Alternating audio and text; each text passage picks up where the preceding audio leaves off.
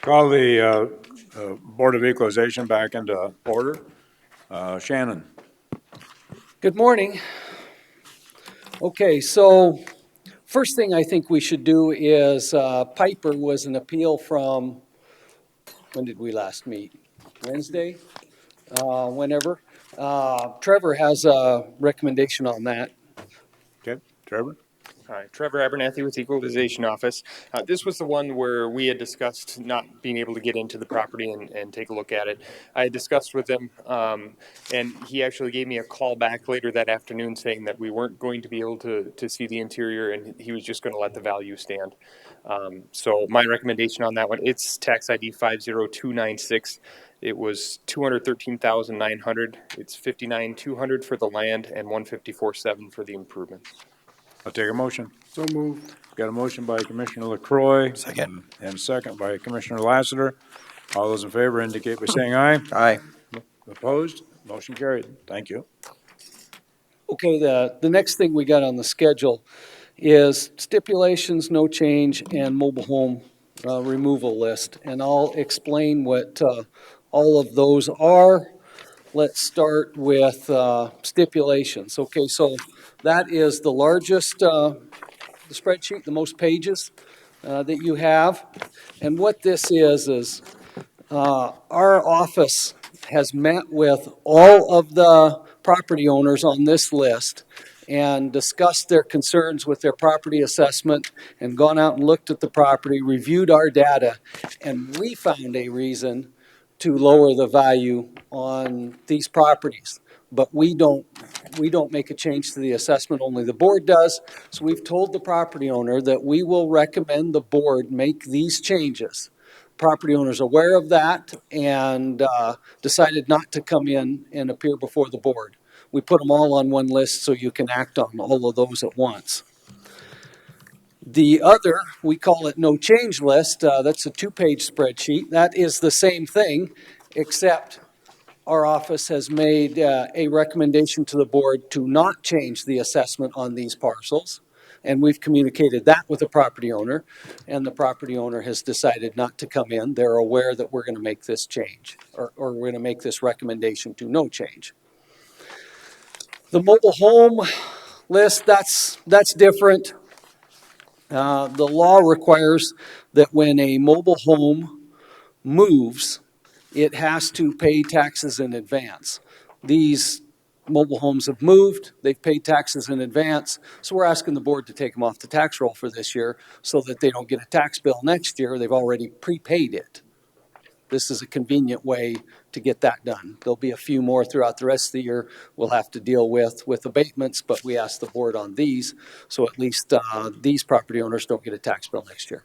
Okay. Is there any board member that wants to remove any of the ones off the stip list? Let's take that first. If not, is there a motion to approve those? Move to approve.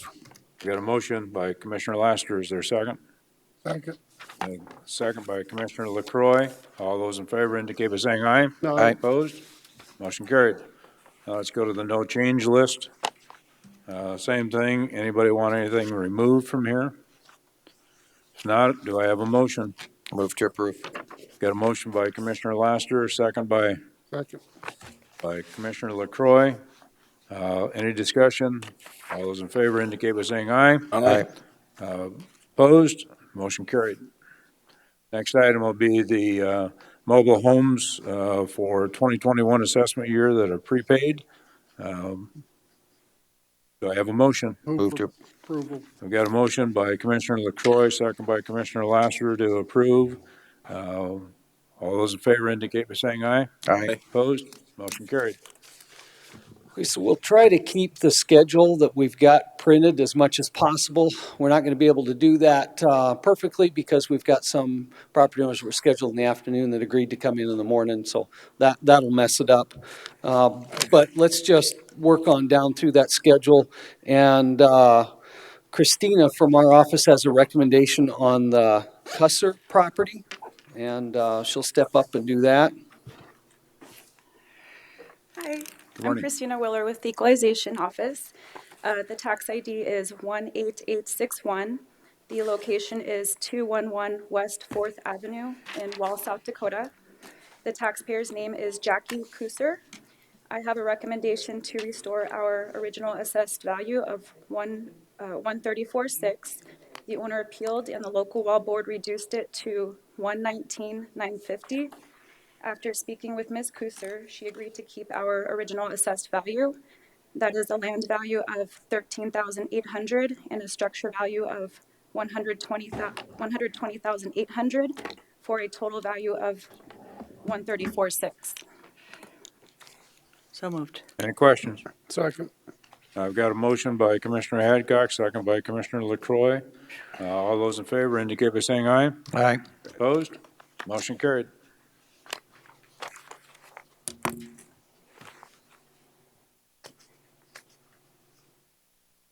Next property is, left my glasses down there, is it Durr? Kerr. Kerr, all right. Tax ID number is 42057. I am Chelsea Willett, staff appraiser with the Equalization Department. Current recommendation on this is a land value of 17,000, home value, building value of 174,400 for a total of $191,400. Spoke with the homeowner on this one, got to see the property. He agrees with the value. Any questions? Chair, Motion. my number's a little bit different. Do I have the right one? I got 17,000 for land, 176,100. That's what the local board put it at.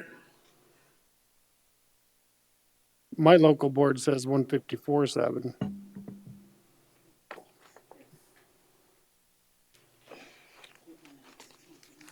Yeah, we were at 193. Oh, you were? We were originally at 193. I got to see in there, in the home, notice he has some leakage down in the basement. So we dropped it down a little bit because he okay. could make the repairs. He just hadn't at the time. Okay, So the total is 191,400. Yes, recommendation is 191.4. so moved. Second. Got a motion by Commissioner LaCroy, second by Commissioner Hadcock. Further discussion? All those in favor indicate by saying aye. Aye. Opposed? Motion carried. Okay, then we get to Kerstead property.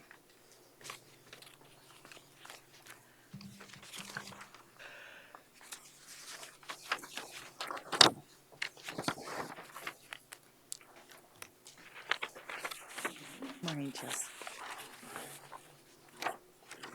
Do you want a copy of this one, Charlene? Yes. Okay, this is what I gave to the board. Okay. Okay, Chelsea. Tax ID number we're discussing is 47562. Owned by Charlene Kirkstown. The home is located at 1600 Concho Place in Wall, South Dakota. It is about a mile south of Interstate 90 on the east side of Highway 240. Local board recommendation on this was a total of $358,600. My current recommendation is $372,800, which was our original assessment. A team member and myself visited the home on 3/30/2021. It was only an exterior inspection. Our office had previously visited the home in 2018, which included an interior and exterior inspection. That inspection provided water damage and drainage issues within the basement, which prompted our office to reduce the value of the home roughly about $32,700. When I spoke with Charlene this year, she expressed that nothing has changed from 2018 in regards to those issues, and that she has removed flooring and made a couple of repairs.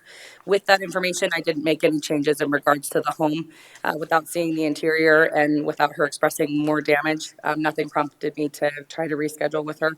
There was just some scheduling issues when we were out in Wall, and she had some things to do that week. And then with further discussion, we just decided that it looks like it's about the same. So that didn't prompt us to go out again. The home is a 6-bedroom, 4-bath home with 1 half bath. It has 3,368 square feet above grade. We have a good comparable sale from 2019. That home is 1,000 square feet smaller, about 700 square feet above grade is the difference there.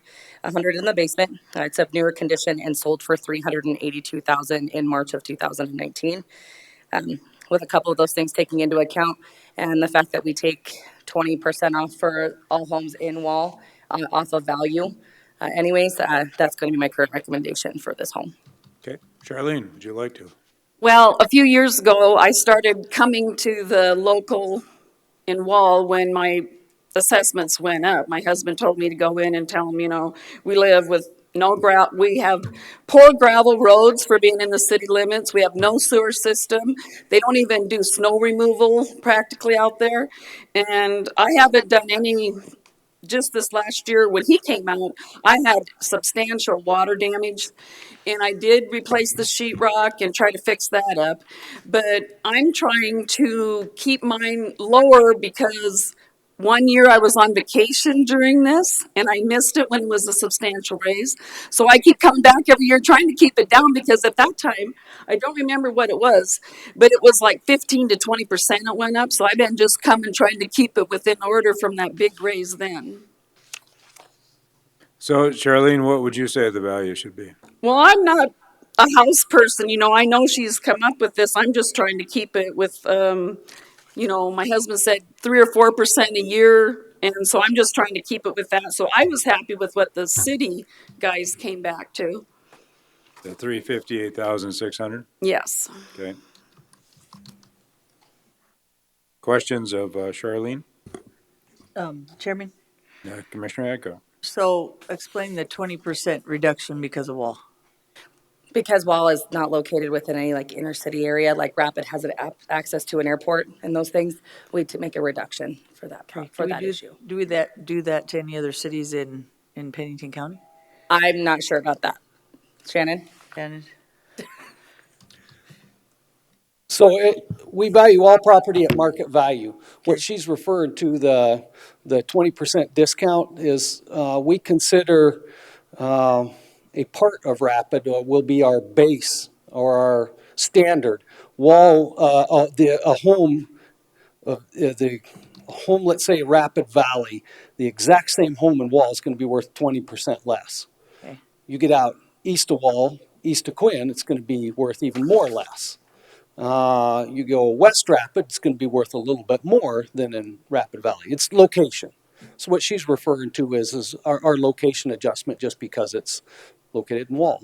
Okay, thank you. I just thought I need to know, but we do have a new commissioner as well, so thank you. Further questions? I got, Mr. Chair. Commissioner? Is there any other structures on the property besides that house right there? No.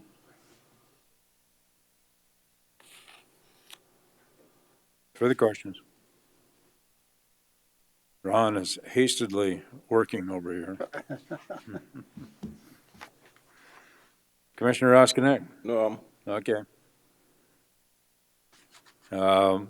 So we're at 372.4 is what Equalization Office is recommending. Yes. So moved. Yeah. Okay, I've got a motion to accept the 372.4. Is there a second? Second. And a second. Further discussion? Not? All those in favor indicate by saying aye. Aye. Opposed?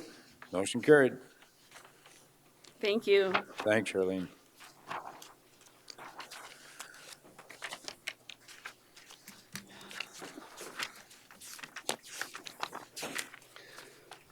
The only other property owner that's here right now is Rushmore Plaza, which I think that it's a different name of the person that's on the screen. I didn't catch the name, but we can go to the Rushmore Plaza LLC property. Okay, I believe that's Gary Clevenger. Gary, are you able to hear us? You are on mute, apparently. We're not hearing you. Good morning, Commissioners. There we go. Okay, first of all, Rod. Yes, good morning, Commissioners. Hold on, Gary, and we'll come to you next. Good morning, Rod again with DOE. So we're dealing with tax ID 44118. This is the Rushmore Plaza Hotel by the Civic Center. Our original value went out at $15,720,100, and that was just under a 1% increase from the previous year. My recommendation is to adjust this by approximately 5%. to 14,963,200. And I have a handout that I want to go over with you real quick. Okay.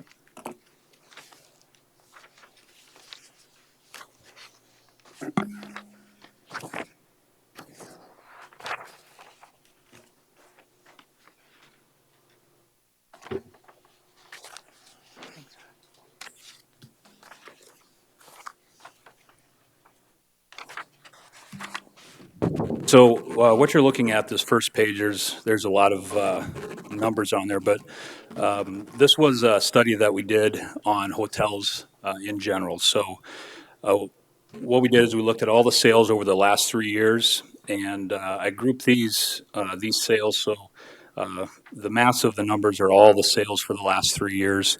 I grouped those according to what's known as a star ranking. Basically, the branding of the hotel. There's different groups of quality depending on how it's branded, and in doing that, what I saw, and this is what, just look at the graph there, kind of at the middle, that says star 6 3-year trend.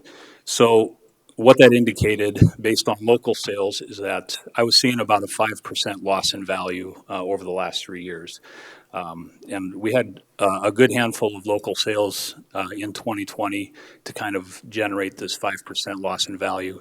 And again, the idea here is it was a loss in value from full market value. So assuming that everything was at full market value, a 5% reduction made sense. And we had, I think I had 6 other hotels that appealed this year. And in showing them this data and kind of going over some numbers, a 5% reduction was pretty common. In fact, we just did the STIP list. There was a handful of hotels that were on that STIP list where the appellant agreed that 5% made sense. So that's how I got to my recommendation of the 14,963,200. In talking to the appellant, they felt that 5% didn't represent the value of their property. And so the way that I got to this was based on sales. And so I asked them for some income. Typically, we're going to look at the last 3 years of income. Now, the point of the hotels appealing, or the most common objection, was 2020 was a pretty rough year, and everybody knows that. So the best way, in my mind, to approach this is, let's look at the income from 18 and 19. Let's get a base value of what they would have in a normal standard year. So now if we have 18 and 19 income, we can then take the 2020 income and see what that loss is. So on the next couple of pages, what you'll see is that's how I was trying to show what the true value of these properties should be, is take the 18 and 19 income and reduce that average by the loss in income for 2020. But the issue that we're running into is the appellant did not have the 18 and 19 income, or wasn't able to get it, or didn't want to give it, or whatever. So at that point, all I had are the sales. And so that 5% reduction is what I had to go with. When they weren't satisfied with that, I again asked for, I got to have that 18, 19 income. It makes the most sense. The appellant agreed that, yeah, that typically would be what they would do, but he was unable to get it, couldn't get it for whatever reason. And so I thought, well, I need to see why he believes this value is so wrong. He was, I think, at around 12 million is what he thought it should be valued at.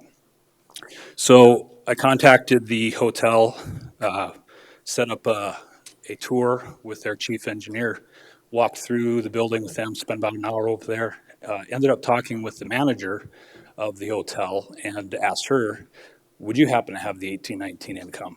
And she had no problem giving that to me. So when I got that information, then I saw, and this is what you'll see on the next couple of pages, that our data was pretty dramatically off. So my cost data was wrong. A lot of the information I was using to come to the market value, we didn't have good data.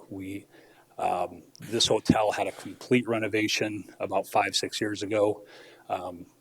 And the engineer that I walked through with showed me everything that had been replaced. And I asked him, I said, is there anything that's still original? And he showed me, well, these lights over here, a couple ceiling panels. Other than that, total renovation. I did not have that information. So after doing the tour with the chief engineer, and then getting the income information that the appellant wasn't able to get, I created a new value. And again, I'm still recommending the 14,963,200 because that's what I originally told the appellant, and that was the data I had. After going out and getting more income information and doing the tour, on the second or the last page where it says income analysis, that's where you're going to see the 18 and 19 information that I got. I created an average off of the 18 and 19, and then I did what's known as a rent loss concession. So basically, the money that they lost in 2020, I took that out of that average, and that resulting value was 21,498,782, I think. Yep. So that's what I believe the true value of this property is. I had already made a recommendation of the 5% discount, so I'm not going to go back on my word there, but I do want to point out that this hotel is definitely undervalued even at my recommendation. The appellant insisted on using this discounted cash flow analysis, which I'm not as familiar with. I typically wouldn't use that. If you have the 18, or if you have 3 years of income, that's the best way to do it. The discounted cash flow would typically be for new construction, proposed development, something where you're trying to project a little bit, and you don't have the history. At least that's my understanding. Again, I'm not well-versed in discounted cash flow. I just understand the basics of it. So I wasn't really interested in using that analysis. I believe that's what the appellant's probably going to be talking about. There's, and this has happened before as far as, a precedence. There's a state law that was passed back in 92. So this is 10-6-33, note 6, basically regarding this. Consider it, I'm just reading the codified law. Consideration of economic revenue potential rather than the income and expense, or rather than the actual income and expense associated with property is an improper method for valuing. Any reasonable buyer of property would be concerned with the actual income and expenses of the property rather than the potential income. And this was Justice Henderson, Brookings Association versus South Dakota in 92. So there's been precedents of this before. If you have the income, use it. I wouldn't typically use the method that the appellant used. Okay, Rod, can you tell me, did you have an opportunity to share the information you just provided to us with Mr. Clevenger? Yes, I did. Thank you. A couple weeks ago, I believe. Okay, questions of Rod? Mr. Chair, Rod, do you know the 2019 net income on this The net income? for 2019? So page 3, or the last page. My eyes aren't that good. Yeah, I should have Pretty made my small font print. a little bit bigger. I'm doing a Clint Eastwood trying to look at this. 2,180,818. 2 million, 180,818. That's net operating income. 2,180,000. I could round that, right? Just 2,180,000. If I divide that by 14,6163, I get a 14% cap rate, 14.91% cap rate, which is very unrealistic for this type of really unrealistic for this type of property. That right there tells me that you're probably giving these folks the benefit of the doubt. Another thing that we got to take into consideration, this motel is located next to a civic center that will be totally increased. We already know that in July there's a group of 3,000 people coming to Rapid City. This motel is going to benefit more than any other motel in Rapid City. And if there's a loss of value, it doesn't necessarily mean it's a loss in the real estate. The real estate is what it is, and it's been remodeled. That loss of value could be in goodwill. And anytime you buy a motel like this, there's a certain amount of goodwill. So, any loss could certainly be just a matter of blue sky. It's just the cost of doing business. Lastly, I don't know of an appraiser in Rapid City or in South Dakota that's ever used a discounted cash flow analysis to value a hotel. You use a discounted cash flow analysis when you buy, when you do a multi-tenant property, because you're going to have leases that expire, escalator clauses, and that's where you need to do the DCF. In a hotel, you'd use a cap rate normally. And with that being said, the cap rate should reflect the risk, and I don't see anything in here that reflects or that addresses the risk or any attempt to use a cap rate. If you do the 205 rooms at your suggested assessed value, that's 71,000 a room. That would be equivalent to a Comfort Inn or Quality Inn. So that's just my 2 cents. Thank you, Commissioner. Any other questions of Rod before we go to Mr. Clevenger? Chairman, how many rooms in the hotel? 205. That's what I thought. Thank you. I thought that's what you meant, sorry. Any other questions of Rod? If not, we'll go to Mr. Clevenger. Can you hear us again, Mr. Clevenger? Yes, thank you, Commissioner. I did have a question for Rod, if I may. Certainly. Wanted to verify the 18 and 19 revenues, which, by the way, I did not have those until you had received those from the employee at Holiday Inn. So on your sheet, those are projected, is that correct? Or excuse me, the expenses are projected? I believe Are them these- to be actual. Oh, so you have the actual expense for 18 and 19? On the email, the attachments, I only got the snapshot that had the occupancy and the operating revenue that she sent you and you sent me. I don't have the actual 18 and 19 expenses. Can I request a copy of that from you? Sure. Thank you.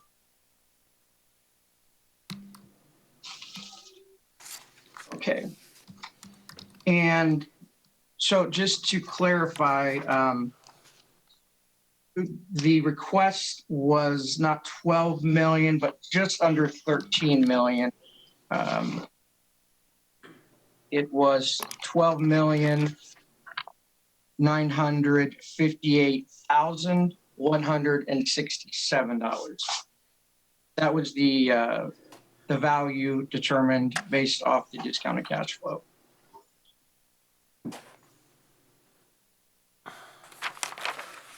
Also, regarding that law, that 10-6-33,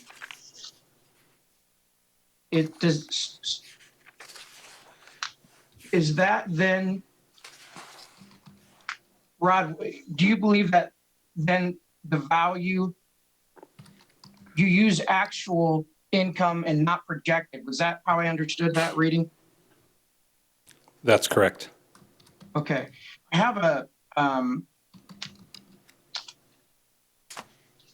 have a Department of Revenue appeal process guide for 2021, and the basic assessment information says for non-ag property, county assessors determine market value of property by using a combination of the following 3 approaches. They list the cost approach, the market approach, and the income approach. And after the income approach, it says the assessor uses the value of projected income from like properties to determine value.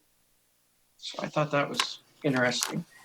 I want to, it sounds like the one commissioner, sir, that had just spoke, I assume that's the appraiser.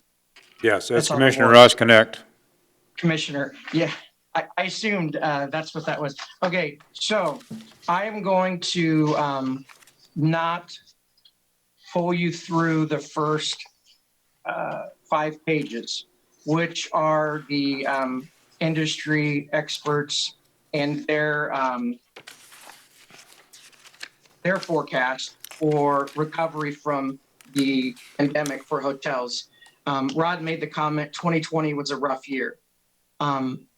I just want to make the comment, which you'll see through the first 5 pages, that 2021 and 2022 is anticipated to be a rough year as well.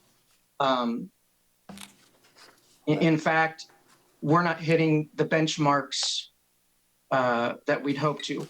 In addition, I wanted to point out that luxury hotels, full service hotels, have a higher cost to operate and are taking a harder hit than our lower scale economy hotels are at the moment.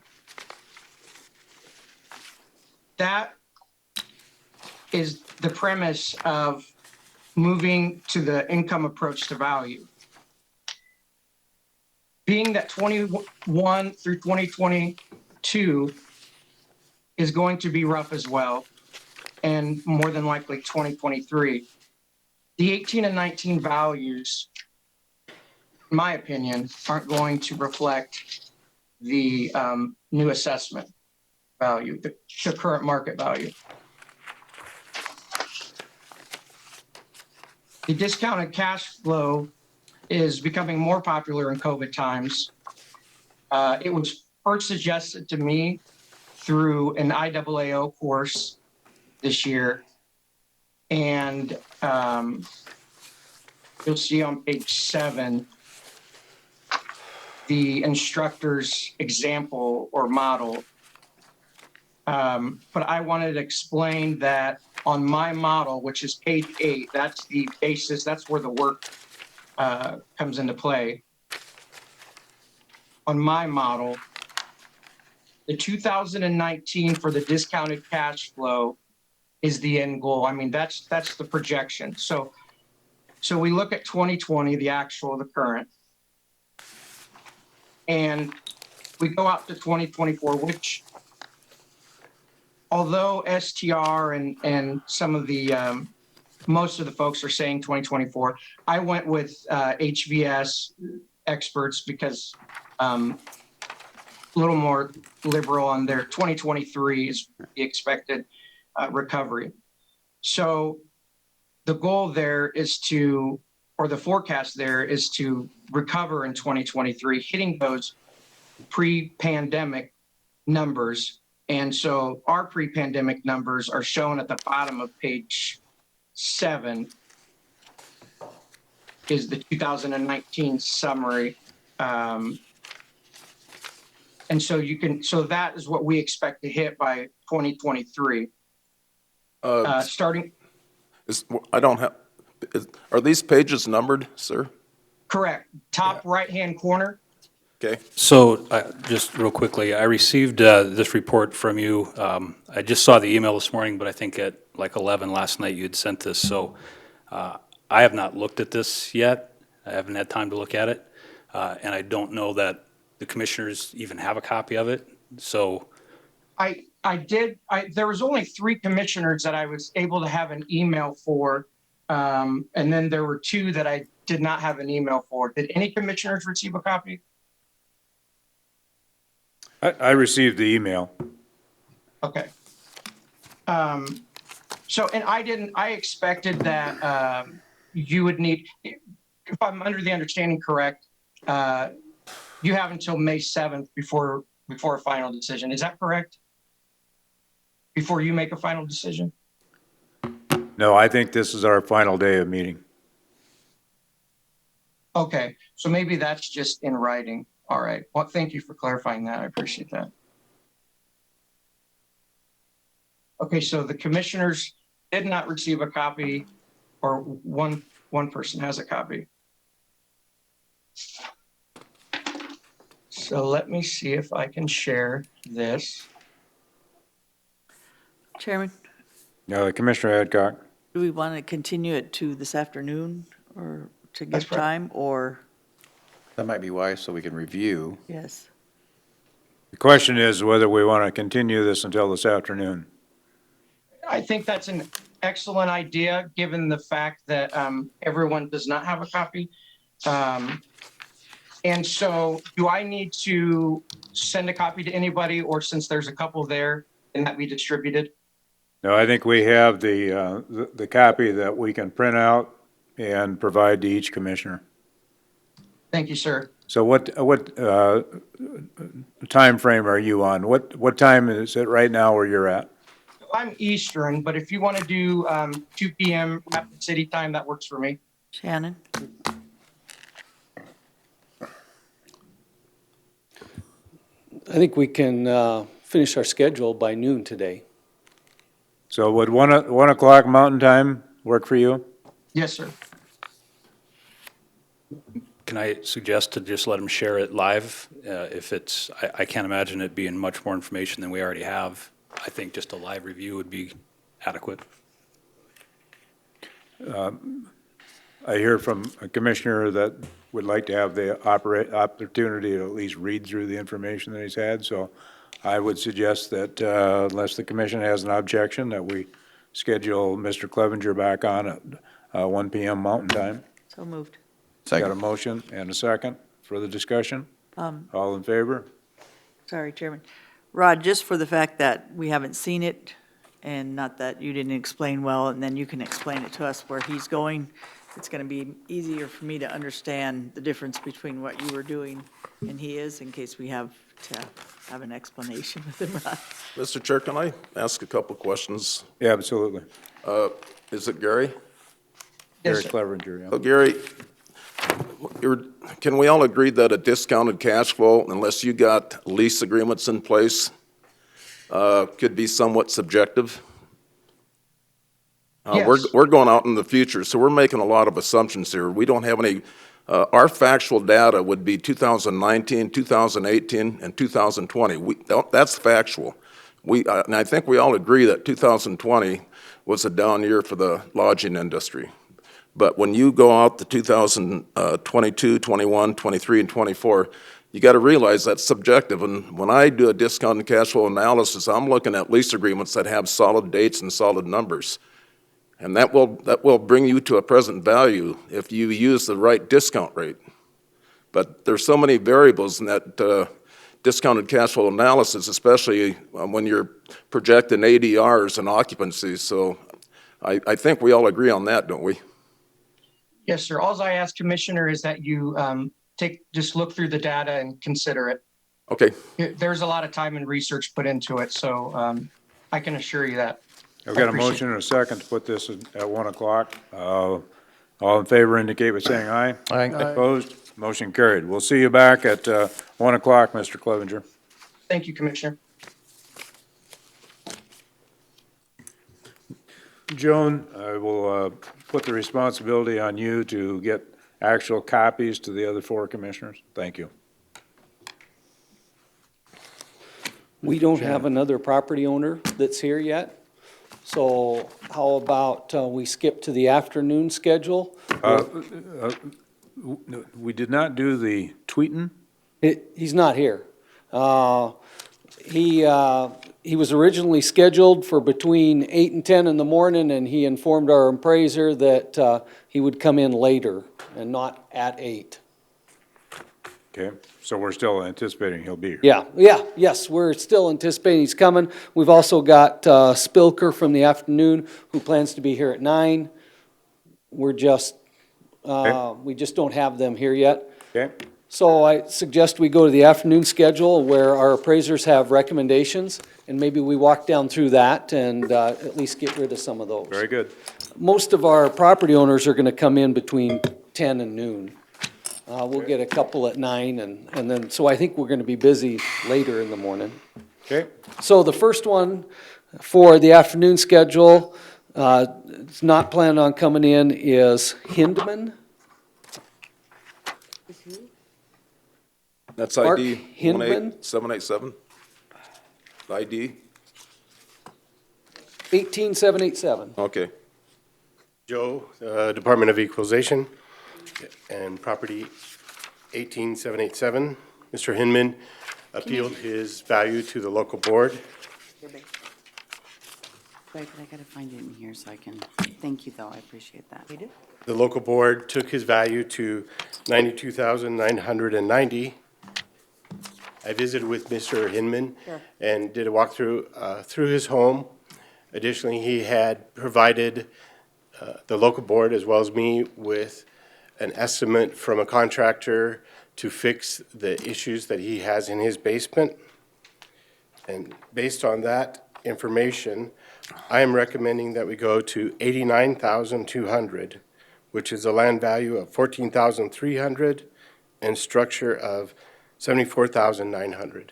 So you're reducing it below your original recommendation and below the local board's recommendation. That is correct. I have a motion from Commissioner Lassiter Second. and a second by Commissioner LaCroy. All those in favor indicate by saying aye. Aye. Opposed? Motion carried. We have a property owner that showed up, actually was scheduled for the afternoon, but was willing to come in the morning. This is Jeffrey and Marcia Spilker. They're a little bit early at 9 o'clock since they're here Okay. with them. Absolutely.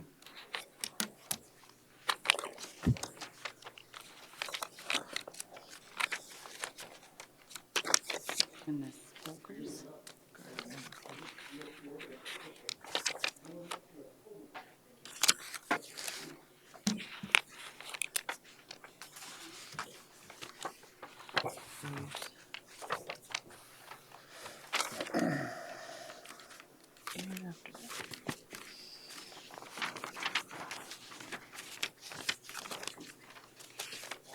Good morning.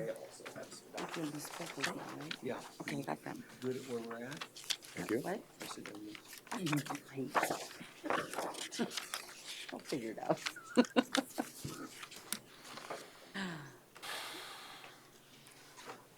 you guys like, you can give them yours now or before you guys go.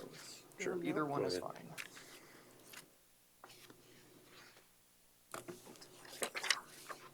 Thank you.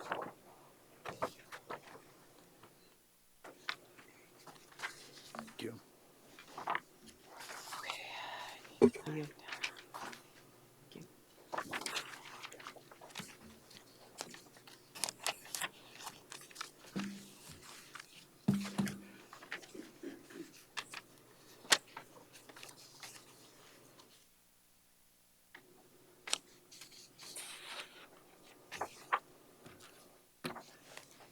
All right, is everybody ready? You are? I'm Scott Dressler with the County Equalization Office. This is regarding the appeal for parcel number 57965. It's owned by the Spilkers and located at 23813 Highway 385, just outside of Hill City. This is in that immediate Three Forks area. It's just as you start up 385 from that Three Forks intersection. The 2021 assessment was mailed out at $789,500. After conversations with the owner, there were data corrections that were made. There's a loft area in the home that we had in his living area, but it's just an unfinished storage area. The home is on a slab, not a crawl space. And then I made an adjustment to what we have for the quality of the guest cottage, just to reflect being an average quality guest cottage, and I'll get to that as I describe the property. So my recommended value for this year is actually $718,700 in total. That's $88,500 on the land and $632,200 on the structures. So just as a general description of the property, this is a 3-acre lot located in the Three Forks area, so 385 and Highway 16. The home we have is a good quality house. Construction started in 2019. We have 2,720 square feet of living on a slab, and then there is a storage loft as well. We have 476 is the area for that part of the home. The home is 2 bedrooms, an office, 3 full bathrooms, and it has a finished 1,050 square foot attached garage.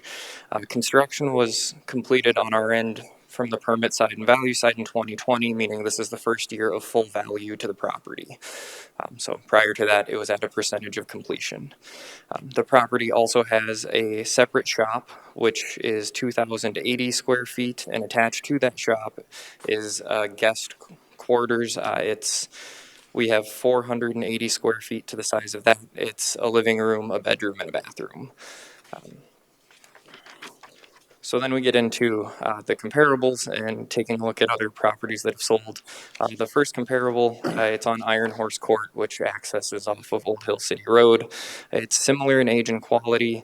It's a little bit smaller on the main, 650 square feet smaller on the main, but it does have 1,334 square feet of minimal quality finish to the basement at the time of its sale. It was 5 bedrooms, 3 bathrooms, similar sized attached garage, and that property is a 10-acre lot, no shop building, sold for $595 in July of 19. Comparable number 2 on Whaley Lane is immediately in that Three Forks area. It's a little bit older home. It's about 10 years older. 300 square feet smaller above grade, 1,000 square feet of basement finish. It was 3 bed, 3 full, 1 half bath. Its attached garage at the time of the sale had been converted into an enclosed porch. They'd removed the tracks and the motors for the garage doors. They had framed around and over them. It was closed off to be used as an enclosed porch.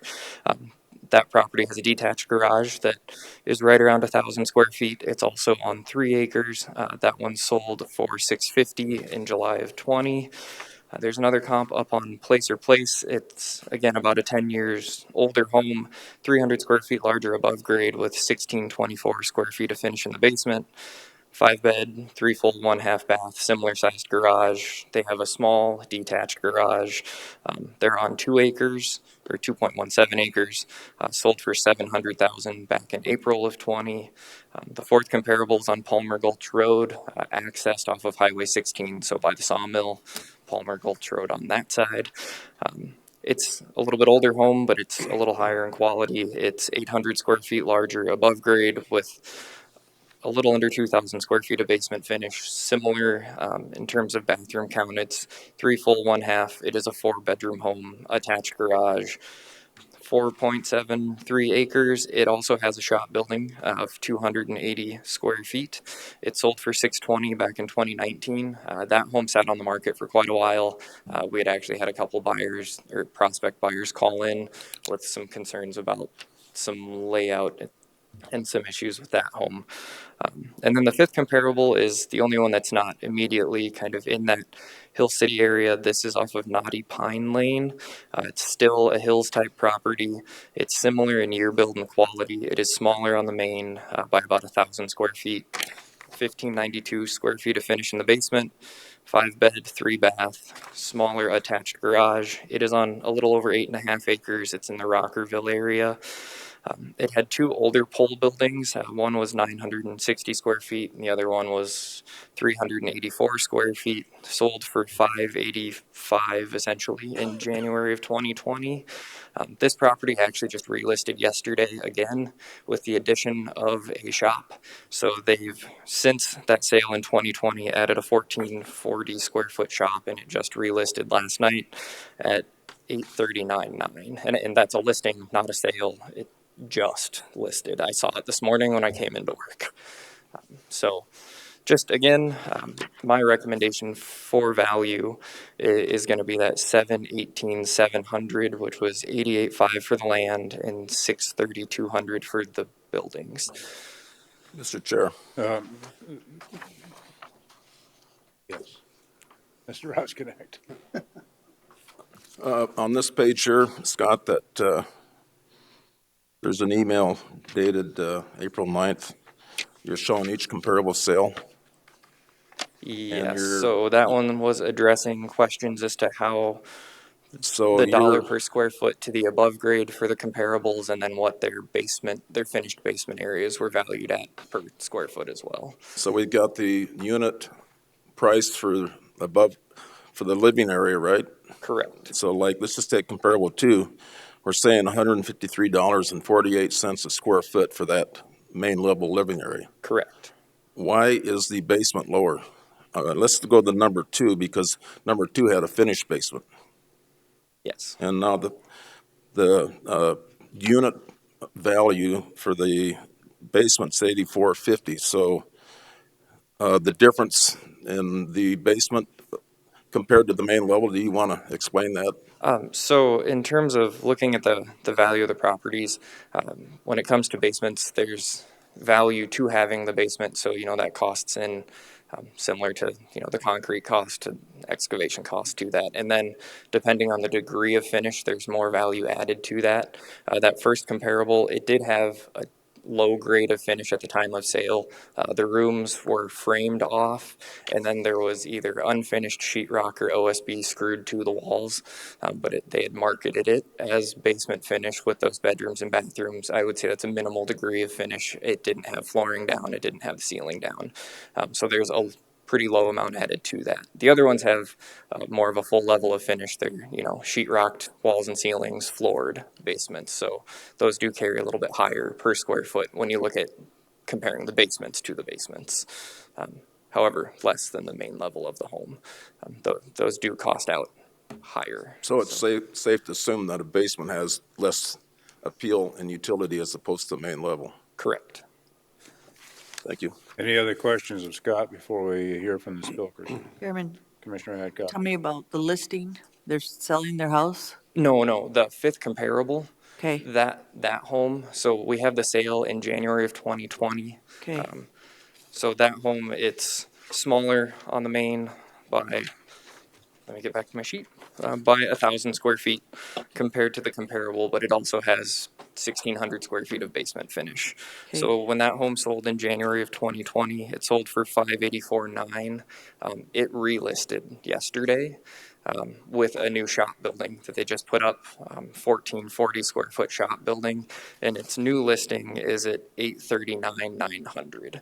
Thank you. So And then- just trying to point out with that one that, now that they've added the shop, they did pretty drastically increase that listing. Some of that comes into market, and what the current market is a seller's market. But the major change from that one from the previous sale a year ago was they did put on a large shop, which So- has appeal in that area. So Scott, why did the land value go down from 2017? Usually land value goes up, doesn't it? Because the last sale for the land only was 100,000 and you put the land at 88.5. So we don't value the land purely based on one sale. Okay. So we have to go through and look and see what the similar sales are in that area. And I had stuff ready for this question. Taking a look kind of in that Three Forks area and looking at the land, we have some 3-acre lots, including the subject lot. The lot next to them sold the same year in 2017, so they paid $100,000. The lot next to them went for $85,000. There's another lot on Whaley Lane, which is basically the adjacent road that sold this year for $80,000. So when we kind of look at the range for what 3 acres there, I would say the sales fall between $80,000 and $100,000. So that 88.5, it is below what they paid for their lot. However, it's in line with what 3 acres in that area has been selling for. Okay. Thank you, Scott. Other questions of Scott? Hearing none, hear from the Spilkers. I'm Jeff and Marcia Spilker. Appreciate the board allowing us to appeal this. We've been coming up to the hills. We just moved here 2 years ago. Finally found the right lot. We've owned property here previously years ago. I mean, we've been coming up here on a regular basis our entire adult lives, bringing the kids. Looking back, we've already spent years of our lives here. We love the area, love the people. This is where we wanted to retire. So we finally found a spot and built our house.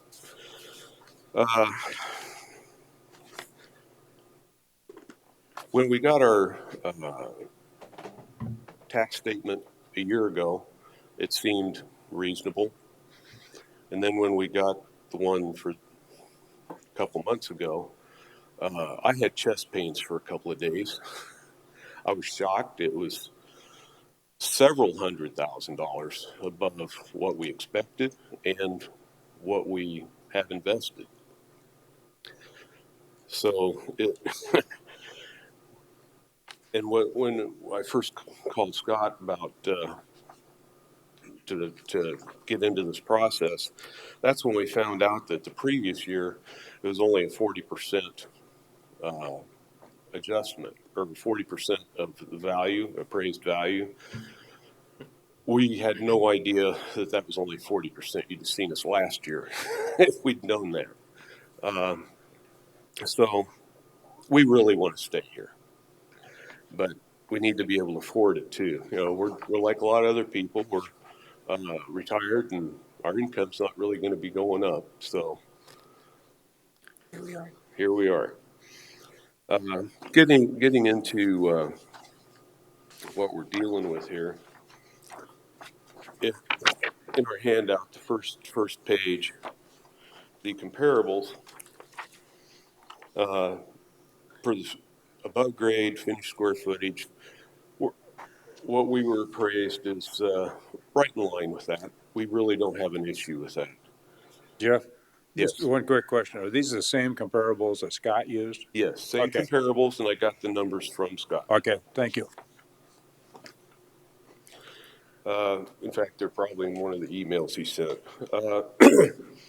If you look at the basement, finished basement, the first one doesn't have finished basement. But on the bottom, the finished basement is roughly 50% of what the upstairs is. Now, in every one of these homes, there are 4 or 5 bedroom. If you look at number 2, it says 3, but we've been in the house. The previous owner had several beds down there. Effectively, it was a 5-bedroom house. So really, we're being compared to, we're a 2-bedroom slab, and we're being compared to homes that are much larger, usable finished space, and 4 or 5 bedrooms apiece. So that's really where we're going, is how the utility of our home. So if you go to the second page of the handout, this one, we're not appealing against how the shed is valued, or the garage, or the land value. What we're focused on is the finished square footage in our home and in the guest cottage. We have some recommendations on what value we want there. Getting to the third page of the handout,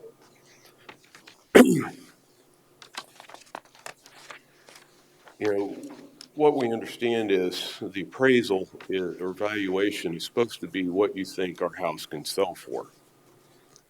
What we're saying is our house, because we did it as, this is our retirement home. We built it this way for us. We didn't build it to resell it. And it's not really marketable, sellable, as some of these other homes are, because it's only a 2-bedroom. It's not appropriate for a growing family. It's not appropriate for a VRBO. In fact, our neighborhood just initiated covenant changes. It's been, I don't know if it's been recorded yet, but it's been approved and submitted, that we don't allow VRBOs. We've severely restricted rentals. Again, everybody has more bedrooms. Ours is just a slab construction. We don't have the ability to make expansions under, with a basement or that type of thing. A walkout basement for resale or for people buying a home, a walkout basement is a very desirable thing. In fact, our lot, the reason we didn't do it is our lot, if a culvert plugged up, it would, we'd have potential for flooding. So I built everything up higher and without a basement. Anyway, as far as a recommendation, because our house is not as desirable, doesn't have the utility of these other homes, we're recommending that the price per square foot be reduced by about 20%. Now, moving on to the guest cottage. Oh, is there any questions on that section? Okay. Moving on to the guest cottage. Again, it has a low marginal utility. It's unusable as part of the house, and it's not supposed to be income bearing. It's under a restricted use permit from the county as a guest cottage. Can't use it as a rental. Can't use it as a verbo. It's detached from the house, so it's not convenient square footage like a basement is. It's not available to have someone reside there full time, even a parent or child, the way the restrictions are written. It's compared to a basement. The average from the from the comparable page, the average there is the $80.27 a square foot. This cottage is it's not usable or functional, and it doesn't allow expansion of a living area or income. Actually, after looking at this and putting this together, we feel it actually negatively affects our home value due to its lack of functionality. Kind of wish I hadn't built it. The valued 110, effectively, the shed, going at it from another angle, the shed was built. Adding in the cottage living area functionally was not, because the walls were already there for the shed, it didn't take another $110 a square foot to install this living area. So when it was being originally valued at essentially the same thing as the living area in our home, you can't use it that way. It didn't cost as much to do that. The incremental cost wasn't there. It just, if it's being valued the same or essentially the same as our house, why can't I use it as my house? But I have many restrictions on it, and it's not functional like my house. So my recommendation is it's not even as good as having a basement. So my recommendation is that it be valued less than the basement, a finished basement. Questions? Commissioner LaCroy. When you're talking about this cottage, and you're talking shed, I'm looking at the three-stall garage. The other part, is that an office or is that the cottage you're talking about? The cottage is in the end of the shed. The end of the shop garage type thing. It's not a separate one from the house.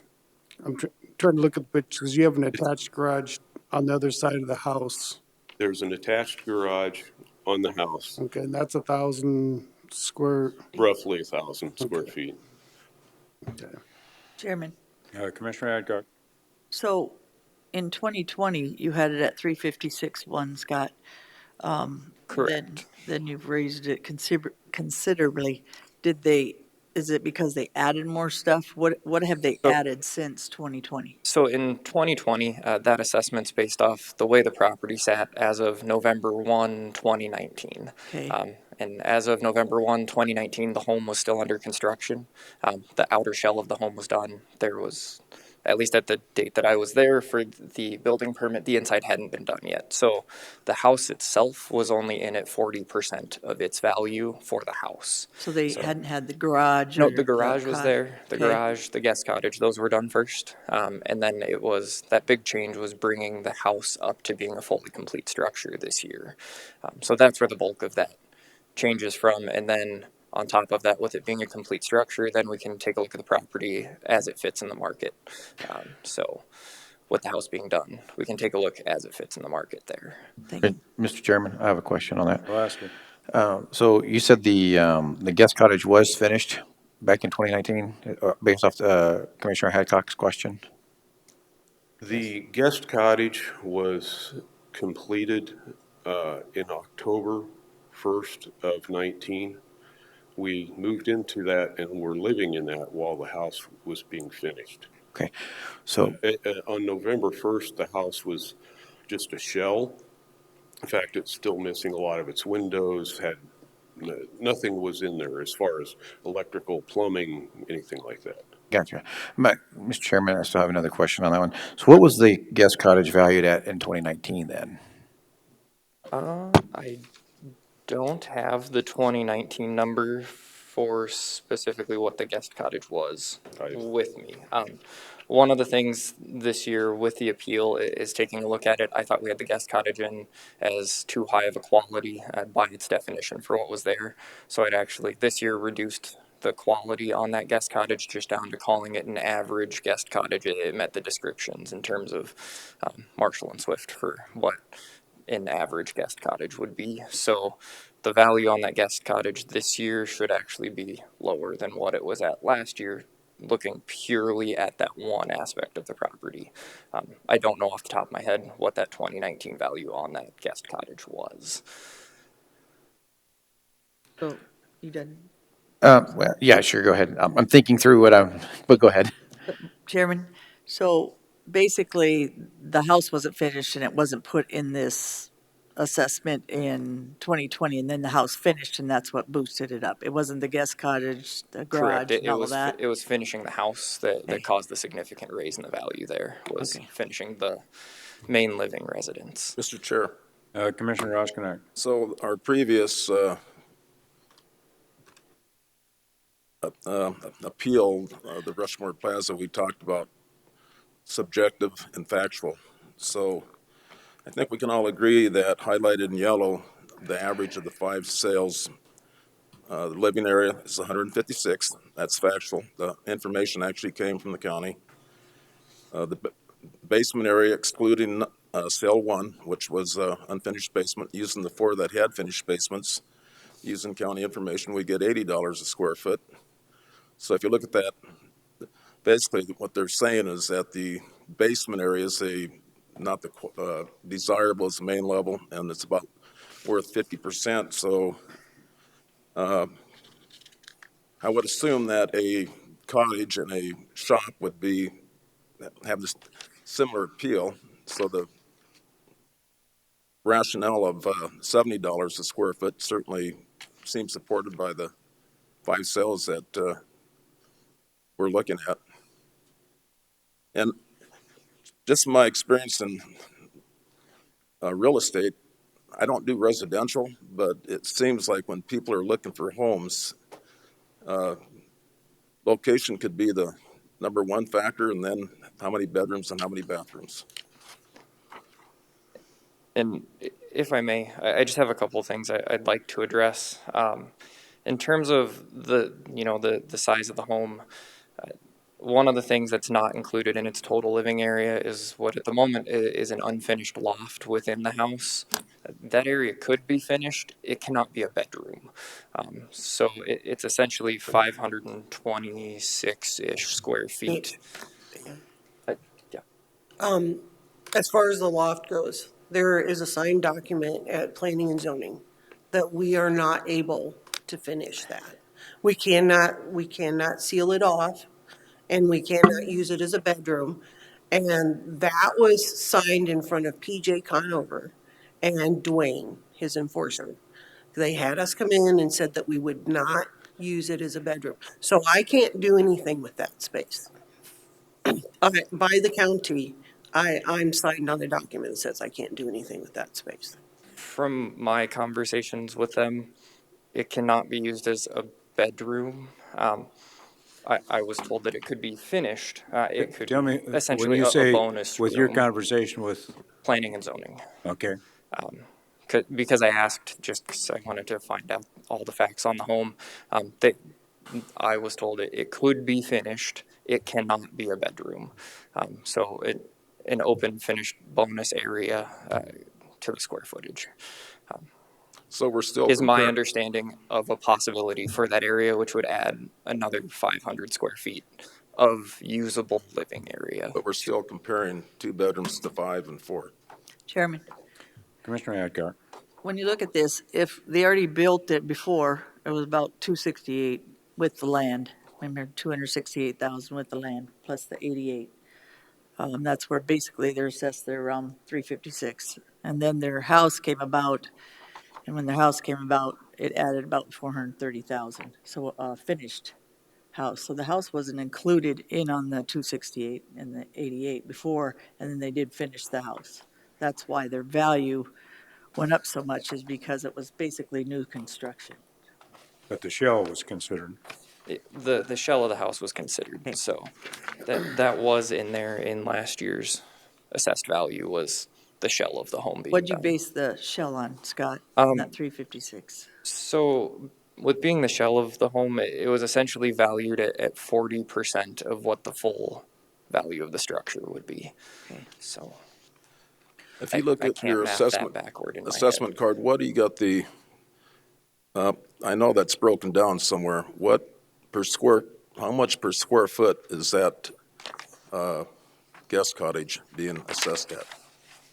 46. Let me grab So a it's calculator. 480 square feet. What do you have on the county card for assessment on that? We have 65,600. And what is that per square foot? 136.67. So 136th, and the average for living area for the homes are 156. So there seems to be an inequity there, because I think we can assume that the utility of a guest cottage is not the same as a single-family residence.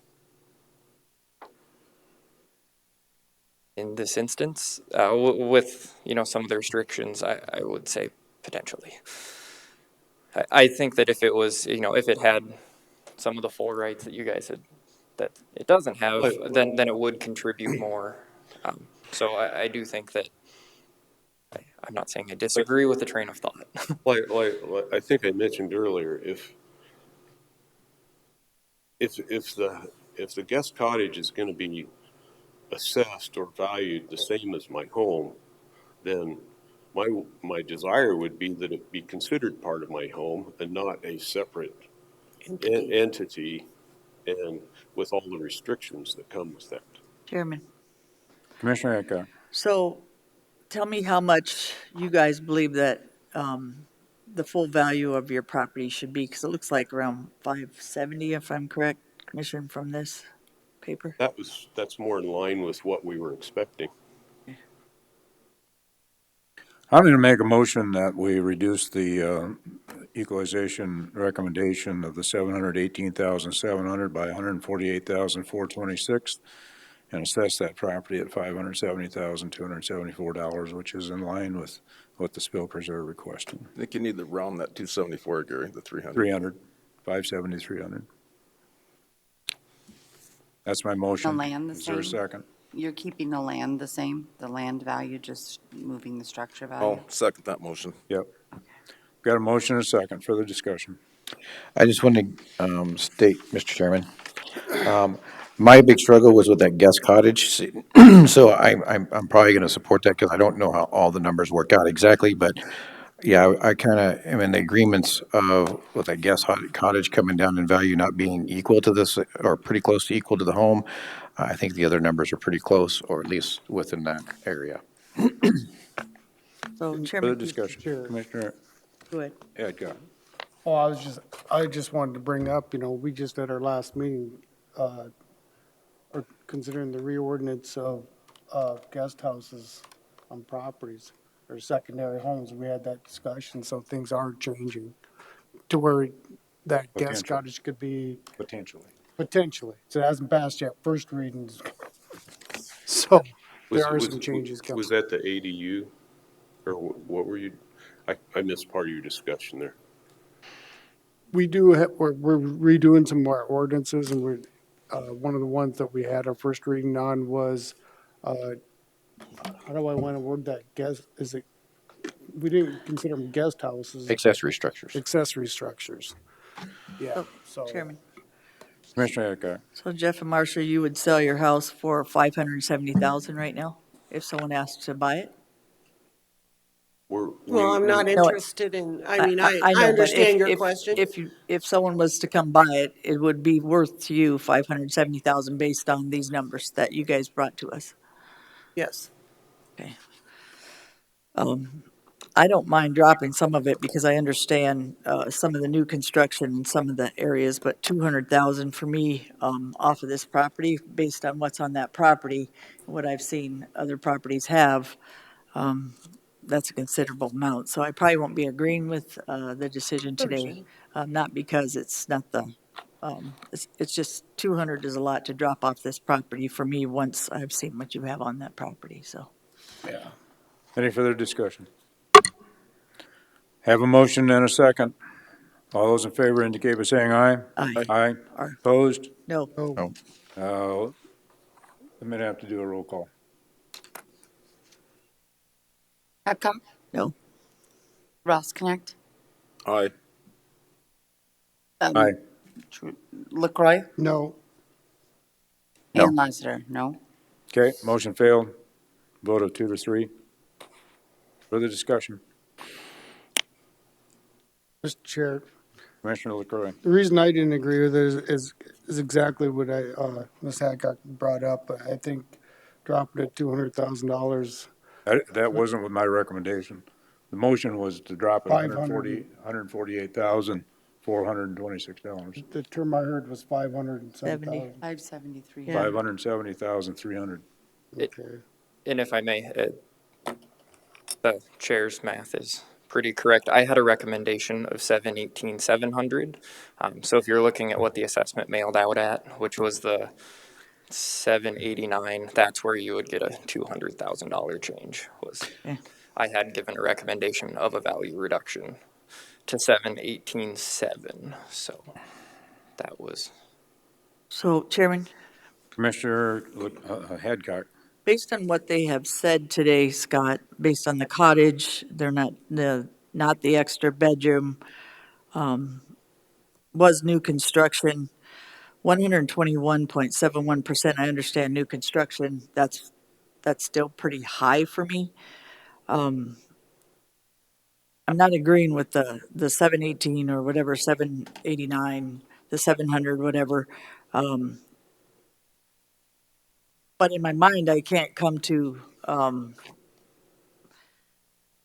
rationalizing the main living area as a, 2-bedroom, rationalize the guest cottages that I would probably use it for a different use. And if I bought the property, you got a 3-car garage. I'm not a appraiser, is what I'm trying to say. But I also,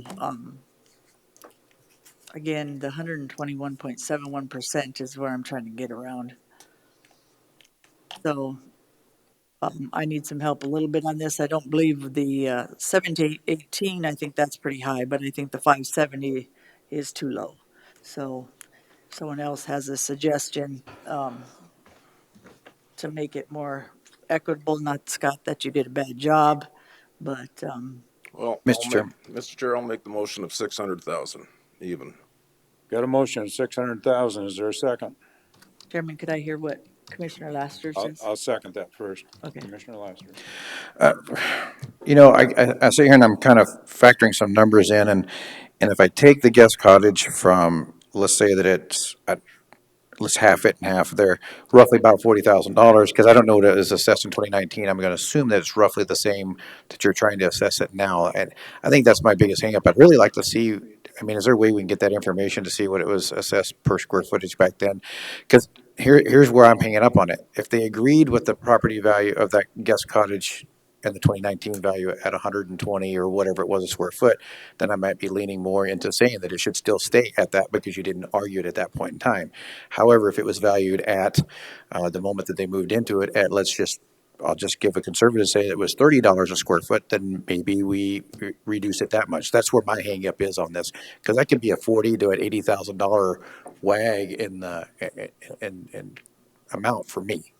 If I can have just a second, I think Deb pulled it up, so I'll get you an answer. Thank you.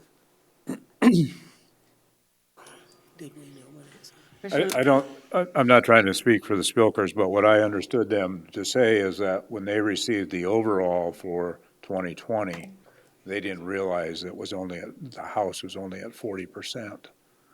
And so they took the overall number. I don't know if they did the breakdown on the guest cottage and the garage. That was, when we found out the breakdown, that was well after the appeal process. So Scott, sorry, Chairman. Can I, He's trying to could answer I your question. address Yes, sir. Commissioner Laster's question? It was, the guest cottage was essentially assessed at the same price per square foot last year as this year. Which was, 137? 137 this year, it was 138 last year. So, sorry, Chairman. So Commissioner Adcock. can you break this down? Basically, they didn't have a finished house, Correct. right? You took it, break down that 356 for me and like the detached garage, the attached lined garage, with the shed. So it would essentially be taking that 356 and you would remove, if I can take my phone to get a calculator. That's more how I can kind of calculate where you're going, son. So we were at 356, 100. You would remove 88, 500 for the land. Okay. I'd say roughly $69,000 for the shop. Okay.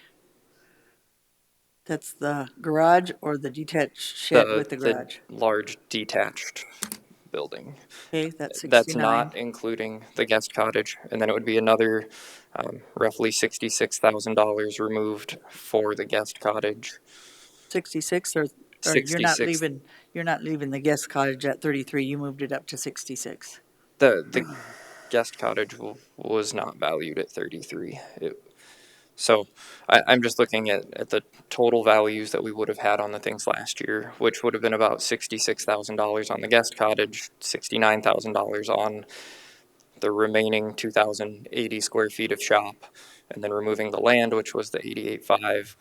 I would have been attributing roughly $132,500, give or take. These So- aren't exact numbers. These are So Scott, I thought you said the guest cottage was basically the same, but didn't you just say it was 66?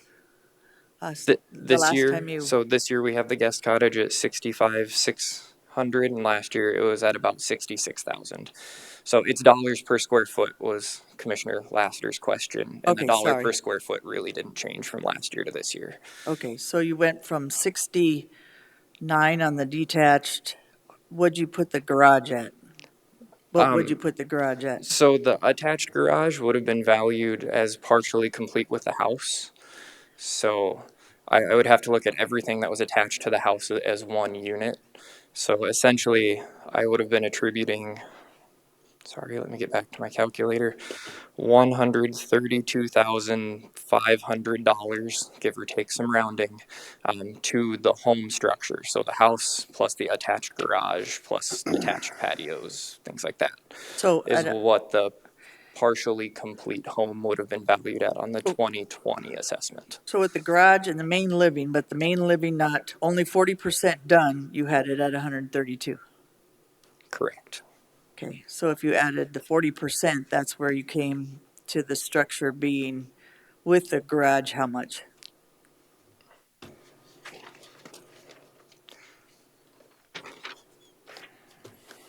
So this year, the total value for the home, which includes the attached garage, that roughly 1,000 square foot, would have been 467,400. So it's going from the value of the shell of the home, which would also be the shell of the attached garage, to the finished house with a finished attached garage. So you're not including the detached shed, garage, or the cottage. So you started at 132 for those, and then you went up to 467.4, and that's just the house and the garage. Yep, that's purely addressing the house and the garage. Was the 132 house and attached garage, 132 to the 467.4.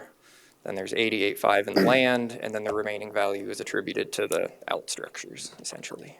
Okay, So so this- basically 335 is what you added past, when you did pass the 40%, 335,000?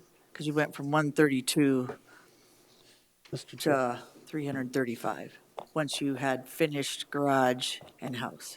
That would be about correct. Getting from 356 100 to the recommendation of 718 700. So that difference is almost solely in the house. That's and then- 60% of that house being finished. Correct. And then looking at I got, compared to the market.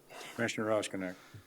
Okay, so this handout, it says the detached garage, 3288, that's unchanged. That's what it is, right? That's what the county records show, 3288 for, if you look at the property card, it says 68,390. So we agree that's a good number. It's factual. Yes. And the 48,760 is factual. And the 885 is factual. I think what they're suggesting is to take a closer look at that guest cottage, which is not the same as a house. That's what they're asking, and they're also asking to take some consideration for a 2-bedroom versus a 5-bedroom and a 4-bedroom. That's basically and the. when we look at the sales, we do have to make adjustments, to those sale prices of the comparable properties. If they are larger, they have basement finish, all of those things do go into account. When we're taking a look at the sales, we have to make the home that's sold as similar to the subject as possible. And that's what part of our concern there, or what we're trying to point out, is that where a 5-bedroom home may be acceptable for 8 out of 10 buyers, a 2-bedroom home may be acceptable to 1 out of 10. So it severely affects the sellability of the house. The Commissioner utility. LaCroix. thank you. I've got a substitute motion. I can explain before I make it, or, Make the motion and then okay. give you that. I'd make a substitute motion for 638, 500. That's 550 on the building. It's keeping the land at 88.5 with a total reduction of 80,200. Second.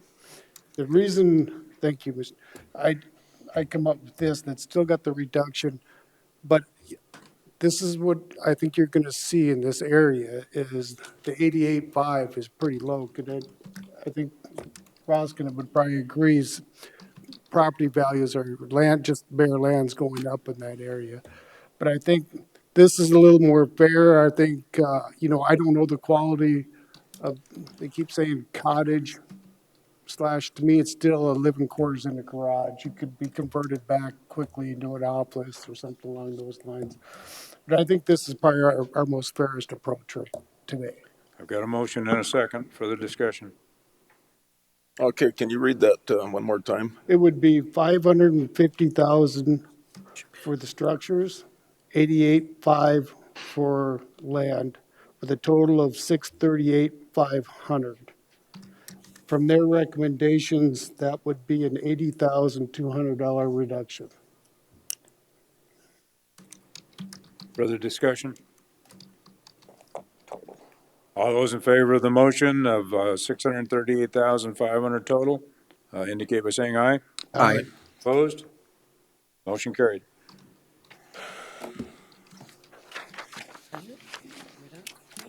Thank you. Thank you. Thank you. Thank you. Thank you, Scott.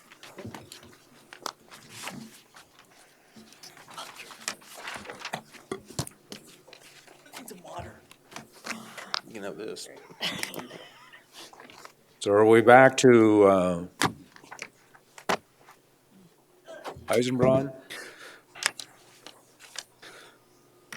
I'm sorry, what was that? Where Are are we at next? we at Eisenbraun? Is that where we're at? Well, We have, on the morning schedule, we have Menards is gonna call in, and they're here, so Oh, okay. they have called in, so how about we go to that?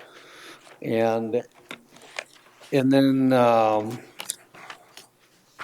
we're still expecting two people to come in before 10.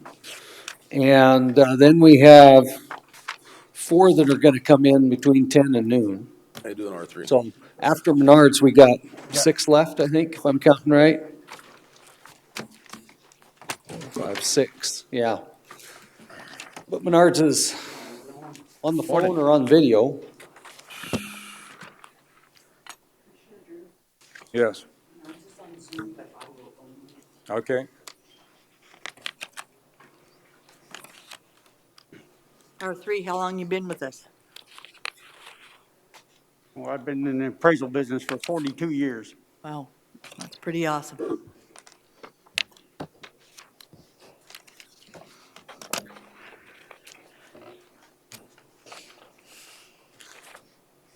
Okay, R3, you're up.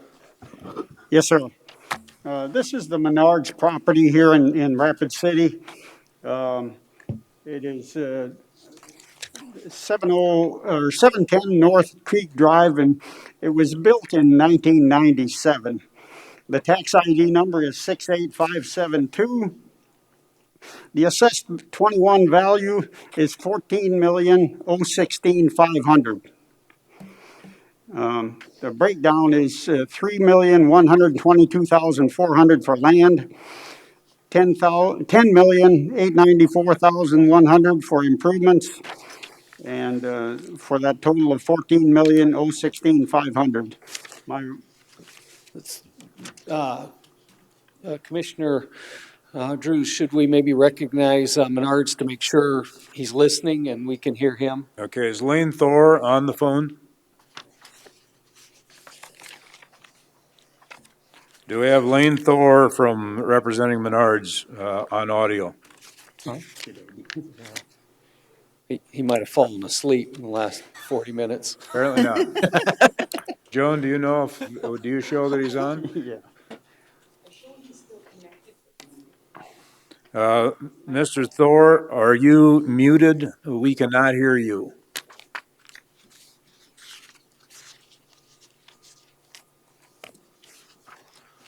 Arthur, could you let me know what you have for land value separate from the building? Yes, land value is 3,122,400. Okay, and building? 10,894,100. And square footage of the building? What's that? The square footage of the building? Square footage of the building is 200, let me get that here for you. Joan, do you have any way of verifying that he's still on the line? No way of verifying. 200,436 for the main structure. Mr. Thor, if you're on the line, we cannot hear you.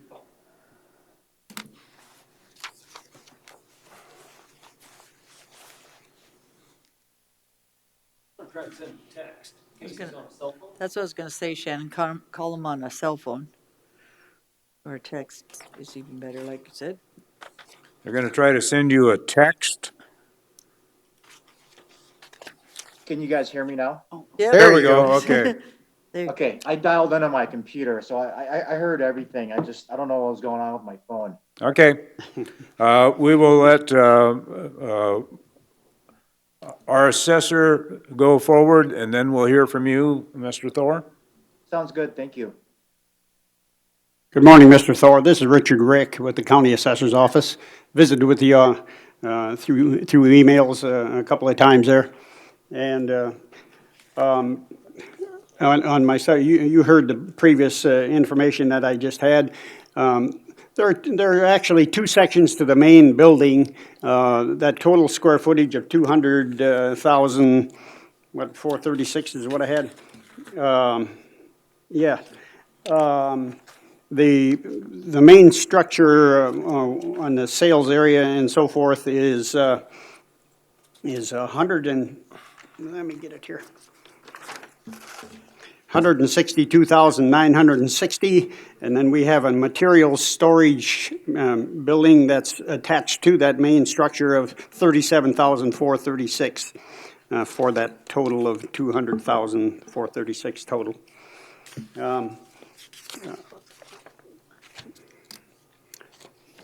There are a couple of canopies on the back side of that main structure, a loading truck well. On the inside of the building, of the main building, there's a mezzanine of 23,673,000 square feet. That was put in there in 2019 and so forth. There was considerable remodel to the structure to get that mezzanine put in there. The cost of that was actually $2,150,000 just for the mezzanine portion of it. On the site of Menards, there are three other structures. They're materials storage buildings. One was built in 2003 of 21,120 square feet. One was built in 2008, 9,720 square feet. And another one was built in 2019 of 15,568 square feet. All of these three outbuilding structures are sprinklered. They're in the yard and so forth. There's considerable amount of paving on this property. We have 496,657 square feet of that, and I believe that the 14,016,100 is, or 500 is a very fair value for that. And I believe it might be low. That's my estimation of it. I have listed some other stores in Rapid City, showing in the handout that I just gave you on the second page of that. There's a list of those stores showing the dollars per square foot and the square footage and acreage to them and when they were built and everything. Menards is showing at the second to the lowest of that whole line of properties that are similar to this. So that's why I say I feel probably we are low on some of these, on this valuation as to that.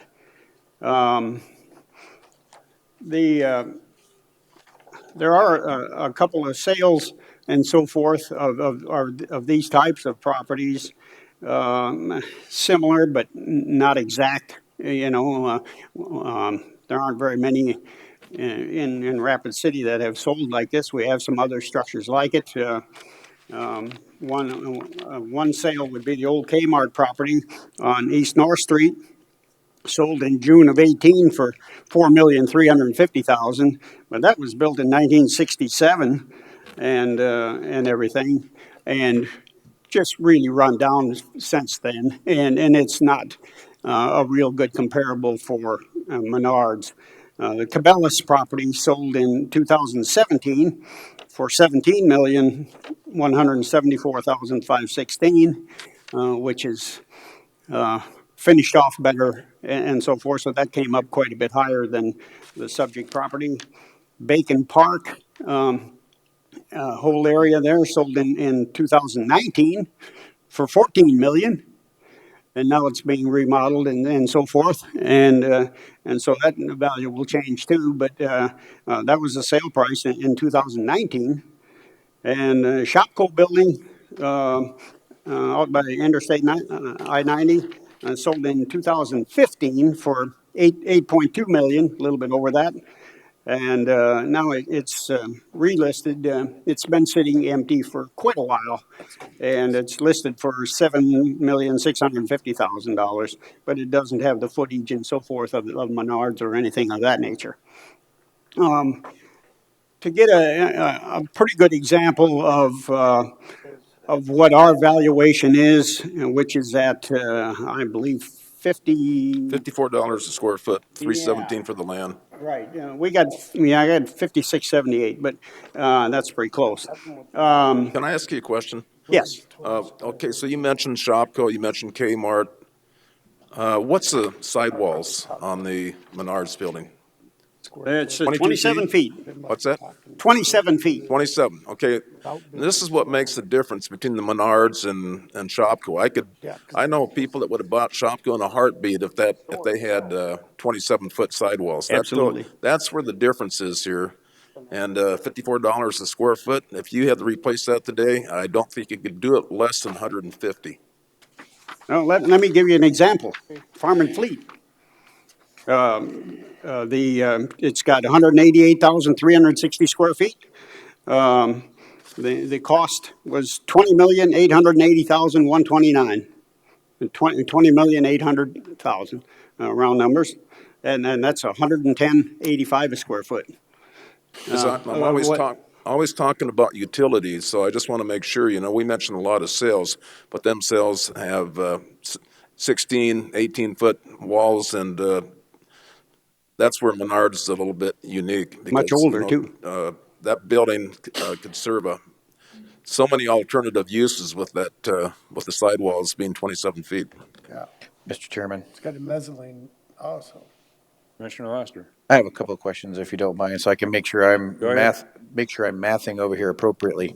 So a couple of things that I noticed here, and then I calculated it based off Mr. Thor's cost estimate here, but do I understand 246,844 square feet is what you go by whenever you're calculating the total square feet for cost to That's what we replace? have in our system. Yes, sir. Okay, so if I look at the cost estimate that I see here, and if anybody gets a totally different number by math calculation, I'd be willing to hear it, but unless my calculator is wrong, the number that he's got in the middle of the page, which it says replacement cost new per square foot is $70. I did that by the $246,844, and I get $17,279,080, not $11,938,291. Am I missing something in that?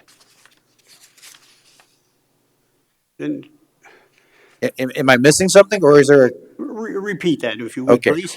So if I'm looking at Mr. Thor's cost estimate here, Yes, sir. Okay. about middle of the way down on that page, it says replacement cost for new is $70 a square Oh, foot. yes, sir. Okay. He's got replacement cost new $11,938,291.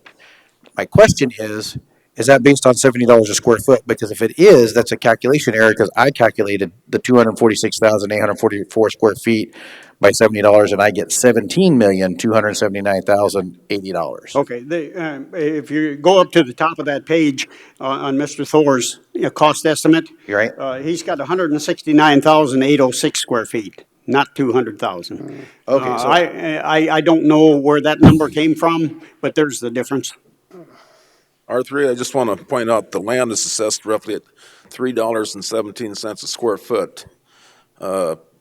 Menards has sold outlots out there, and probably one of the, I think, first interstate. If you look at that outlot, that was over $12 a square foot, if I recall. So the 317, I don't have a problem with that. I think the land is being assessed fairly. When you buy 22 acres in that location, you will spend $4.50 a square foot. Yes, sir, and even the property behind it, that the apartments are going on were at least this or more, and so forth, and Menards has probably better frontage than that. There's areas in Rapid City that might be in decline, and there's areas in Rapid City that are in a growth cycle. If you look at Menards and what's going on around there, that's a growth cycle. Chairman, Commissioner Adcock. R3, I think you did good calculations. To me, it looks like it needs to be higher, but I'm not gonna go against that since you have the 141650. So, based on everything I've heard, based on square footage, and replacement costs, 14 is, right now, I'm pretty sure they could get a lot more than that. and I would say I agree. Further questions of R3 before we go to Mr. Thor? Hearing none, Mr. Thor, you're free to give your presentation. Thank you, board members. First off, appreciate the time and appreciate the opportunity to present my objection this morning. There's some discussion about the gross building area and where the assessor and I differ. And the gross building area for me is anything that is covered, heated, cooled, and has electricity. And so Marshall Swift differentiates what is actually included in gross building area and what is an accessory building or an accessory shelter. So for the gross building area, what I have is the store, which contains all of those elements, and that's 169,806 square feet. Now, for Marshall and Swift also, every cost valuation requires the appraiser or the user, whoever is doing the cost estimate, to understand what components the market will pay for.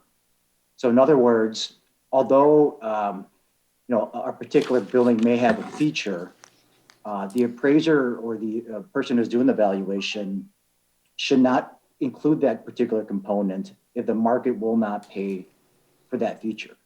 So when you look at the outbuildings, the outbuildings are very different from the retail store.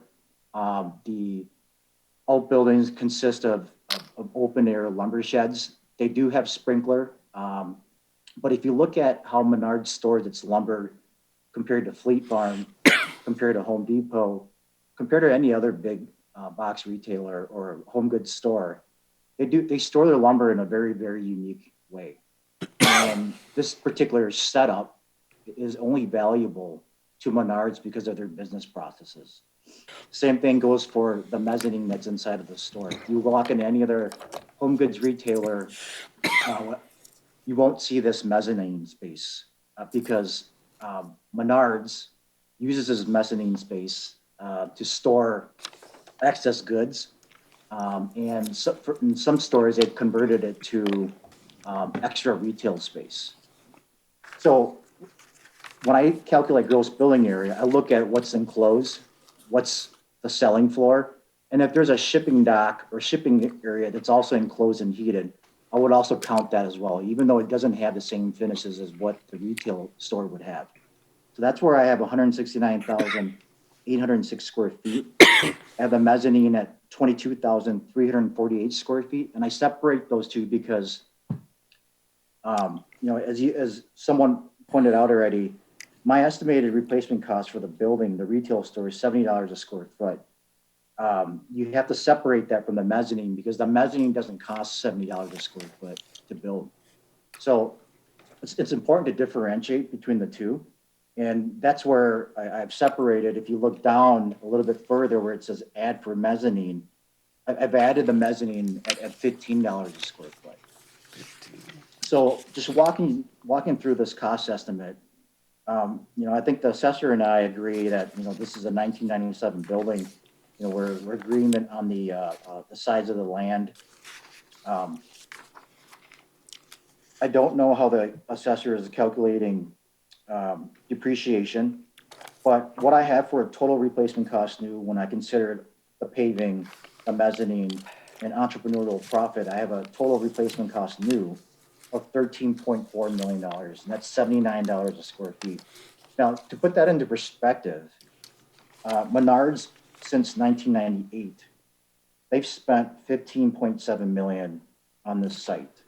So that's, if they were to build everything again brand new, it would cost them $15.7 million to build this store. Now, what I've done with this store is it's a 24-year-old store. It's been, the upkeep on it has been good throughout the years. What I've said is, it's got an effective age of about 15 years. Even though it's 24 years old, it's got an effective age of 15 years. Now, Marshall and Swift looks at the effective life or the lifespan of these particular discount big retail stores, and they do a study, and and on average, they find that these stores have a physical life of 30 years. So you take, 15 divided into 30, that's where I get the 50% physical depreciation. Now, if you look 2 lines down under depreciation, there's also external and functional. So for functional, I added 5% depreciation because this particular setup, this footprint, the height of the store, as somebody had already mentioned, that's a setup that they have for their lumber, where the docks are located. All of these components, even the color of the building, all of these components are very particular to the business model of Menards. So if another retailer came in and bought this, they for example, if Home Depot would to buy this building, they probably couldn't use all 169,000 square feet. So they would probably cut off 40,000, 50,000 square feet because they only need 100 to 110,000 square feet for their stores. So although it's got 169,000 square feet, a user such as Home Depot would only pay for about 100 to 110,000 square feet. So that's one example of functional obsolescence. And that's where I've calculated just a minimal deduction of 5%. And that's where I get the 55% total depreciation. So if you take the replacement cost new minus that 55%, what you get is a replacement cost new, including depreciation, of $6,035,484. You add that to the assessor's land value of approximately $3.15 million. And that's where I get my $9.185 million as the value via the cost approach when you're accounting for depreciation and when you're accounting for the contribution of the mezzanine, when you're accounting for the contribution of the gross building area in totality of its entire value. So that's where that's how I came up with my value. And, I believe that, I think it's reasonable given that we are essentially taking the assessor's land value, even though we think that's a little bit high. There's a sale next to the Rushmore Mall, and that sale sold in September of 2020, and that was 13.46 acres. It sold for $1.36 a square foot. So the price on that was $7.95. So this would be a perfect site for another big box retailer to come in to build another store. And I think it's in a better location than the Menards store because it is next to the Rushmore Mall, and it's north of 90 where a lot of the development is. So, taking all that into consideration, I believe that the value of $9,185,000, which is what my cost value shows, it's taken a very conservative approach to finding all of the value that can be attributed to this Menards parcel and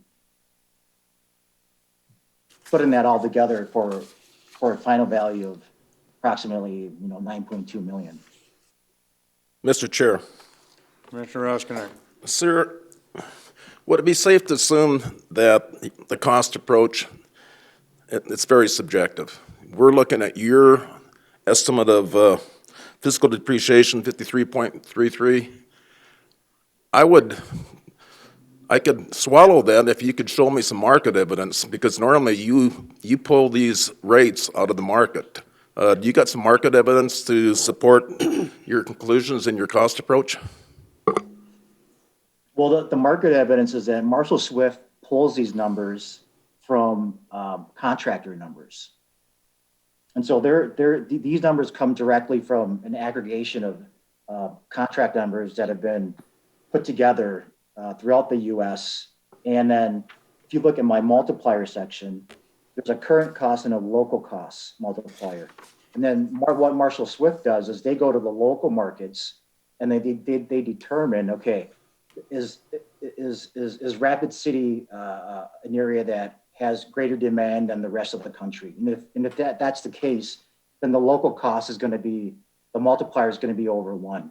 If it has less demand here than the rest of the country, then it's going to calculate a cost based on what the local cost is compared to the national cost, and it's going to give you a multiplier of less than 1. So in this case, we've accounted for all of the local economics with the local cost multiplier. So what it's saying, what Marshall Swift is saying is that nationally, when you look at the cost to build these big box stores, in Rapid City, it costs less. It costs 6% less in Rapid City. Well, To your second question about depreciation, depreciation is very difficult to extract.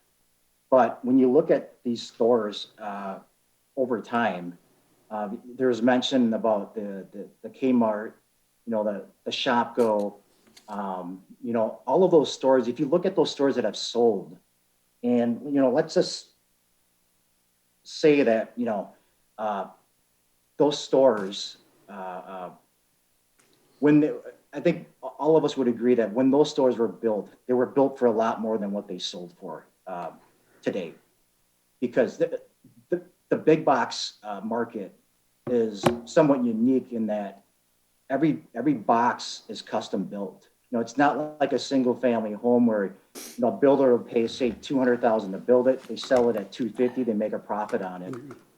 These big box stores will hardly ever sell for what it costs to build.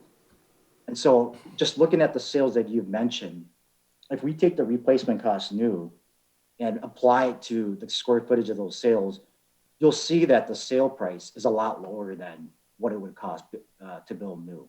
Well, relative to your cost approach, I think what I'd like to see is if you'd taken the time to go to 2 or 3 contractors in Rapid City and say, could you just give me an estimate what it'd cost to replace this building? Same utility.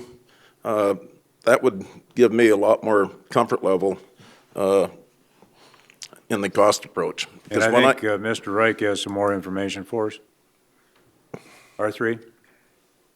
Yes, sir.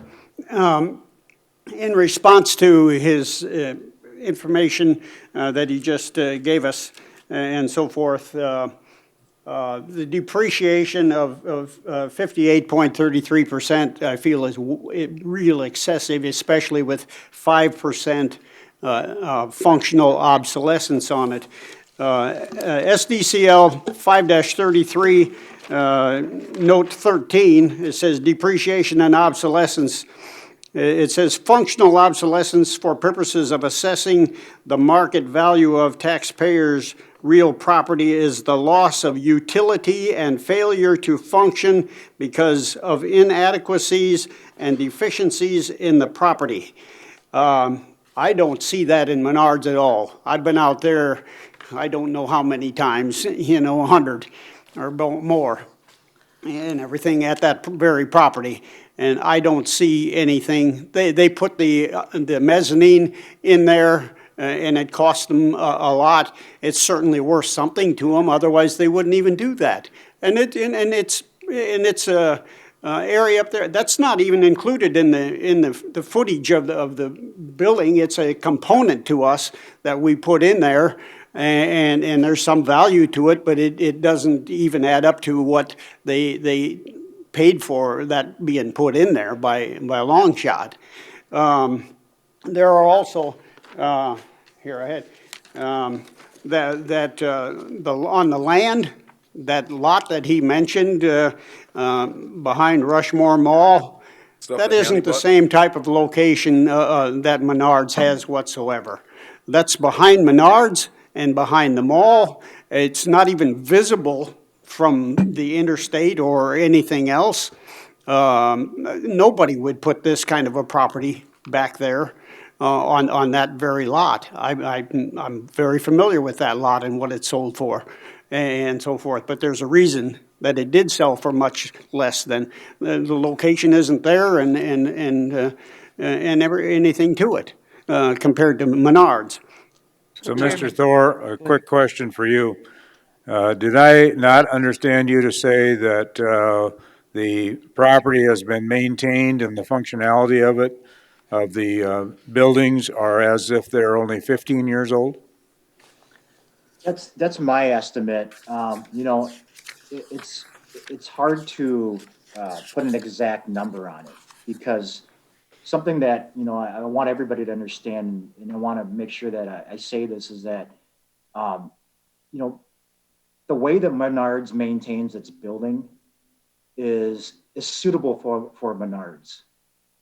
But when you look at market value, like when we try to estimate what the market would pay, what other users would pay, including Menards, for this particular building, some of the things that Menards does to its properties, to this building, would not necessarily translate into a higher value. So when you look at what Menards has done throughout to the building throughout the years, they've certainly maintained it so that it's usable for their purposes, but it may not be usable to other players out there in the market. R3. Mr. Chairman, his 58.33% depreciation on the property, and then he tells us that he's at a 15 or 16-year effective age on the property. I have the schedule right here that I took a copy of out of Marshall and Swift. And if I go to the 30 years typical life of that building and 16 years, it shows 39% depreciation, not 58.33. That's right out of the book and so forth. Could we have a comparable of Lowe's, if we could? Deb? It is, but I'm just saying, if you look at the properties, you're one of the lower properties per square footage and dollar-wise for assessed than all those other properties. I mean, like I said, once you start looking at comparables, or like you said, Lowe's might not be comparable because of date and everything, and square footage and acreage, but I'm just saying in general, look at the comparables or look at the dates per square footage, total improvements in land values. I still say that this is a low assessment, so. Madam Sure. Commissioner, or Madam Go ahead. Commissioner, Lowe's is on that second page Yes, in yes, there, sir. and at $60.98, $61 basically, if you would. Yeah, I just didn't know if you had some other data on Lowe's. Commissioner Roskinek. You know, relative to an appeal on Menards, I doubt that there's been any, what my comfort level would be comparable Menards sales across the United States. Comparable sales normally will be reflective of the market. The cost approach is just too subjective in my opinion, especially $53 a square foot new. You can't build a garage for $53 of 27-foot sidewalls. So that there, just I lost all my confidence in the cost approach. So I'm going to approve the 14,016,500. I've got a motion by Commissioner Adcock to accept the assessor's value of $14,016,500, and I have a second by Commissioner LaCroix. Further discussion? All those in favor indicate by saying aye. Aye. Aye. Opposed? Motion carried. Thank you, Mr. Thor. Thank you, board members, for your time. Appreciate it.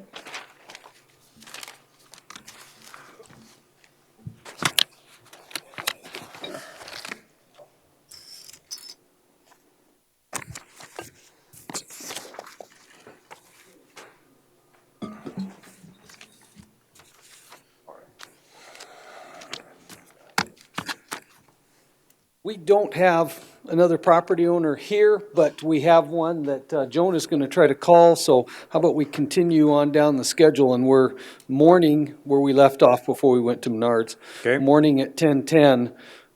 Brett Worth, maybe, I don't know. Jay has a recommendation on that. And if we have to, we can continue with recommendations from staff until we can get Crawford. Bless you. Helen Crawford is on an afternoon schedule, but she agreed to phone in at 10, and Joan's going to try to get a hold of her. So we're on 63558? Correct. Right. Jay with County Equalization. That is the correct ID. Brett Gaworth, 512 Spur Drive. This is located in Wall. The wall board lowered to 191.4, and I'm recommending we bring back to 200,000, 27.4 on land, 172.6 building. So moved. To an even 200,000? Yes. I've got a motion by Commissioner Hadcock. Is there a second? Second. And a second by Commissioner Lassiter. Mr. Chair, I just want one question here. Commissioner Roskinek. I've been told that the housing market in Wall is so tight that I'm assuming, being as tight as it is, that these values are probably increasing instead of decreasing. Well, right, they are increasing. Right now, at that valuation, yeah, I mean, if you want me to go over a couple comps, I can, but there were a comparable sold in 19 for 204, and last year for 185, and they're right in between there. But if you want me to go over those. No, that's fine. I just wanted to make that statement that Right. Wall market is not a depressed market. It's No. very aggressive and very limited. Right. If you looked at a home, if you wanted to buy a home in Wall right now, I doubt there'd be one for sale. Correct. Further discussion on the motion? Not all those in favor indicate by saying aye. Aye. Opposed? Motion carried.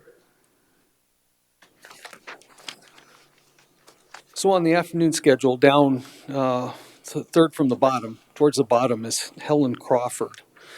She agreed to call in this morning, and Joe has her here. Katie has worked on that property. Miss Yeah. Crawford, can you hear us? Okay.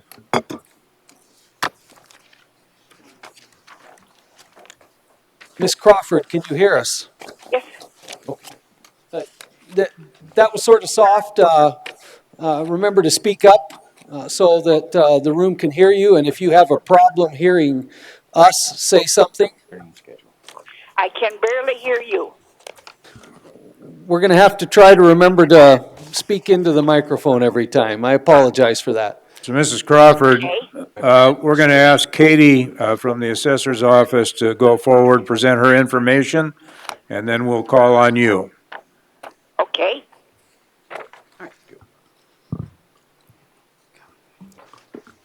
Okay. My name's Katie. I'm an appraiser assessor for Pennington County Equalization. Subject property tax ID is 7306, owned by Helen Crawford Living Trust, located at 608 Norris Street in Wall. The mailed assessed value was $56,600. The Wall local board lowered the value to $52,700. I'm recommending the original mailed 2021 assessed value of $56,600. The subject property is 0.17 acres with a 1952, 672 square foot, single level home. I can barely hear you. Is this better? Yes, ma'am. Okay. All right. There are 2 bedrooms, 1 bathroom, and a 280 square foot detached garage. Thank you. Yes. The home is over a crawl space. Ms. Crawford appealed in 2018, and an appraiser completed an interior and exterior inspection at that time, which they determined the house to be in slightly less than average condition. And Ms. Crawford stated nothing has changed since then, except a metal roof has been put on the home, and saw no need for me to come back out and take another look. The comparable properties, all 3 up there sold for more than $100,000. I'd like to specifically point out comparable number 3. It was built in 1950. It's slightly higher quality than the subject. It's about 30 square feet bigger on the main level. And it's over a basement that has about 380 square feet of minimal finish, but has no garage. It's had some renovations, and it sold January 3rd, 2020 for $125,000. So That's the one next door to me? that one is 606 Norris, yes, which is just right next to you, ma'am. Okay, now do you know if they have a bedroom? And they have a living quarters down there, living area down there for a Davenport and chairs and whatnot all. It's really nice downstairs. Yes, and we are saying that it has had renovations and there is finish in the basement. There is one more sale I'd like to point out, and it's within that packet that I gave you that I also mailed to Ms. Crawford. There's a sale on there. This property is a 1956, 1,065 square foot home. It's got 2 bedrooms and 2 bathrooms. This one is over a basement as well, with about 425 square feet finish. Doesn't have a garage, and it's the same quality as the subject. It sold in much lesser condition than the subject, June 7th, 2020, for $55,000. It was then remodeled and sold January 8th of 2021 for $154,000.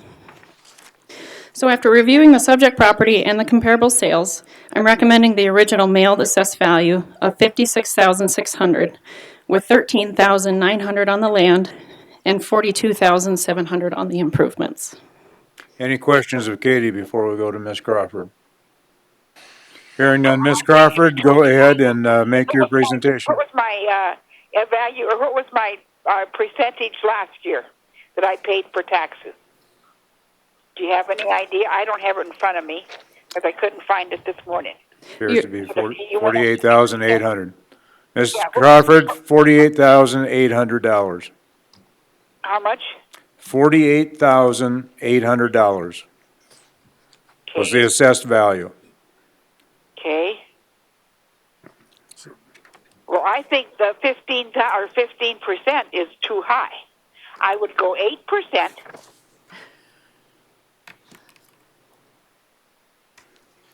But I bet you I'm the only one that has a dirt floor in all these houses. If I may. Yes, Katie, go ahead. We are assessing the home as being over a crawl space. Yes. And I bet you I'm the only one in town that has a dirt floor and some dirt walls. How many square feet was it total?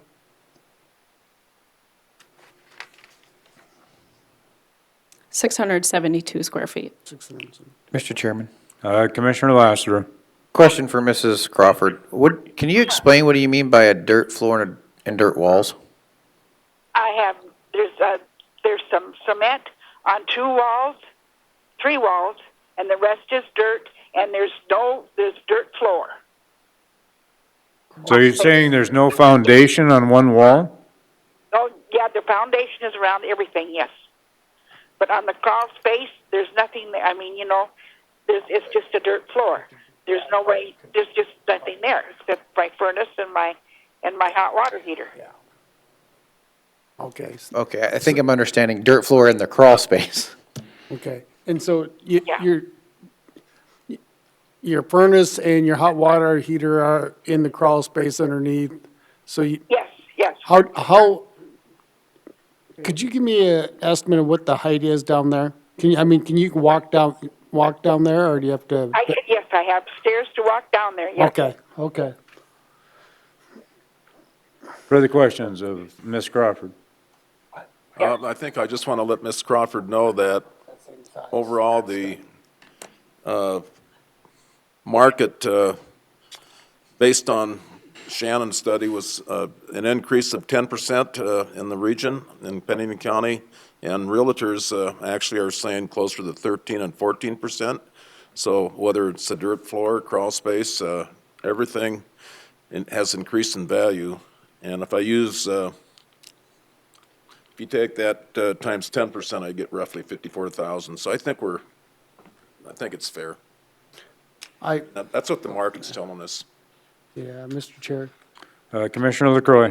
I tend to agree. I've got a property here in Rapid, the same size, same setup pretty much, and mine's quite a bit higher than this. So I think you've made the adjustment for the 20% for being wall and so forth. So I'll make a motion to leave it at 56.6. Commissioner Adcock has made a motion to leave it at 56.6. Is there a second? Second. And a second from Commissioner LaCroix. Ms. Crawford, we're acting on the motion. All those in favor indicate by saying aye. Aye. Opposed? Motion carried. Thank you, Ms. Crawford. Thank you for your time.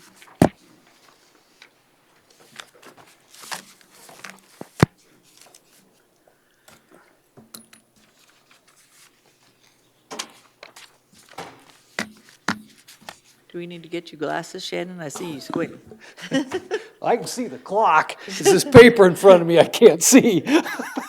On my glasses? I lost my reading glasses.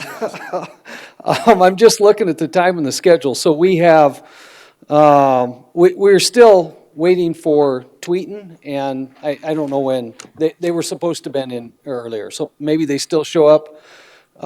Farrar said maybe was going to come in. So maybe he shows up. Otherwise, we've got 10:30, 11, and 11.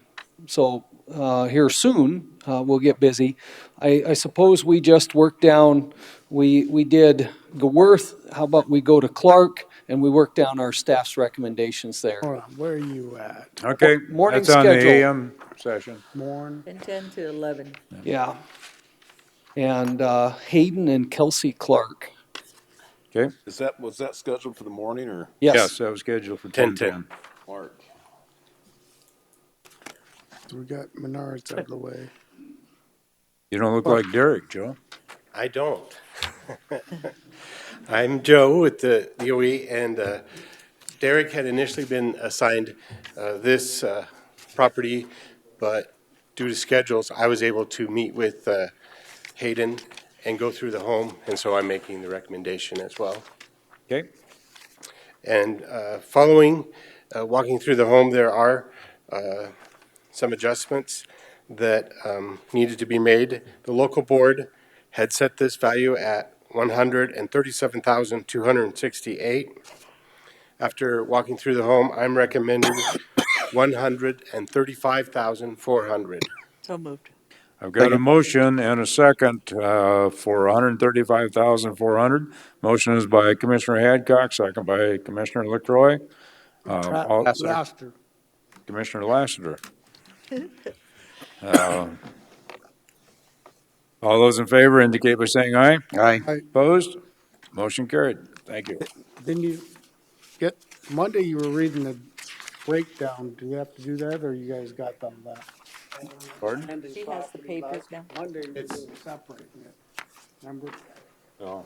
The land is 13,500, and the structure is 121,900. So Kara, do you have the papers on the breakdowns? I do have it somewhere. I don't have it in front of me, but I can figure the math. Thank you. Sure. Item, Shannon. Tom Cheney. Happy thoughts. Now who we on? Who are we doing now? Good morning. My name is Derek Dale, and I'm an appraiser with Pennington County Equalization. The tax ID we are discussing is 63560. Cheney. Tom Cheney, yeah. Yes, property is owned by Tommy Cheney. Okay. The physical address is 508 Spur Drive, and it is located in Wall.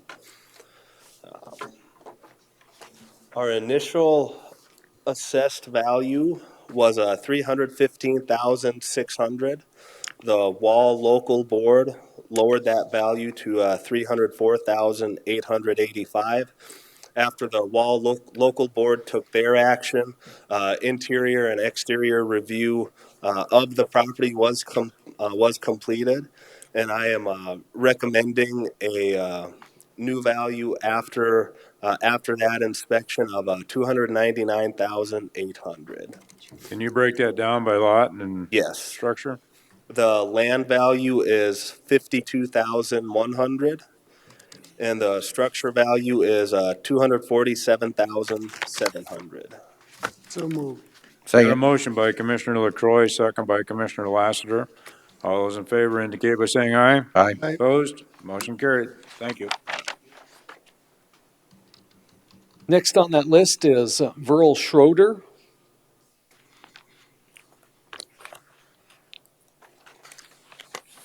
Good morning. Good morning. My name is Dan Tully. I'm an appraiser with the Equalization Office. Today we're talking about property tax ID 18744, which is located at 212 West 4th Avenue in Wall. Initially, the 2021 assessment mailed out at 182,800. The wall local board lowered that to 159,300. And after an exterior and interior review, we noticed that there was some cracking. There was a portion of the house that they transformed. It was attached garage, and they transformed it to living. And under a portion of the carpet there was some cracking with some moisture issues last year. So after our recommendation, we have a recommendation of 162,600. That's 14,300 on the land and 148,300 on the building. So move. Second. I've got a motion and a second from Commissioner LaCroy and second by Commissioner Lassiter. All those in favor indicate by saying aye for the 162,600. Aye. Aye. Aye. Thank you. Opposed? Motion carried. Next on the list is Farrar Real Estate. They said they'd maybe come in, so we don't know for sure, but maybe we just move past it. Okay. In case he comes in later. We've already done Menards, then we get to Linda Hiltner. Okay. So this is for tax ID 18773, located at 701 Dorothy Street in Wall. Owner is Linda Hiltner. Our 2021 initial assessment was for 91,000. The Wall local board lowered that to 85,000. And after an interior and exterior review, we noticed that there was some cracking on the backside of the, the crawl space area. So we lowered that to for a recommended value of 81,900. That's 14,300 on the land and 67,600 on the building. So moved. I'm sorry, 67.6? On the building, yes. Okay. So moved. Second. Got a motion, Commissioner Lassiter, second by Commissioner LaCroy, for the 81,900. All those in favor indicate by saying aye. Aye. Opposed? Motion carried. Thank you. Stan and Terry Anderson. All right, hello board. We got two tax IDs here. We'll deal with 50441 first there. All right. All right. The original assessed value went out at 337,900. The Wall local board lowered that to 321,290. And after doing an interior inspection, doing a whole walkthrough through Mr. Anderson's main residence, I'm recommending a value of 307,100, and that is 14,500 for the land and 292,600 for the structure. So move. Got a motion by Commissioner Hadcock, second by Commissioner LaCroy for 307,100. All those in favor indicate by saying aye. Aye. Opposed? Motion carried. All right, and the next tax ID is 43917. The original assessed value went out at 96,800. The Wall board lowered it to 88,330. And after doing an interior inspection of this rental property in Wall, I have a new recommendation of 88,500, which is 14,300 on the land and 74,200 on the structure. So move. I've got a motion by Commissioner LaCroy, Second. second by Commissioner Lassiter for 88,500 on the property. All those in favor indicate by saying aye. Aye. Opposed? Motion carried. Patricia Huther is next. Good morning, Board. Don Puckett, Equalization. This is the appeal of tax ID 44427. Patricia Huther is the owner, 608 Dorothy Street, located in Wall. The original property assessment mailed out at $124,600. The local Wall board did reduce it to $121,530. After an opportunity to do an on-site review of the home and an interview with the owner, I have a recommendation to reduce the value. Mrs. Huther is okay with this recommendation and chose not to show today, but my recommendation is $105,000. So that's $14,500 on the land and $20,500 on buildings. Oh, wait a minute. 14,500 on the land. Yep. How much? And how much on the structure? 90,500. Okay, I'm sorry. That's okay. I heard a different number. Second. We've got, who'd I get the motion from? LaCroy? Bev. And second from Commissioner Lassiter. All those in favor indicate by saying aye. Aye. Opposed? Motion carried. Lori Walker is the last one on the morning schedule, except for the two we expected to come in.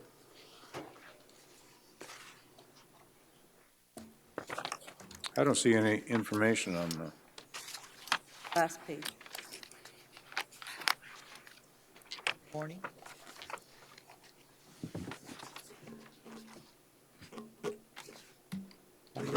yeah, I did. Thank you.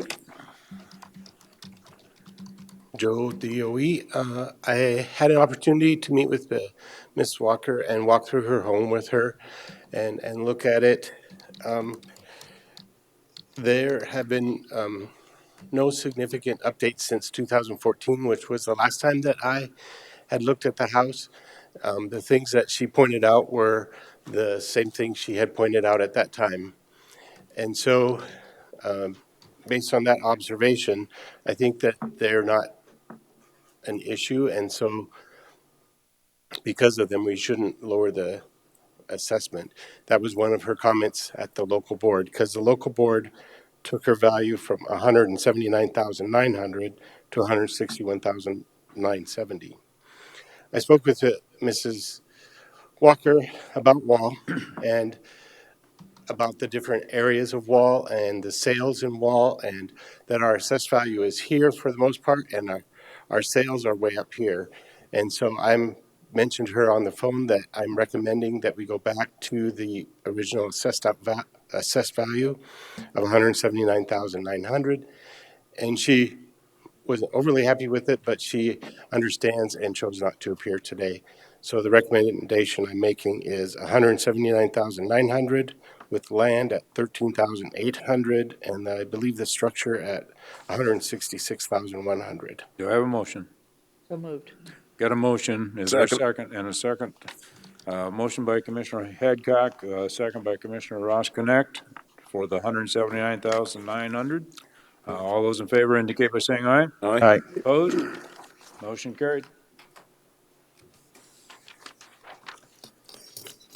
That completes the morning, except for we've got two of them. We'll just wait and see if they come in. We're still expecting somebody to call in at 10:30. So how about we go to the afternoon schedule? Second on the afternoon schedule is Norman and Marcia Eisenbraun. And we have a recommendation on that.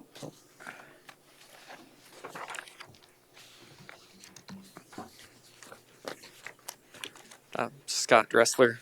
I promise this one's easier than the last one I was up here for. So the assessment for tax ID 63284 for Norm Eisenbraun at 117 Creighton Road in Wall, mailed out at $184,800. The Wall board changed that value to $167,140 after doing an interior inspection of the property. We learned about the fairly severe foundation issues that this home has and have since made an adjustment for it. My recommended value for the property this year would be $156,200. That's $14,900 on the land, $141,300 on the structures, and the owner is in agreement with this value. Move to approve. I've got a motion by Second. Commissioner Ross Connect and a second by Commissioner Lassiter. All those in favor indicate by saying aye. Aye. Aye. Opposed? Motion carried. I'm going to declare a 5-minute recess, unless there's objection by the board. Nope. Second.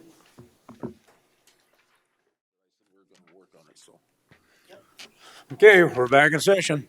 Next on the list is Michael and Sharon Anderson. Good morning, Board. Rod again with DOE.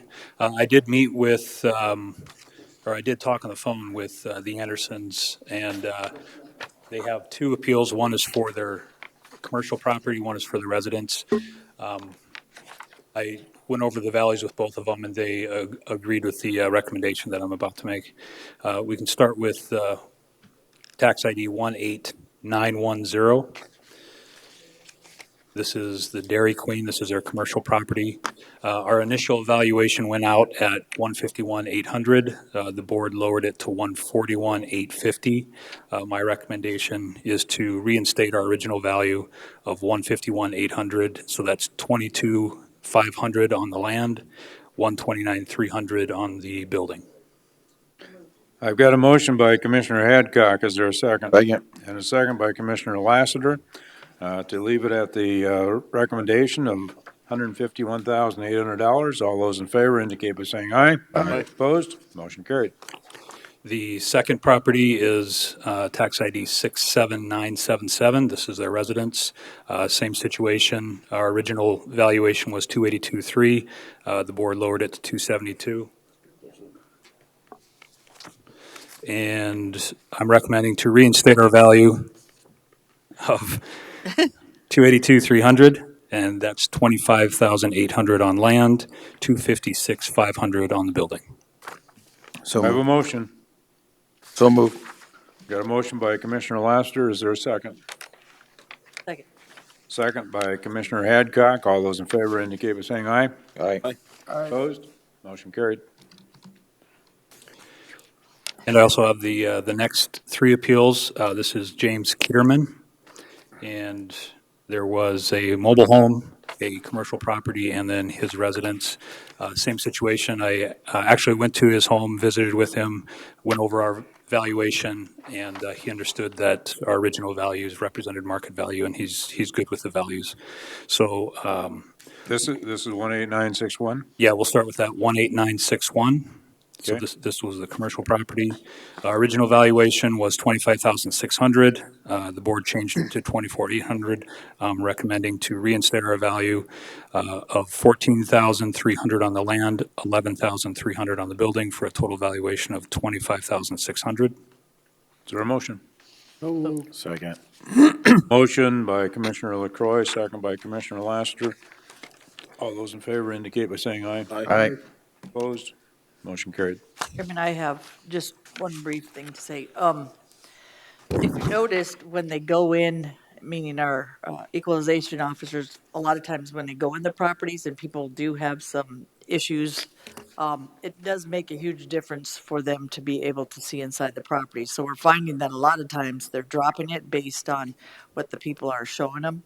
So it just seems that making, okay, I won't say it. So long story short, it's made a huge difference for people to actually be able to go in and see people's property. So when people won't let them in and we're doing guesstimates, for me, it's hard for me to want to lower anything without our assessors to be able to see that. So just a point, Okay.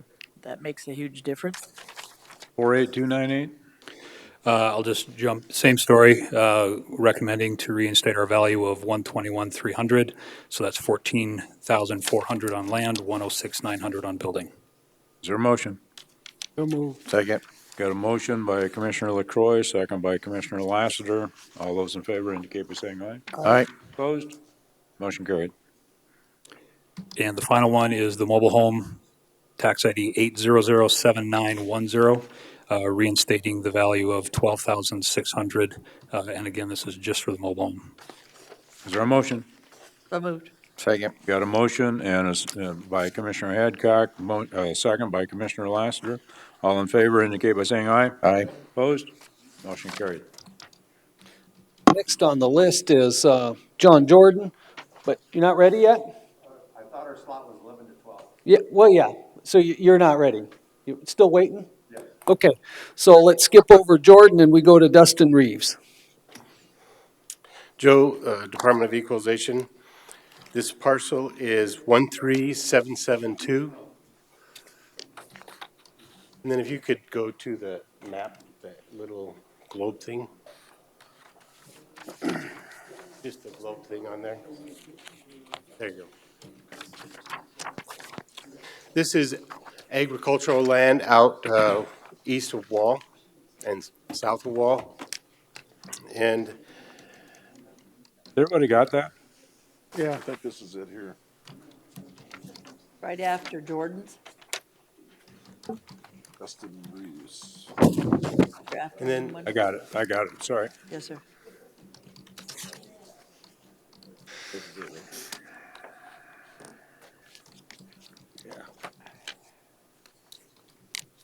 So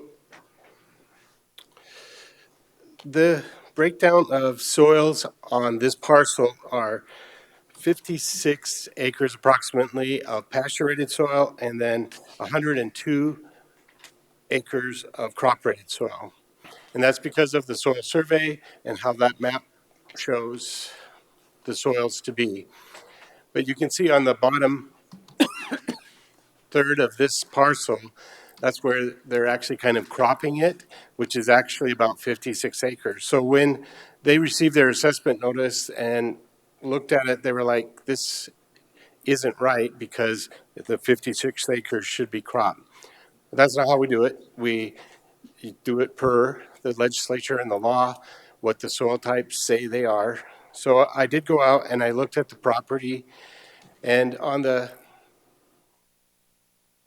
right-hand side of right-hand corner, lower corner, there's some low areas that water ends up sitting. So I looked at those and I was able to make some adjustments in that area to the crop-rated soils in that area. And when I told Mr. Reeves about my recommendations, he had hoped there'd been more, but there really isn't more adjustments to be made. So the final recommendation that I have is 97,700 for this land. Mr. Chair. And Mr. Reeves was okay with that? I mean, Yeah. he recognized that's what you were gonna be recommending, okay. Yes. Commissioner Ross Connect. So Joe, do you, on situations like this, do you actually go out and look at the property? Yes, I do. Sometimes those soil surveys and what they show and what is really out there, such as rock piles, river banks eroding.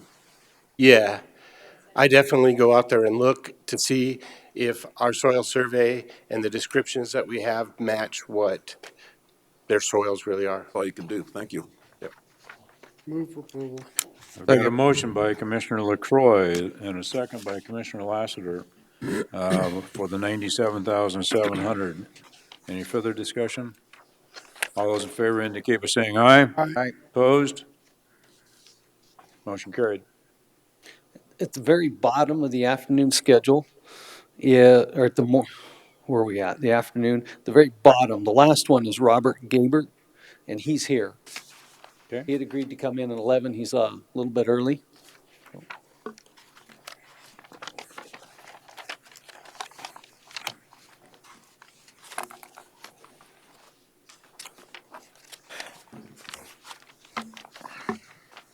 Okay, Dawn? So Mr. Gabert, we'll have Dawn give her explanation first, and then we'll come to you. Very good, thank you. Thank you. So I have a handout to share with you, and I'll just give you a copy of it as well. Thank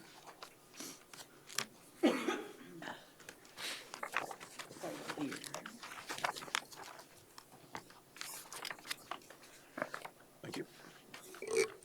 Thank you, Don. Okay, so Don Puckett Equalization Office.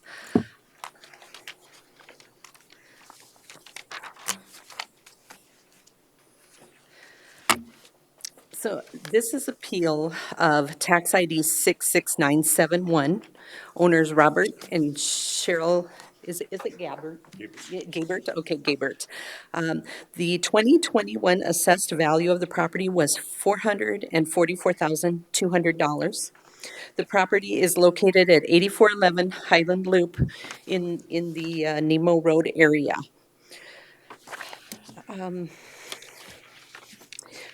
At the current time, I am recommending no change to the original assessed value. So the property is located in the Schroeder Road area out Nemo Road. The land size is 1.98 acres. The improvements on the land include an 1,800 square foot home with a 3-car attached garage and a 1,000 square foot detached garage. The home was built in 2016, is of good minus quality construction, and does not have a basement. the living is all on one level. I would like to note that I have not been inside the home, but that Mr. Gabert has allowed staff in the home previously, so it's not like we have not been inside of the home. From the information available to me, I believe the home is to be more of a modern type construction with low maintenance finishes. Because it is a little bit unique in the market area, I do not have a highly comparable sales property. However, with the quantity of transactions in the immediate area of the subject, I feel like we are able to determine adjustments and a reliable indication of market value for this property. In many ways, the home does conform to the Nemo Road neighborhood. This is one of the oldest neighborhoods in Rapid City. The houses in this area range from built in 1887 to 2020. The median years built in this area is 1970 to 1999. The typical home in this area is 1,800 square foot living above grade. The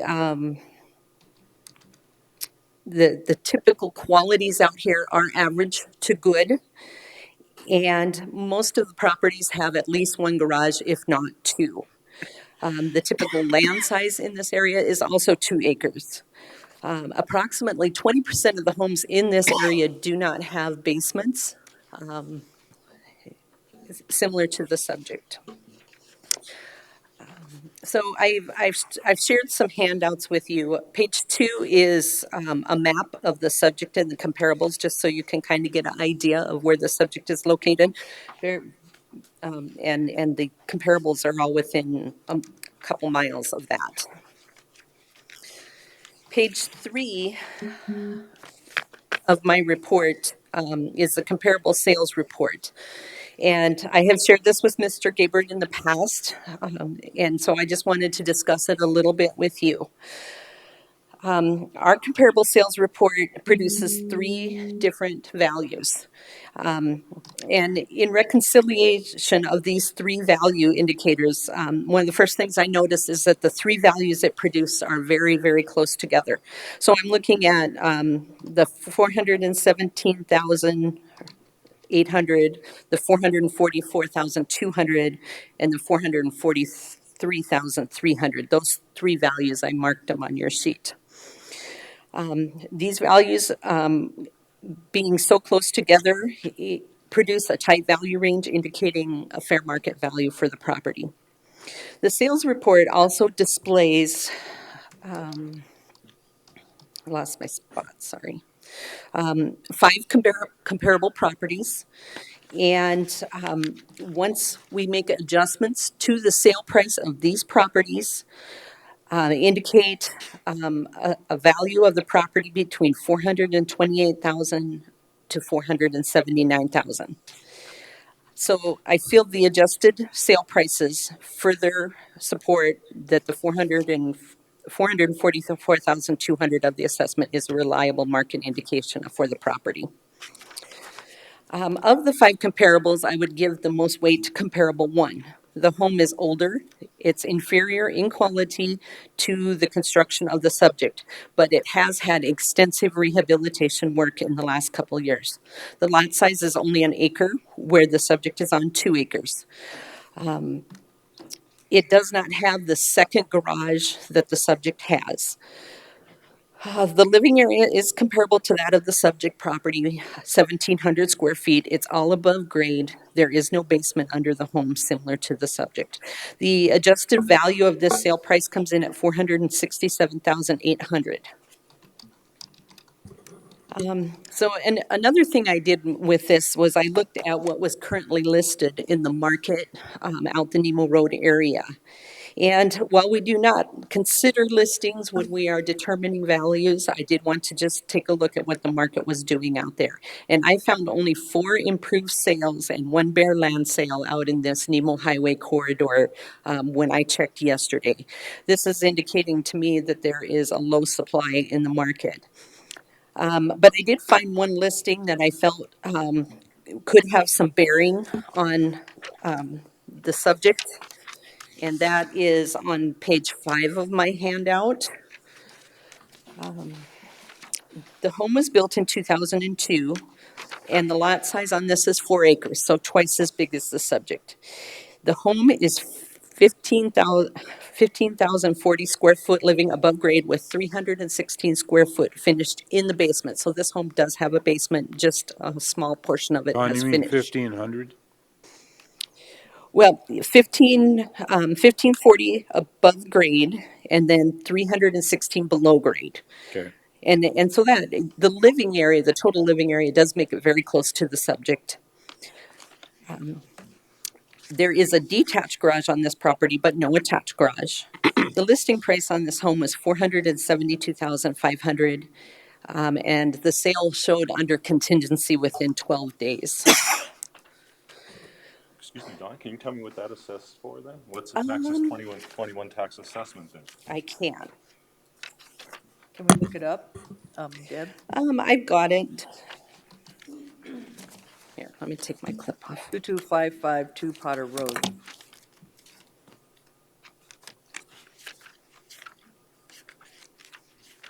Sorry to interrupt you. Oh, you're good. Just curious. It's all good. Well, maybe I lied. Maybe I don't have it. Can you guys pull that up and tell us what the recent assessment is? It's 2252 Potter Road, Deb. You good, Deb? Oh, wait, I've got it. It is assessed for $319,200 this year. That's my point exactly. And that's okay.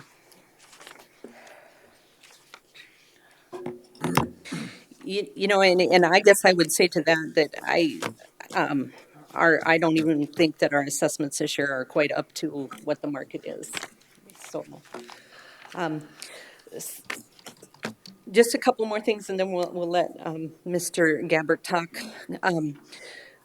I know one of his concerns is with the value increases over the last 5 years. So around 2016, he split a land parcel in half and sold the improved half, and then he began building this house. So the value in 2017 was reflective of the land and the construction being at 10% complete. In 2018, after appraisers visited the site, they determined the house was 70% complete and the value went up. In 2019, the appraiser determined the house to be 99% complete. There was a couple of porches and driveways that weren't done yet. And then in 2020, when they visited the property, they determined it was 100% complete. Also in that year, there was a building permit for a garage, which the appraiser's notes say had not yet been started. So for 2021, the appraiser visits the property again and documents the detached garage being built. So part of the property increased 23.6% this year, and 11% of that was the garage being added to the structure, with the remaining part of it being based on the market. Another thing that Mr. Gabert and I have talked about is he doesn't feel that the increases are equitable across the board. So I just took a look at 4 other properties on Highland Loop Road. So 8414 increased 6% this year. 8385 increased 13% this year. 8421 actually decreased 0.25%, and 8315 increased 9%. And I just took this a step further and I looked at the comps, and they increased between 4 and 19% this year. So, you know, the reasons that property values increase are not just solely market-based. There are other things that impact it, and we kind of see that when you're just doing a straight percentage comparison. So in closing, I am recommending the board uphold the assessed value of $444,200. And that's $61,008 on the land and $382,400 on the structure. So Don, on this picture that we're looking at of the house, Does that include the detached garage? Is that what I'm seeing off to the right there? Nope, there is another structure. So this house So has we're an not seeing the detached garage? right, Okay. and I think Chris might be able to pull you up a picture. So that's the 1,800 square foot house and the three-car attached garage, and then there is a detached garage. Keep going. Probably more towards the end since it was added. Right? So this was all part of the original construction with the three, Yeah, this is the original part that was Okay. there it is. So the original house was started in 2017. Get back to my notes, 2016, 2017, and then this garage was added last year. okay, so this is an additional three-car, is that what I'm looking at? Yeah, it's Okay. 1,000 square feet. Okay. Colors are good for the area. Mr. Chair, Yeah. Commissioner Roskinek. Don, I'm looking at these sales, what these homes sold for per square foot, that helps me on a per square foot basis. Sale 3 sold for $385 a square foot. That's kind of an outlier because that's more than double than the other 4 sales. What would cause that to be so high? That's an extremely high unit price. Well, okay, so that home is a little bit different style. That home is the one of my comps that actually had a basement with basement finish. And so you're going to get, no disrespect to how you do, I shouldn't say that, to how you do your analysis, but a square foot analysis, unless the houses are super apples to apples, I think can produce an unreliable square foot value. And I think that's what you see with that one. That house is a little bit different. One of the reasons that I kept it in the comps is that it was newer construction. I had a hard time finding comparables that were more, post 2000 construction. So. Then I look at the other ones and 199 a square foot, 199 a square foot. Comp 1, the most comparable, 192 a square foot. Comp 2, 163.88 a square foot. And the subject is being assessed at 240 a square foot. If I take the 2020 assessed value and I increase that by 10%, which is what we feel the market has done, then I come up with roughly 395,000, and that's $214 a square foot. So I know a square foot can be confusing, but that's kind of where I'm at, just based on the information I've got. Right, and with comp one, the quality is average, where we have Mr. Gabert's home as a good minus, and it is an older home, so it does have more depreciation against it as well. But then once again, the land area is half, but the land values are not that large of a difference there either. Any further questions to Don before we go ahead to Mr. Gabriel? Chairman, so Commissioner Hacker. it also shows if, Don, you said it increased 23.623%, and 11% of that was because of the attached garage, Correct. or the garage that was built, right? Correct. Okay, so if you took what Ron just said, that would be about 21%, not 23%, but just food for thought. Oh, okay, so there was You're good. some different, okay. Yep, you're good. Okay, Mr. Gabriel? Can I hand out my? Absolutely. Okay. You bet. Thank you, sir. Thank you. Then I'll explain what I've got. Thank you. Thank you. Oh, wow. Did you publish this? Thanks. Did you publish this? No, I put a quick spreadsheet together. And the first sheet I've got there is just a quick, I realize my real estate experience is real narrow. So I just took everything, and a bunch of them that she had mentioned had gone up. These are everything on Highland Loop. And I took the land value off because there's some of them have 6 acres. And I took the land value off and figured up per square foot. If I added the land value in, I just want to be equitable. Mine's at $207 a square foot. Everything else in my development averages out to $129 per foot. I realize some of the houses are worse. There are many that are light years above mine. And I'm still paying the most by a mile out of the whole development. And that's what made me want to pursue this further. I just thought I shouldn't be paying the most. Mine's not a cookie cutter house. It's, I don't know, unique, whatever. But I think that, makes it tough to assess. I think it makes it tougher to assess. I Is have, that a masonry finish or a brick finish, or what is no, the finish? the masonry in front is plastic. Okay, And then the other stuff is just, the siding is just lap siding. okay, You'll see that in the appraisal. I had an appraisal done also. okay. And there's no finished flooring, it's polished concrete. There's no central heat, there's no central air. The lot is undoubtedly the worst one in the area. It was the last one left. It's the wettest lot. So this is not scientific. My first sheet, I was just So, sir, wanted to, sorry to to let you know stop why you for I a second. You said you had an appraisal and what year and what was that for? he just finished it up Okay, as of, that was last week. okay, And I had that done by William Bear. okay, And he came in for full price at $398,800. okay.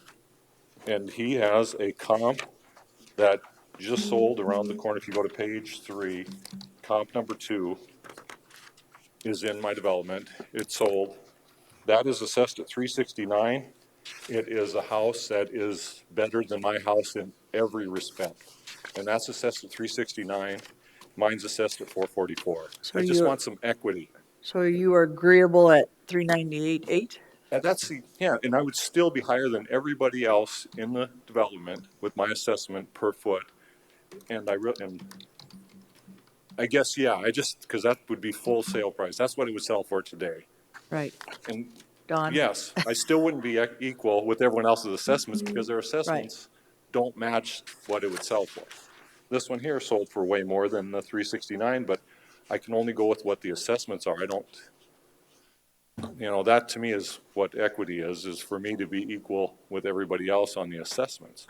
I mean, in order to be equal on assessments, mine would have to be appraised at 238, and that's not happening. But in order to be equal with everything else in my development, my assessment would have to be 238,000. That's using an average square foot price of all the other houses. So Don, based on what he just was appraised at, do you have any questions or any answers to that? Here's the appraisal. Sorry, I didn't print out enough. It's okay, thank you. Just so you know, I think Mr. Gabert and I just got to a point where we agreed we disagree, and he wanted to get a private appraisal. I felt bad he spent the money to do it, but he did. So this is the first I've seen it. I haven't had a chance to look at what the comparables are. I guess the one thing I would note is that his private appraisal comes in very close to our cost value. So, to some degree, our assessment on the cost basis is more uniform to what the private appraisal came in at. Okay, so I would make the motion at 398.8. Second. Got a motion. Second. Motion by Commissioner Hadcock, second by Commissioner Lassiter at, I'm sorry, 398.8, is that what it was? So the land at 61.8. Thank you, Ron. And the Any structure further at discussion? 337? Okay. The structure is, 337? sorry, Ron, I didn't do the math. I just looked at the, Oh, Give me a second. that's what I got, 337, but I could be wrong. what was your number? 337 for the structure. 357? 337 337 for the structure? plus the 61.8 for the 398.8. Did you get that, Ms. Deb? If that's right, you might want to check it with the calculator. Okay. She does this all the All time. those in favor indicate by saying aye. Aye. Opposed? Motion carried. Thank you. And keep this? Yes. Thank you. Thank you for your time. Thank you. Thank you. Thank you, board. Want these back? Sure. Sure, Yeah, they I don't didn't want do, that. I'm sure he You didn't might do want that to for show free. people those books. Thank you. I wrote on mine, but there you go, sorry. Scribbled in it, too. That's all right. I wanted to see what it looked like inside. Oh, just pretty bare, just You got drywall. split units in most of the rooms, is that what you got? Just 2 split. Two. Keeps no other, Well, they make them better now. yeah, they do.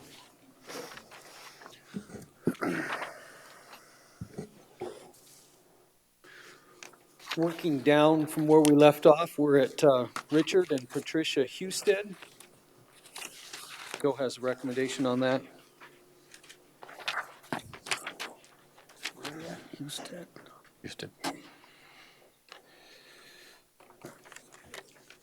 So Richard and Patricia Husted are also the owners of Wall Drug and all of their commercial properties as well.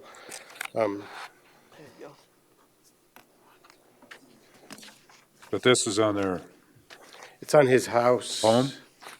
Yeah. What number is it, Joe? I think it's 47592. Yes.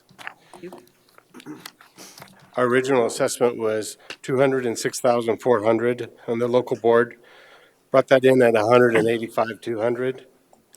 I am recommending that we go back to our original assessment. And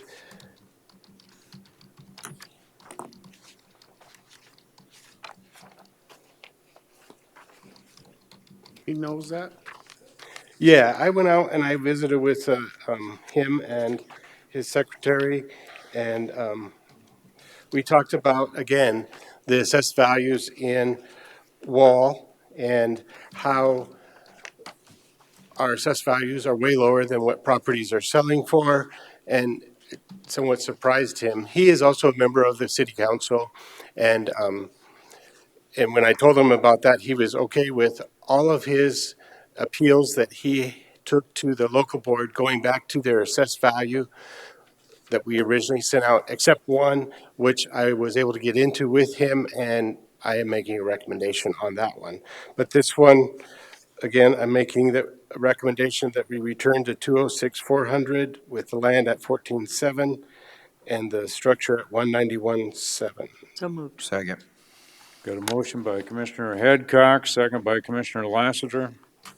Further discussion? Mr. Chair, Commissioner Roskinek. I like this reason for appealing. Structure is highly overvalued. We need more information. Just, that's not really a basis to. So they feel.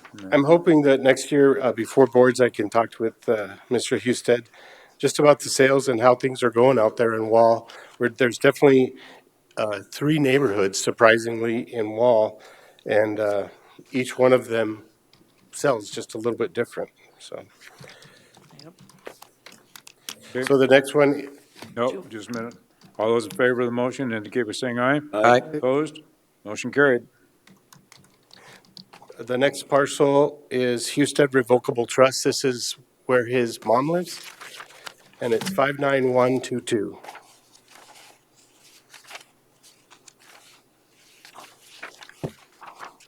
Got a bunch of 7-2s. There you go. And the original assessment was 191,600, which is what I'm recommending we go back to. The land at 14,007 and the structure at 176,900, and he is okay with this. So moved. Second. Got a motion by Commissioner Hadcock, second by Commissioner Lassiter to approve the 191,600. All those in favor indicate by saying aye. Aye. Opposed? Motion carried.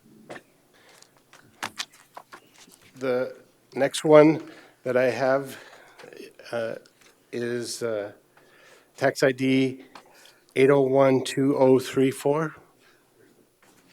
Is this on, This is Wall Drug Store. It's 801? okay, we got a bunch of them here, Yeah. so Yeah. give us that It's the number last again. one. 8012034.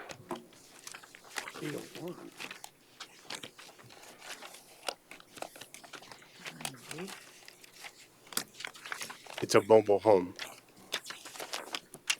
That's the last one in my stack of the wall drug.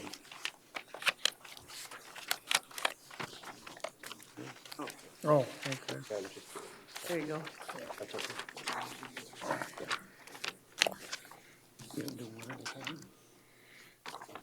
I think so. Unless they want to make a motion on one. But this one I need to make a motion. You have a recommendation Yeah. on that?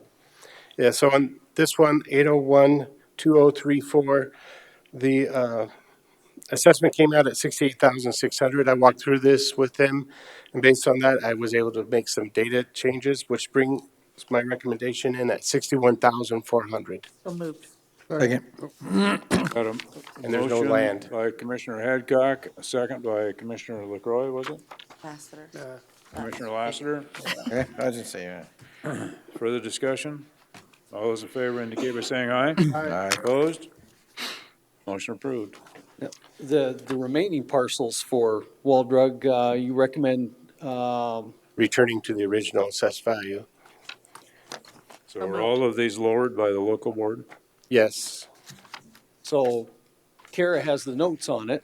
I am just suggesting that, instead of going down one at a time with all the numbers, it can be one vote. Great. Yep. So, and you've visited with, Yes. okay. I have a motion by Commissioner Hadcock to approve all of these. Is there a second? Second. And a second by Commissioner Lassiter. Any further discussion? All those in favor indicate by saying aye. Aye. Opposed? Motion approved. Joe, were these all residential or Yeah, commercial? primarily residential. Okay. Okay, back up further on the schedule is John Jordan, and he is here.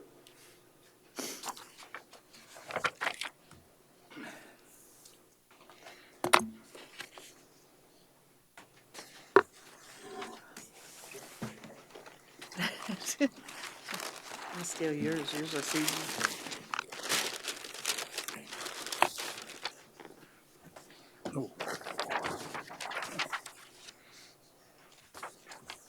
Hi, John Jordan.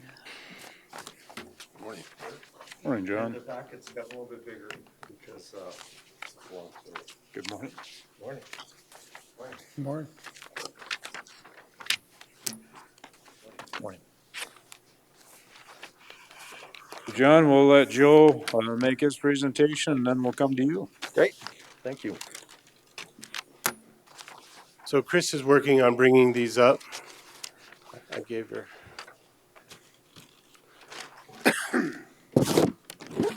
So there are 7 parcels that we'll be discussing today. These are the same parcels that were appealed in 19 and 20 that actually went through circuit court in December of last year, where the judge decided in our favor to keep the assessments where we had them.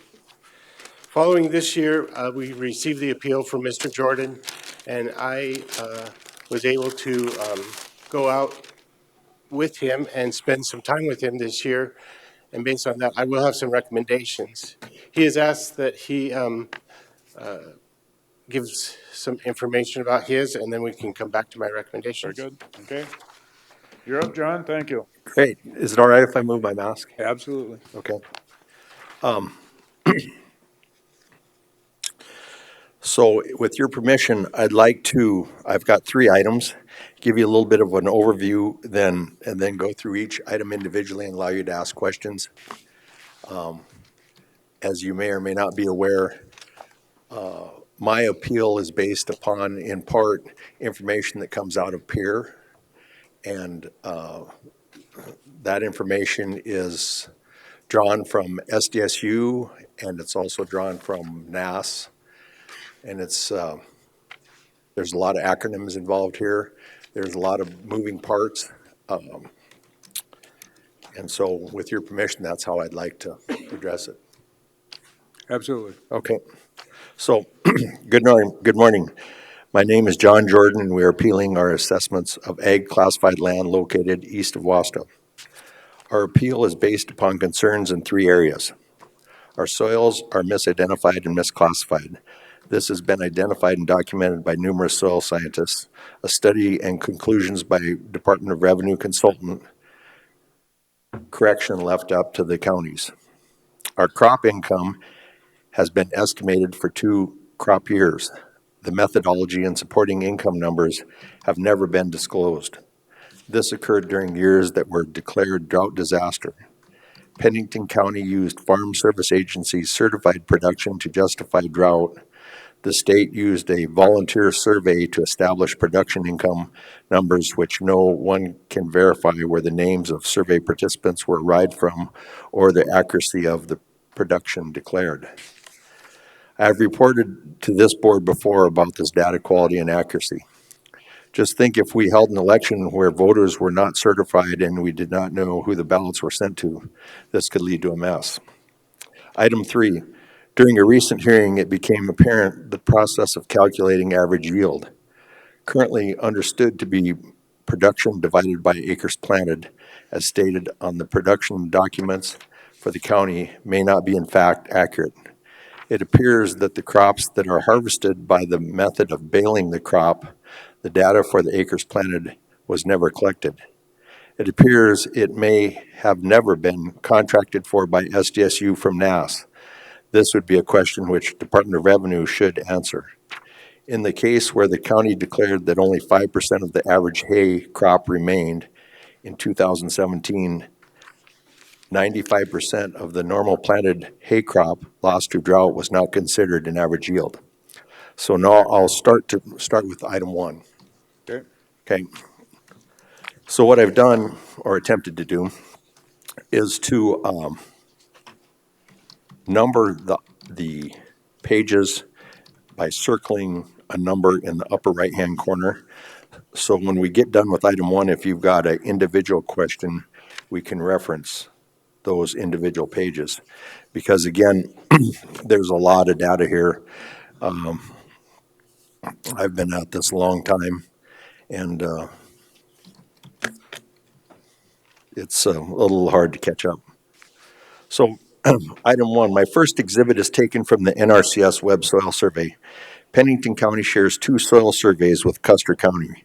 They are labeled SD 606 and SD 607. The soil survey areas are defined by a number of factors and particularly outlined in a letter by the state soil scientists to the Ag Land Task Force. I believe that's the next item. This letter attempts to explain differences between soil surveys. We have a wintering calving operation located north on Haynes Avenue, just across the Meade-Pennington County line. Our neighbors own land which run in both counties. The contrast between the South Meade County survey and the West Pennington County survey, in my opinion, has fueled much of the debate on accuracy of soil surveys at all levels of government. In my opinion, the West Pennington County survey is one of the most accurate in the area. I have worked with 3 soil scientists on this issue and seen adjustments made based upon the contrast. So the question always comes out, how does a non-soil scientist see the contrast? This is my local to the area explanation. Go past Jenner Equipment on I-90 to the Box Elder Creek bottom of the hill. That drainage is classified as a channeled soil or creek on the West Pennington County survey. That soil classification is a non-crop designation in Pennington County. Go north on Haynes Avenue to Box Elder Creek, about a half mile past the Pennington County line. The creek is classified as the highest rated soil in Meade County and not a creek. The creek cannot be farmed, but is listed as a crop rated soil. My example may include the same situation in Pennington County, which I've attempted to do by putting the 2 soil surveys adjacent to each other. And so if you look on the one soil survey and the other soil survey, one is listed as a channeled soil, and if you go into the other side, so they're both your soil surveys, but I've used this to show the contrast. You'll see that one is channeled and one isn't. That's the easiest way I can illustrate to someone the difference in these soil surveys, because most people can identify the difference between a creek and not a creek. Okay, it gets more complicated when you get into other areas, and that's where the soil scientists come into view. But anyway, we have worked with NRCS personnel over the generations and consider them a technical resource. I have included a boots-on-the-ground example of their work. This work was completed just prior to the digital soil survey. The soil types are indicated on the document. In my opinion, the boots on the ground soil information are far superior to the aerial information. Further development of a property as a ranching operation was and is the highest and best use of the property. That's the goal, is to identify what the highest and best use is. The NAS cropscape, in my opinion, was the document used in conjunction with the soil surveys to develop the study conducted by the Department of Revenue. That revenue was done by Dr. Elliott, and it had some conclusions. And some of the results of the study are included for your review. The state and county adjustment information are also included. So that is item one, and I'll attempt to try and answer any questions you may have. But again, remember, I realize this is pretty complex. Any questions? Mr. Chair, Commissioner Roskinek. page 1, you've got something highlighted. It says PO 76B. It's Yes. So that 73, is that 73 acres, if I'm reading that right? Yes. Oh, yeah, my bad. So would that be specific to your property, or is this another No, area? what I'm trying to do is to illustrate the difference in soil surveys Okay. by aligning them next to each other. The challenge has become, how do you determine an accurate soil survey from a non-accurate? And I'm trying to illustrate the simplest method I possibly can by showing where channeled versus non-channeled. So in other words, just as it is in Pennington and Meade County, Box Elder Creek is a creek on both sides of the line, but it has far different assessed values and classification. On the Meade County side, it's classified as the highest rated soil in Meade County, 0.9999. In Pennington County, it's classified as a creek, so that means it's non-crop. The valuations are immensely different, and all we've done is go across the county line. Now, the response from Department of Revenue, and I'm sure they'll be happy to talk to you about it, is that that doesn't count when you're going in between counties. And I would agree with that, but I use that to illustrate the difference. The illustration I've shown to you today is in the same county. So can I ask a question? Yes. Joe, did you tell them the discount that the 42.5 you were taking off the property this year? He is aware of the recommendations I'll be making. So, sir, they are dropping you 42.5, which brings your assessment, what, to 208.4? I think it's 2.8 even, but 208, yeah, 208. Anyway, that's a pretty good reduction for. Yes, and I appreciate that. Okay. So what do you think it should be? I think we listed. Oh, yeah, you did, I'm sorry. I didn't add those up. No, that's right. Fundamentally, my objection is in regard to a system that, in my opinion, you need to be a little bit more interested in, because you're allowing us to be taxed on income that doesn't really exist. But It really has nothing to do with your assessed value. It has to do with your income. which I understand, sir, but he's getting close to where you're going. Yes, he is. Which is And if you want to go the rest of the way, I would have, I can just stop right now. I bet you would, but I'm just saying, bottom line is, I think it's pretty fair, but Mr. I'll let Chair. you speak. Mr. Roskinek. I don't think it's the value, I think it's more the methodology employed and By the the state. irregular data. So Yep, by the state. what would you recommend that we can do as a commission to help eliminate this problem? Well, I would ask that you try to further investigate the source of this data, and that'll become more apparent as we get into items 2 and 3, because the primary item that became an issue the last assessment period was the doubling of the income in the second year of a drought, which, if you think about it, it's virtually impossible. Would that be something the Department of Revenue would be, where Yeah. we should be? Yeah, I would start with the Department of Revenue, but you're gonna have to backtrack through SDSU and then NAS. So, sir, Mr. Jordan, when you appealed and it came to pass, what was the bottom line why the assessment stayed the same? Based on your data, based on Joe's data?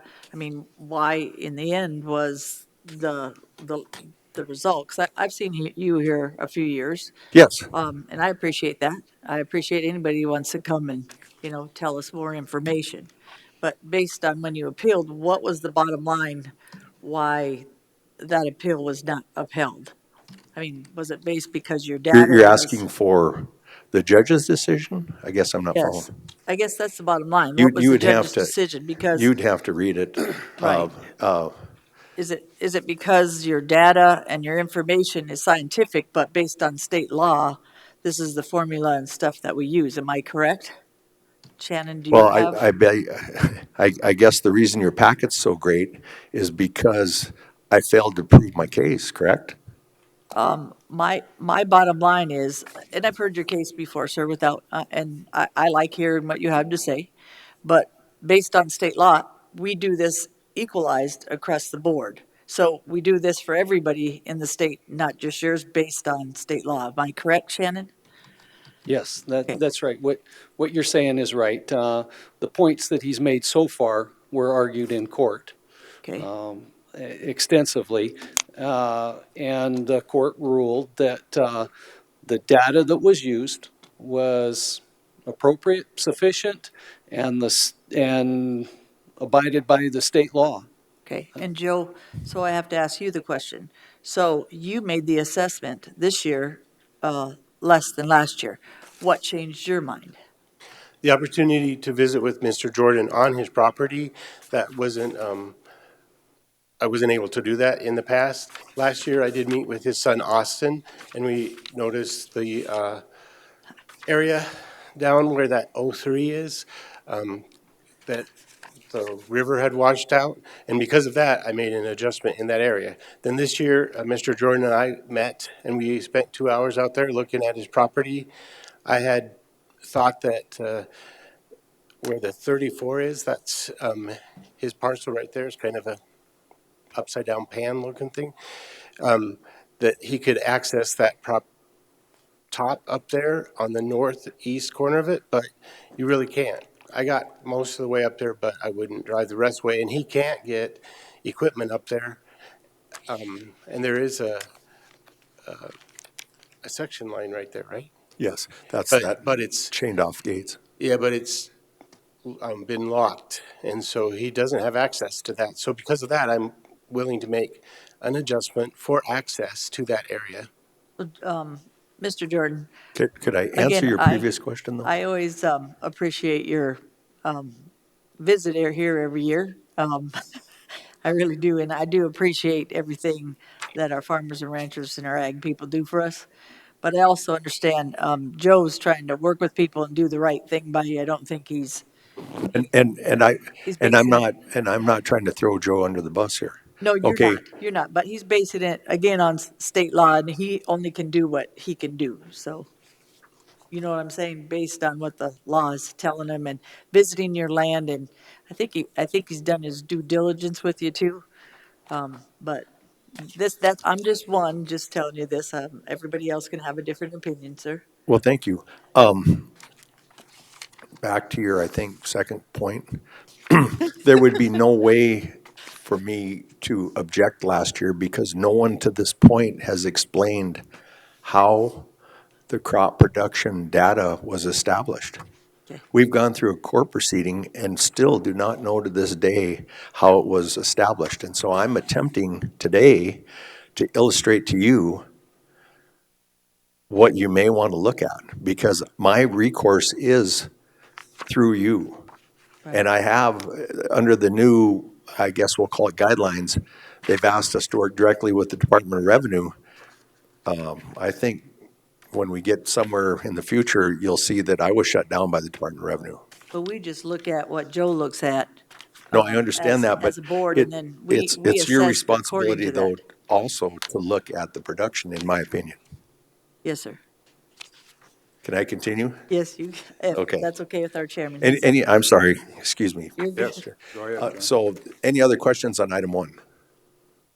Okay, well, I would have had this the day before because this is A pretty lot of tough to acknowledge all in one and and I recognize take up an hour today. I recognize that. but I'm in a calving pasture 100 miles away. Okay, I could send you a text.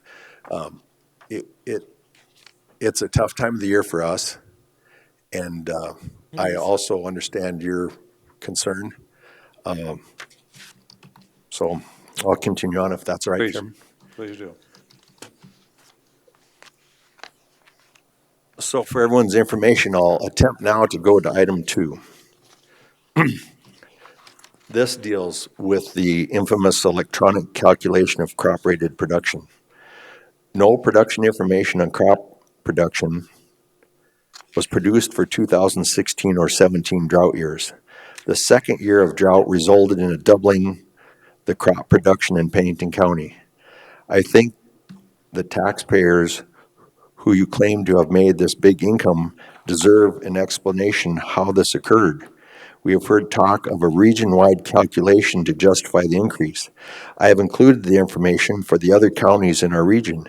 If the statements are accurate, I see no justification for the dramatic increase in 2017 in Pennington County. This affects our assessments for the following 8 years. So I've tried to illustrate 2012 was a drought declaration year. 2016 and 2017 were also drought declaration years. Okay. And so I've also included where you used FSA data to declare the drought and then taxed me based upon NAS data, which we don't know who those people, how they're even selected, or where the data from. Also, I've indicated in the past that NAS data isn't certified like FSA data. But anyway, the bottom line is when you get to the colored page, I think it's noted number 5. And so what I've done, because no one will even take a stab at trying to explain this, I've used the hand-waving explanation of how they're now arriving at income.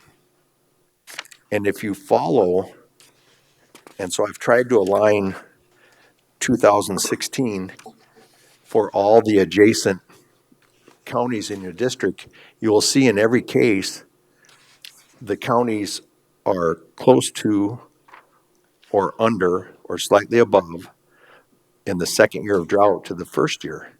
So in 2 of the 4 cases, the second year of drought is less income than the first year of drought.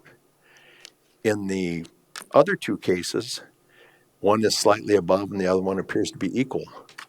There's no attempt in Pennington County to even try and and illustrate where that number was come from. But if you use their talking points that it was generated by what the adjacent counties were doing, then I believe a doubling of the income in the second year of drought is too much. Any questions on item 2? I guess I would like to see what Joe's comment would be to that. My comment would be about this. Oh, that last item too. The drought. The drought is actually accounted for within the Olympic average. When NAS, can't remember what that means, but from the Department of Agriculture for the United States, they send out surveys. Those surveys are sent back to NAS. NAS collects that data and puts it into a database. They do nothing with it other than that. Anyone can request that data, which is done through the school in Brookings or through the Department of Revenue. They do it because they're wanting to check that information. Once they get it, then they apply that to an Olympic average. They come up with the crops per this much alfalfa sold, and it was this many acres and the dollars, and then they come up with averages, and they put that into an average for every year since, for sure, 2010, or I think they did it since 2000, so they could get that 10-year Olympic average. The Olympic average means they put the they take those 10 years, throw out the top, throw out the bottom, and average the rest. So that drought year is taken into account through that Olympic average every year. I guess that was my question. So explain the Olympic average, Joe. Olympic average is where it's taking these numbers, like say the alfalfa and how many acres and that number, and using that number to come up with, I can't, what is it? It's page 1 and 2. Page 1 and 2 is there. Oh, yeah. Page 1 and 2 is your Olympic average. Okay. Of the second part? Yeah, so Yeah. Okay. Part 2, page 1 is Joe's illustrating the production and the income. yeah, so Okay, and then page 2 of part 2 is a calculation of the Olympic average. yeah, so on page 2 there, crop information, income per acre in 2000 was $86, and then it goes down $66 for 2002. And then if you go down to 2011, it was $242. And then it went down because this is the drought year that Mr. Jordan is referring to at 103. But then if you take these numbers over to the right, it says Olympic average for 2000 to 2007, and it's actually an 8-year Olympic average, my bad. So it takes those 8 years, the 86, the 66, the 45, the 81, throws out the high, throws out the low of those 8, and then averages it. And then it does it for 2001 to 2008 and comes up with $76. And then that's the number that we then use to come up with what our top dollar is for crop-rated soils and pasture-rated soils. So we take that number times the formula, which I don't have here with me today, and then it comes up to what our top dollar is for each year. And then that's the number that we use and apply it to the different kinds of soil, whether they be crop-rated soils, pasture-rated soils, and the factor of how good quality they are to come up with the value of each parcel. So those numbers are directly related to the assessed value, one way or another. They're what we use to come up they're with. used as a part of the formula to create the assessed value. Correct, which is based on production, not on market. Okay. So the bottom line is, when those numbers are inaccurate, it affects the assessed value for 8 years. Yeah. I don't think anybody up here is an expert at this, No, and I understand. I've been at this a long but time. I can understand. I You thought I got had this worked out under the incorrect data. previous administration. So John, I see on 2011, that number was $242.11. Yes. Which obviously skews everything else because that's by far the highest year.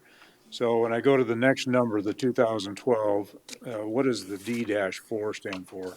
Drought. That was a drought disaster year. Okay, so and what's the 4 stand for? Is that There's, well, depending on how you count them, G0 through D4 in your drought disaster declarations. Okay. Okay, and so if you go to the drought map, you just. Yep, I understand what you're doing now. Okay. So Joe, your assessment based on what you have here is like 208, you said? Mm-hmm. And then you dropped it about 57.5, sir, to about 150. From 250. He did. Yeah. Yeah, 155 is what you're wanting, and Joe's got you at 208. Yes, correct. But he's also dropped you another, from last year, 42.5. So I think working with you, he treated you pretty fair. I have no objection with Joe. I think I tried to I know mention that. personally, you're just- So we're looking at one component, which is the soil. Right, Okay, there are other components to this, which is the production and the income. yes, which we base on by state law, right? Yes, Okay, thank you. but the only recourse I have is through you. I know you do. Okay, Thank you, Okay. Mr. Jordan. ready for Please item 3? continue. Oh, I'm sorry, Chairman, sir. Yes. Go ahead, item 3. Yep. Okay.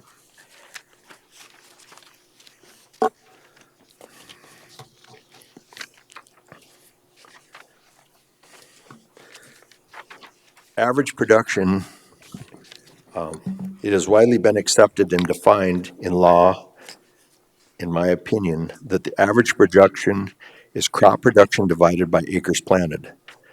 This is labeled on the document issued by Department of Revenue, SDSU.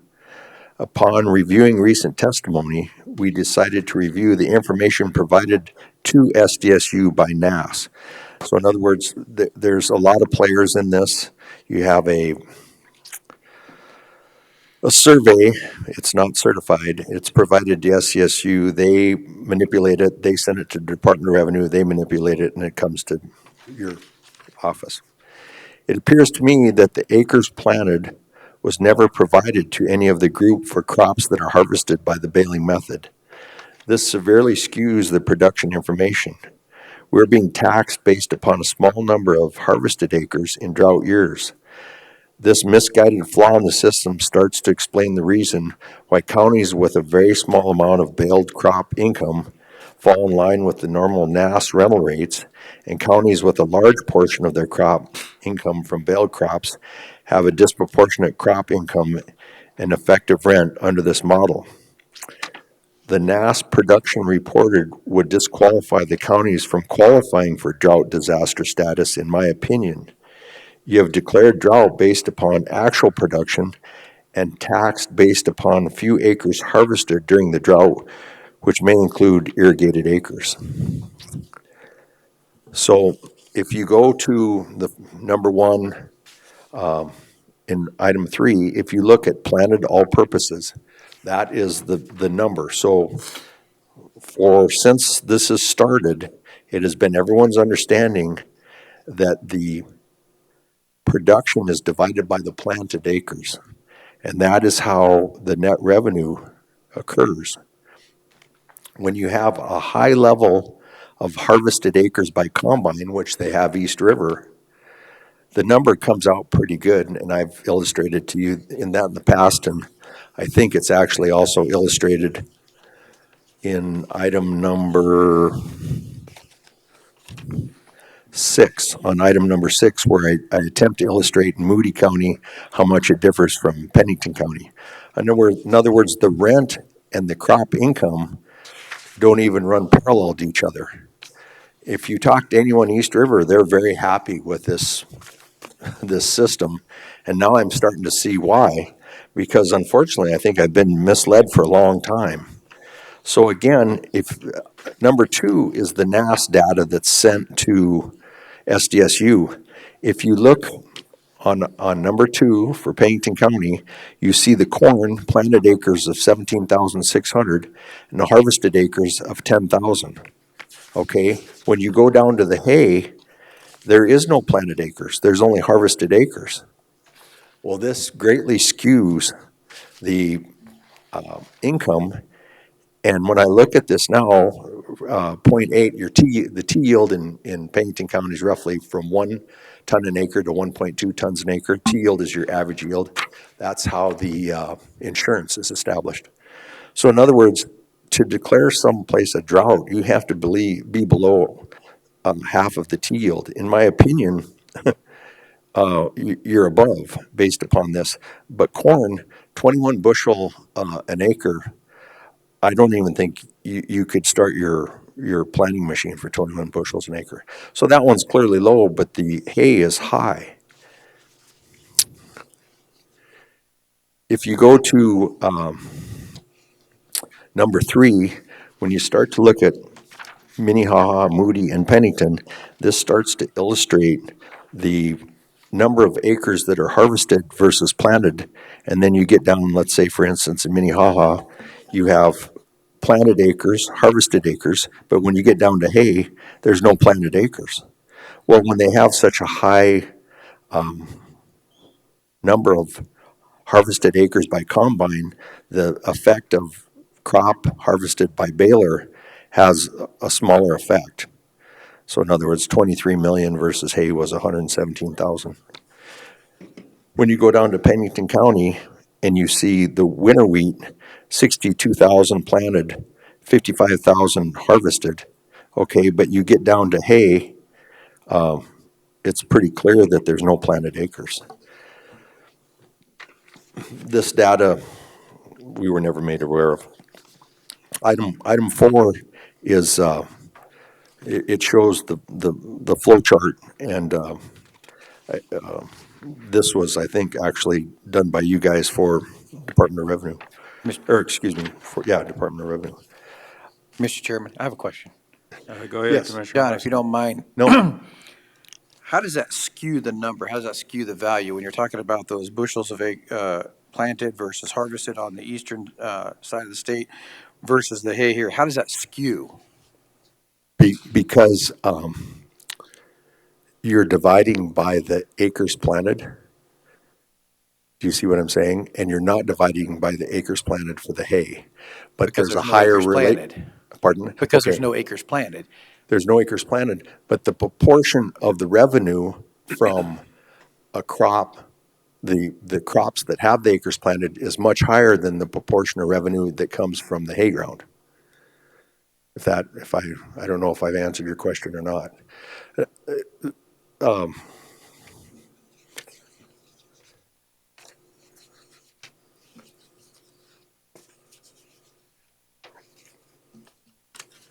I believe, maybe it's not in here.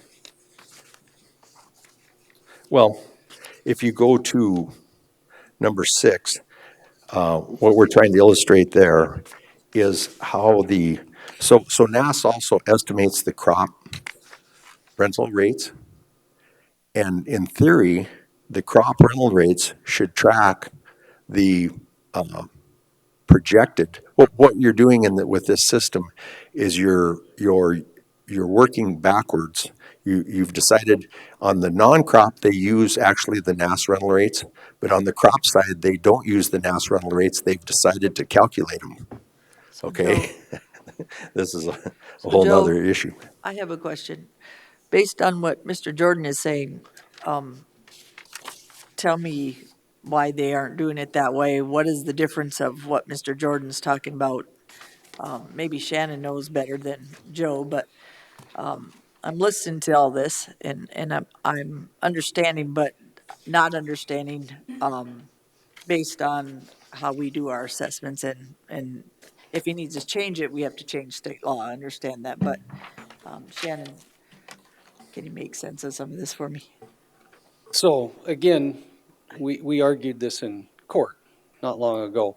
The law, the state law is very specific about we will use this information from this source in this formula in this way. Right. Mr. Jordan argues the accuracy of the data and parts of the formula and whether that's a valid concern or not. The law is very specific that we will use this data from this source. So basically, what I'm listening to from Mr. Jordan is based on his data, he's not making as much hay or he's not making as much to be able to produce what he needs to produce, which makes a lower yield or lower value on this land. That's your bottom line, am I correct? Back first to the previous point, if you'll let me answer that. This particular item was not argued in the courtroom. That's incorrect. This item was brought up in the courtroom. We had never known about this up until the court proceedings. Right. So this has never been argued. Okay, I'll try and, if I could, use an example. And it'll be a real life example that'll happen here, I'm going to say in the next month. North of Rapid, we have man-made lagoons adjacent to us. Okay, it looks to me like we're going to get droughted out. So it's roughly 200 acres. That's the acres that are planted. Okay, due to having this man-made water system adjacent to us, it sub-irrigates about 20 acres. Right. So we will get to produce hay on about 20 acres due to the adjacency of the man-made water system. Okay, if you took a ton per acre out of the 20 acres, which is what they appear to be doing now, that's the harvested, that yield would be 1 ton per acre. Right. If you take all the acres that were planted, so 20 ton divided by 200 acres, then we only have 1/10 of a ton. So by what you're saying is what you can plant and what's going to end up producing is different because of drought. Yes. So that'd be this year. And through the drought years, from what I've read in your packets, and I've read them before, based on the drought years, you think there should be a higher discount because your yield, however you say it, is not as high. Well, no Right. one's ever understood up to this point that we weren't using acres planted. If you look at the Department of Revenue, it all says planted all purposes. Right. We always assumed you were using planted acres, and we felt that the adjustment was being made because of the inclusion of irrigated.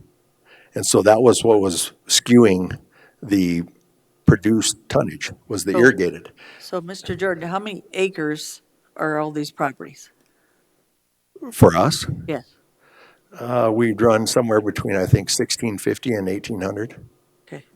For all these properties that. Oh, are you talking about this particular property at Pennington County? Maybe Joe knows, sir. Okay, go ahead. Yeah, it's just over 800 acres. For the 208? Okay. Correct. That's correct. And do you get discounts for different things for being ag by chance?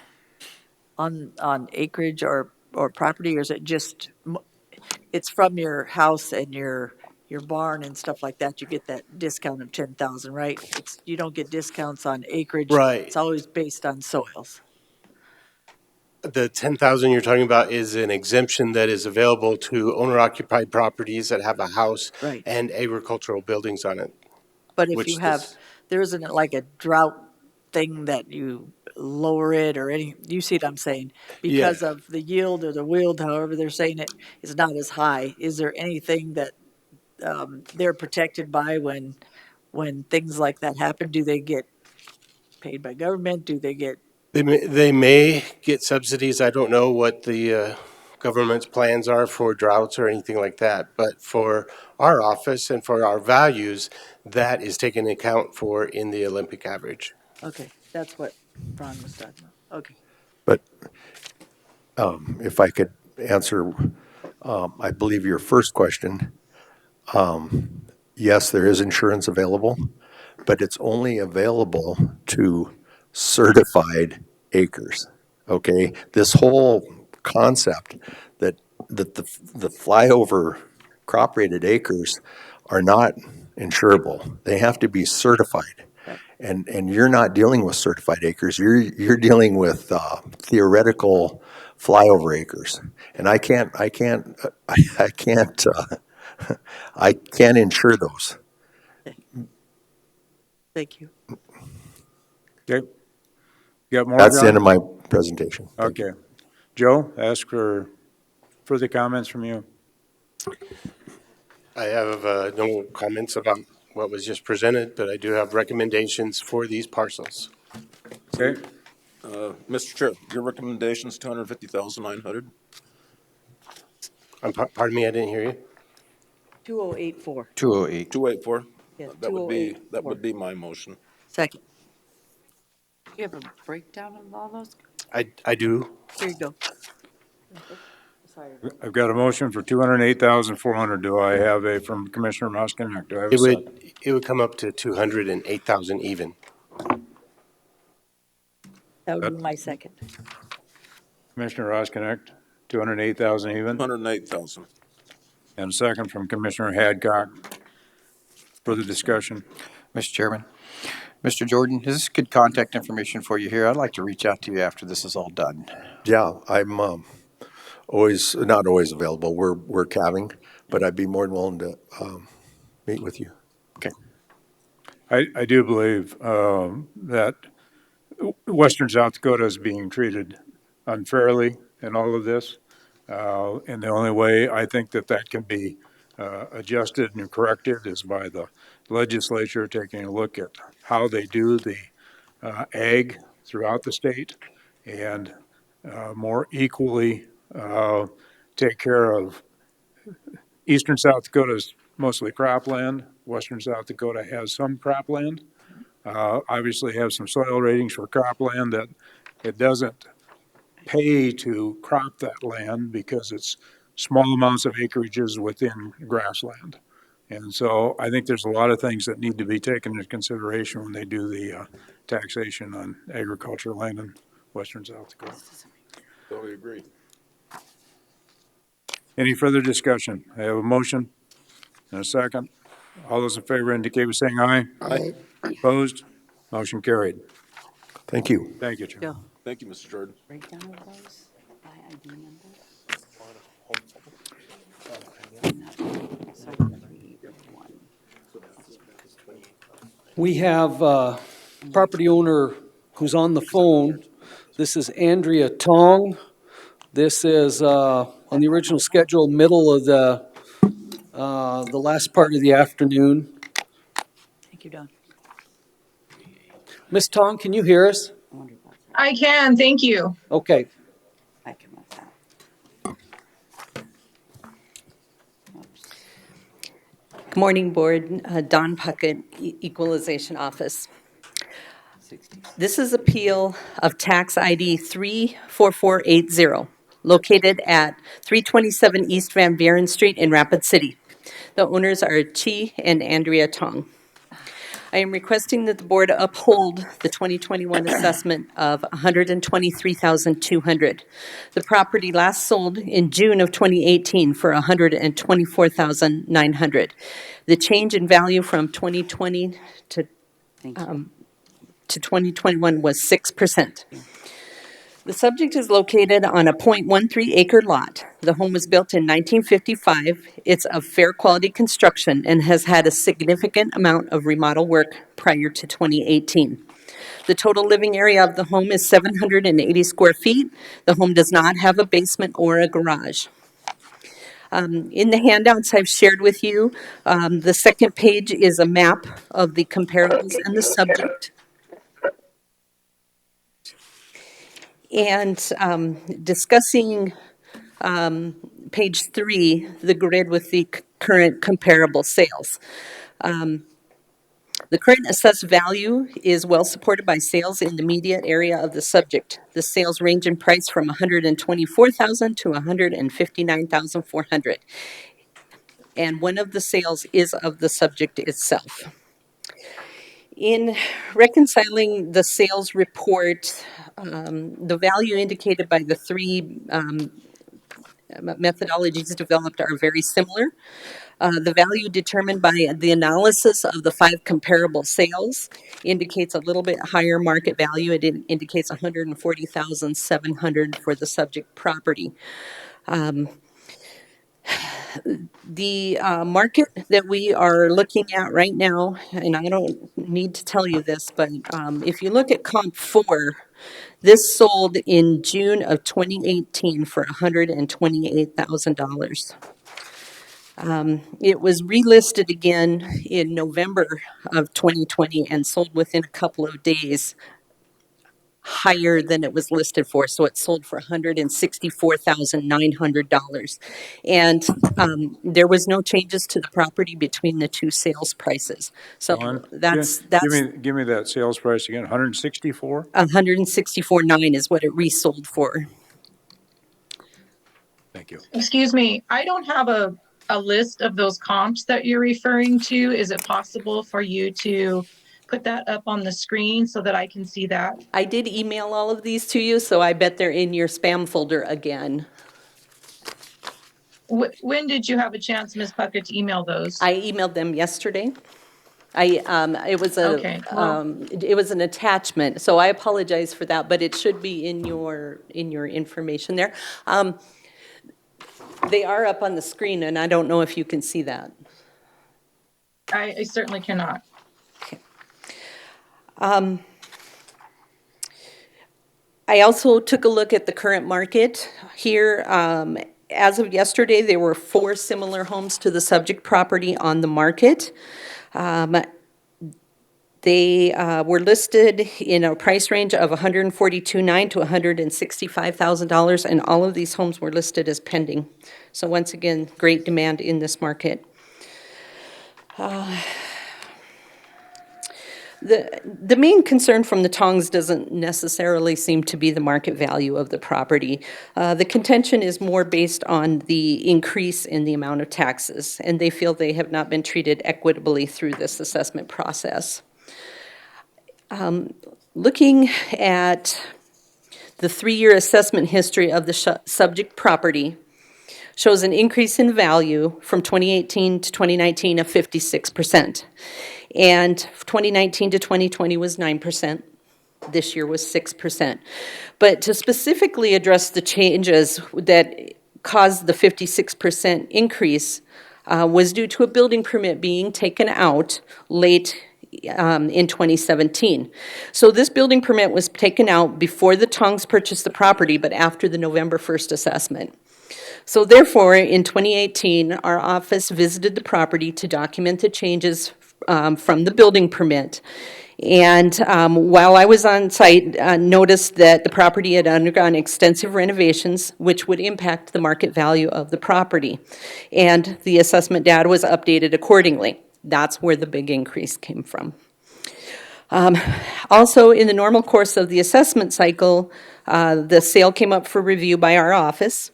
The sale, along with the MLS data, confirmed that the observed condition and data corrections that were made were appropriate to the market value of the property.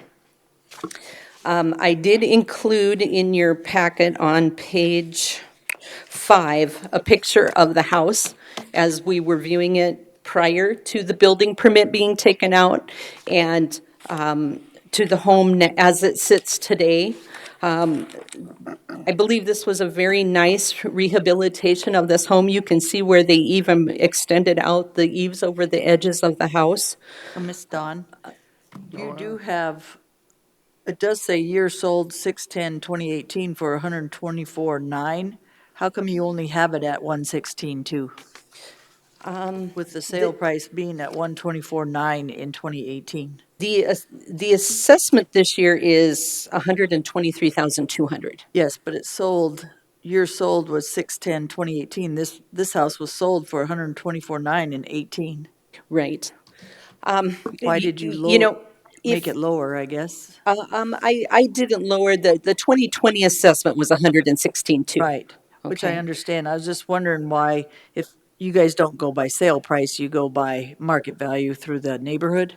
Well, we don't use one sale. Right. When a property sells, we don't automatically jump to that. We do use all of the sales in the neighborhood to try to determine values.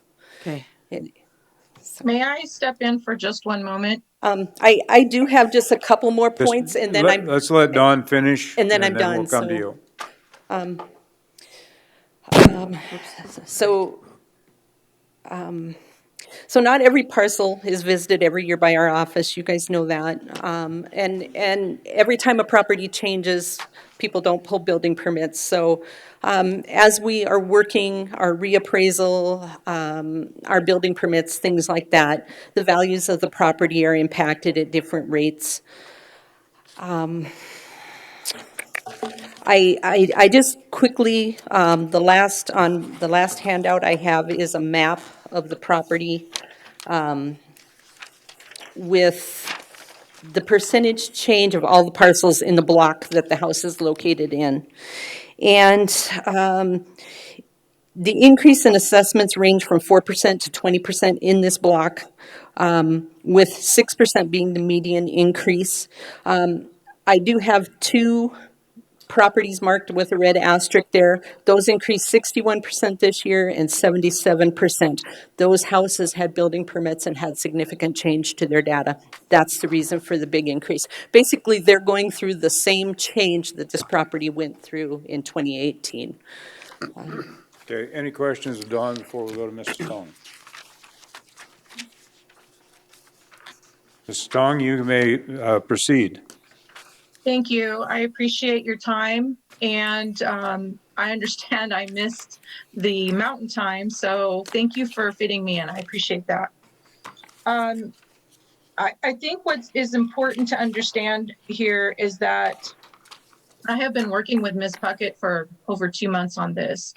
As you can see, I received really critical information at almost 4 o'clock yesterday afternoon into my spam folder.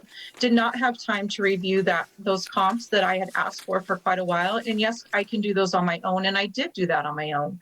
I presented a letter to her. Now, this is based on the previous year's taxation, so I understand that it doesn't have credibility for the current price point. However, I would like to make a point concerning that. When I had an appraiser go through my home and give me a workup of the comps in the area, and I had sent that to her many months ago, she said, I see that, but that I can't project anything because we don't have your current taxation. And I said, that's fine. So I just wanted to show a history of the home. My taxation was $1,184 in 2018. And then in 2019, it went up to $1,833. And then this year it's 2002. So I've had an $818 increase over 3 years. And in the first year, it was a $649 increase. Now, that's my concern. This workup speaks to that point. We're not looking at upgrades. We're not looking at gutters hanging over or the roof going over the side of a home or new paint or new siding. We're looking at primarily square footage. And if you take that component alone, which is, I believe, what you base your assessment value off of, unless someone has the integrity to pull a permit. I do understand in certain parts of South Dakota, you can just do your work, and then when you sell, you have to show that it is compliant. You don't have to pull a permit. Maybe that's a way around all this. Maybe that's dishonest. I don't know. I know the laws in California very well. I'm becoming versed in the laws of South Dakota. Here in California, it's not based upon the yearly uptick of home costs through the real estate market, because that is highly subjective and that in itself is questionable. Here it is when it's a change of ownership is when the taxation scurries up and gets with the current price point. So I expected that to happen the first year we owned the home, okay, but I didn't expect to find out that I was being charged $111 higher than my neighbors that had the exact same comps in the area, minus, I'm not talking about upgrades. I'm not talking about any of that. We're going purely square footage here. So that was my primary concern, but I also feel it was unfair that my home, because I paid a higher price, that home was valued at $68,000. I paid $124,900 because I have my elderly mother who I purchased the home for so she could be there. She loves South Dakota. She loves Rapids. She said, it's so amazing here.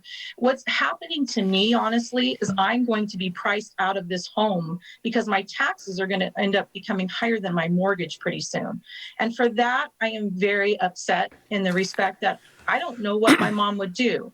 I have 2 mortgages. I have one here in California and I have one there in South Dakota. And the good Lord has provided that little house for us.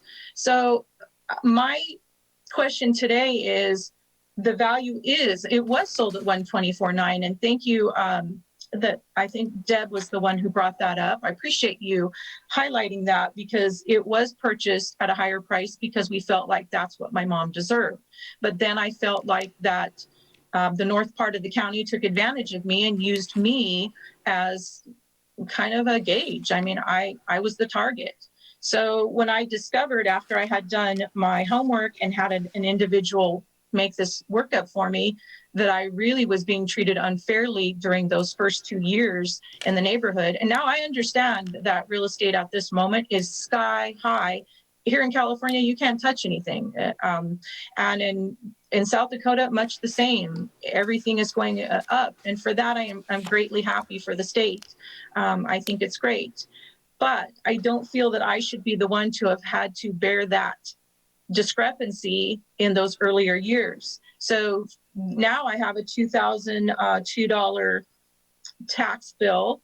If you add on the other fee, there's one more fee that they tack on, bumps it up a little bit, this Rapid City Storm Water Assessment. So it's moving it from $1,985.10 for the 2020 year up to with a $16.99 addition for that on. So that's $2,002.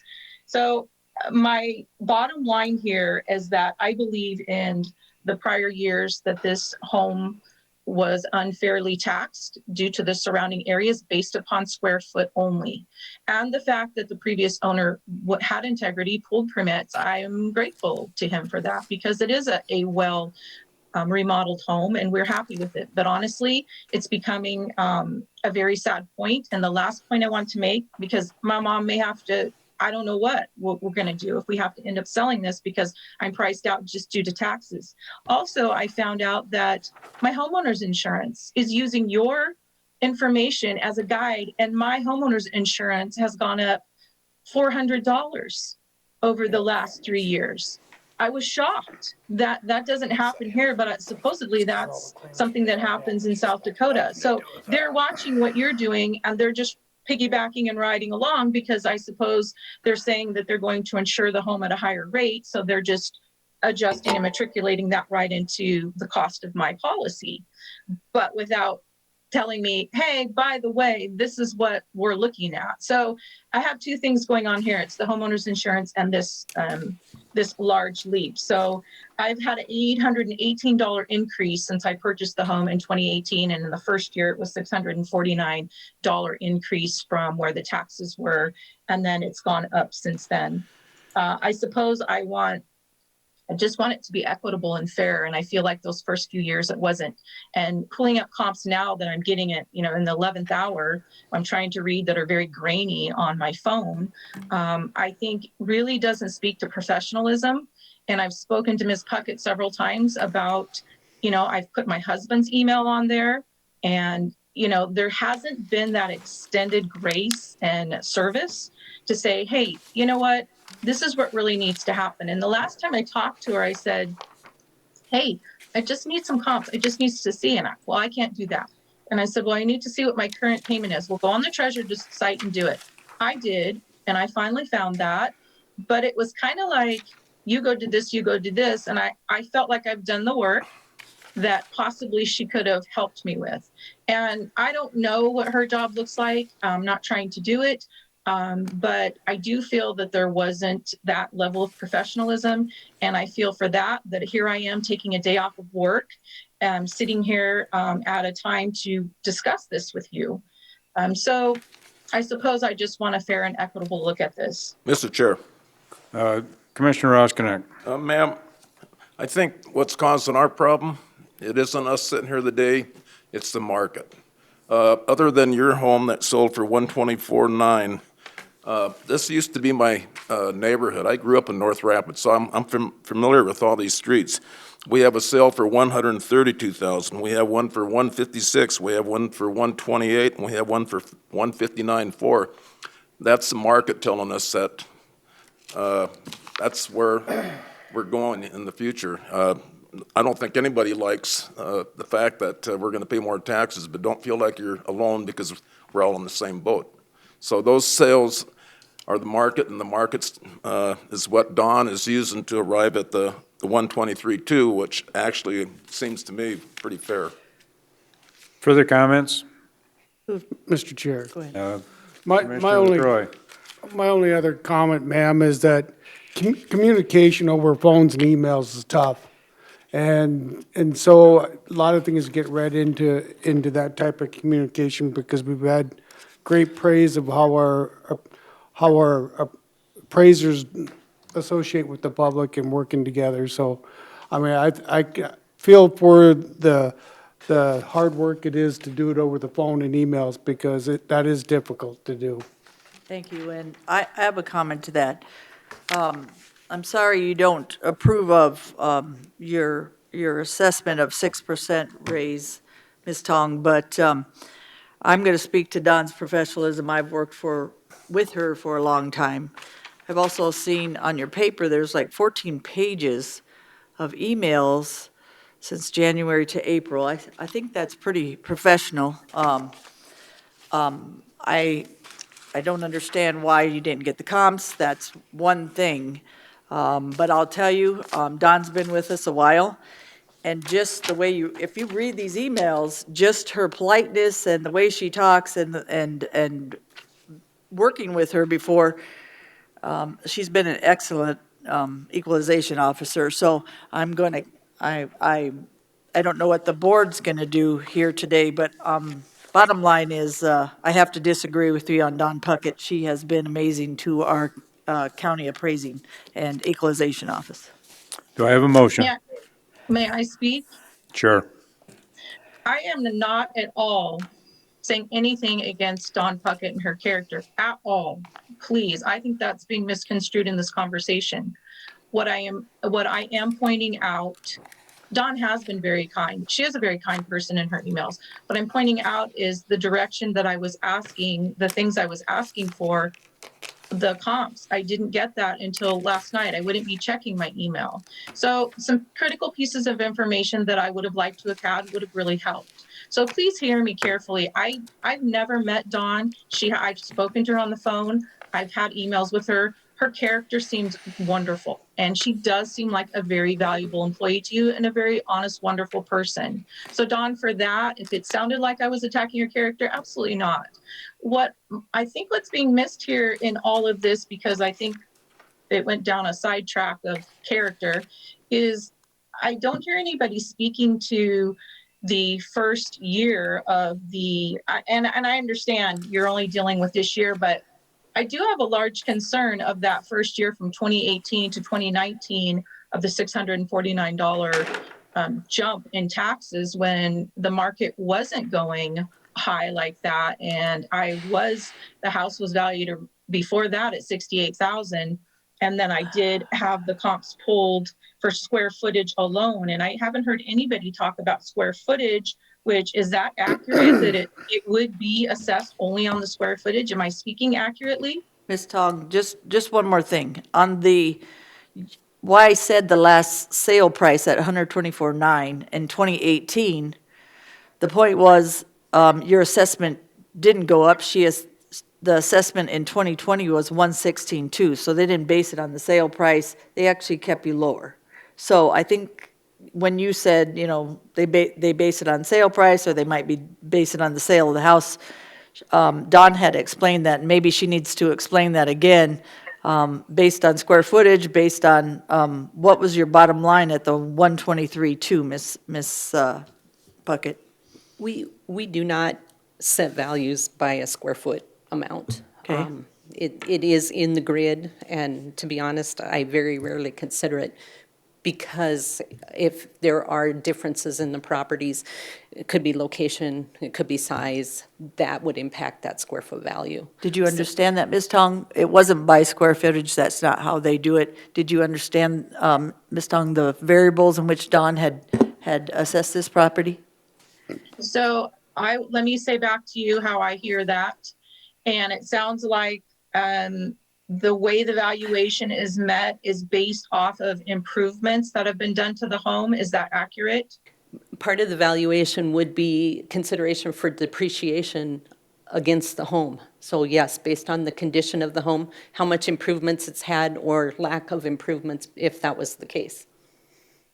So then I must be missing something here, and I apologize if I'm not reading this accurately, but I went to an appraiser in South Dakota in Rapid, and Ms. Puckett, I had sent you a copy of this letter, and the breakdown that he gave me of price per square foot, he told me that that is how the assessed value is taken, is off of the price per square foot. Is that not accurate? That's not accurate, no. And I'm sorry, I don't see where you shared that information with me, but that's okay. I sent that. You asked me for that. You said I would like to look at that, even though we're dealing with the current tax year. That was for last tax year. We have that. We had not discussed a private appraisal at all, or, I mean, you have given me your analysis of what you thought the per square foot value would be. I do have that information, so maybe I'm just misunderstanding what you're looking at. The letter I sent you with the properties it says, according to property records of surrounding properties, the following properties with no basements are assessed as follows. And then there's a grid. And at the very top, it says, to whom it may concern, we, Che and Andrea Tong, are requesting a reconsideration and assessed value to our current tax assessment, currently in our home at 327 East Van Buren.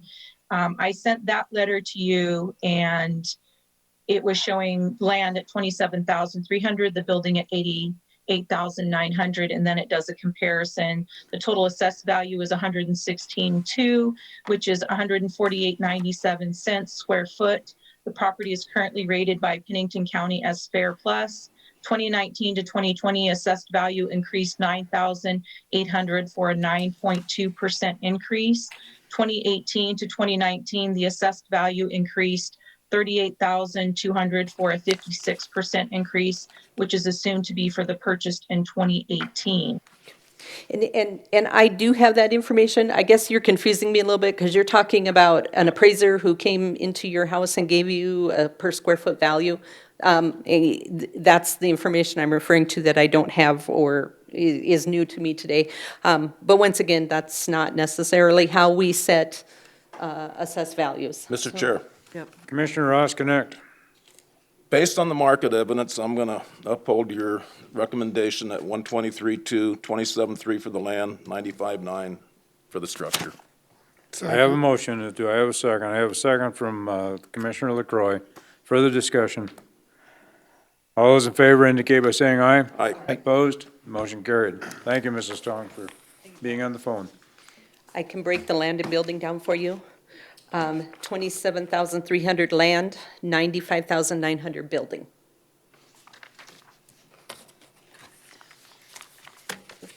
Thank you, board. Thank you, Dawn. Thank you for your time. So everything is denied and the taxes stand as they are. Correct. Okay, thank you so much. Thank you. Yep. Do you want to break for lunch? Yep, we will, we'll break for lunch and we'll return at 1 o'clock. So we're back in session. We are absent one commissioner from the dais, but he's gonna be on Zoom, audio only. And so, Rod, anything further here? Gary, can you hear me? I might just address one outstanding question. Gary had asked me about expenses and asked me to give him a copy of that. So where I got that was actually, if you look at page 8, Gary, of your document that you gave us, page 8 in the 2021 column, total expenses, $6,837,422. That's the number that I'm using for the expenses minus 3% per year to get the 18 and 19. So I wasn't using actuals. I was using the expenses that you had given me earlier, and then took off 3% to go backwards. So that's where I got those. So the 6,837 is not showing the 3% deduction. No, Okay. if you look at the document that I handed out, the 3-page paper on the very Okay. on the very last page, Sure. in the blue column where it says 218 and 219 averages, there's a section in expenses where it says projected. So that's where that number started, and then I backed up 3% to get the previous years. Okay, thanks, Rod. So Travis, can you hear us? I can hear you. Can you hear me? Yep. We're in good shape. So we're ready to go back to Gary Clevenger? Yes. You're on, Gary. All right, thank you, Commissioner. So just going to briefly go over the report.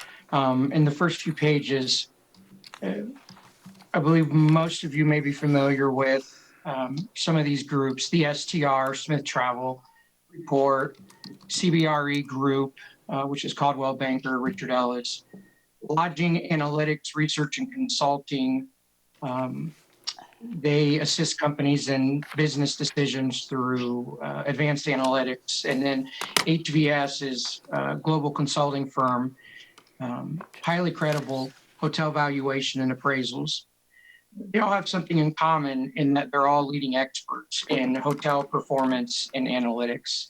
And they all also are closely aligned in their forecast in that the U.S. hotels will not return to pre-pandemic conditions in 2021, 2022. The AHLA, American Hotel and Lodging Association, quote I put in there states that hotels were one of the first industries affected by the pandemic after travel was forced to a virtual halt in early 2020, and it will be one of the last to recover. A lot of truth in that. There's a lot of weight in that. Also, I want to point out that the Holiday Inn Hotel that we're discussing today is a full-service upper mid-scale hotel. It relies heavily on group convention demand and corporate travelers. And you may have seen the quote from a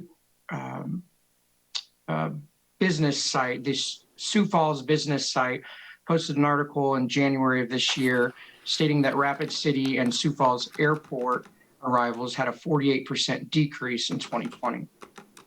So I know some folks believe that we're only talking about 2020 affecting the hotels, and maybe don't foresee 21 and 22 being impacted.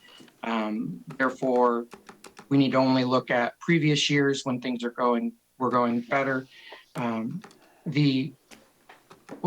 I guess the pivot in that mentality for me was a course that I took this year, continuing education course, through the International Association of Assessing Officers, the IAAO.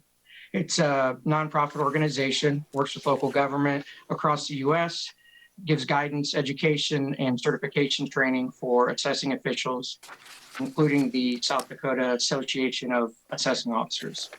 They offered an excellent webinar on January 29th, titled The Impact of COVID-19 of Hotel and Restaurant Values.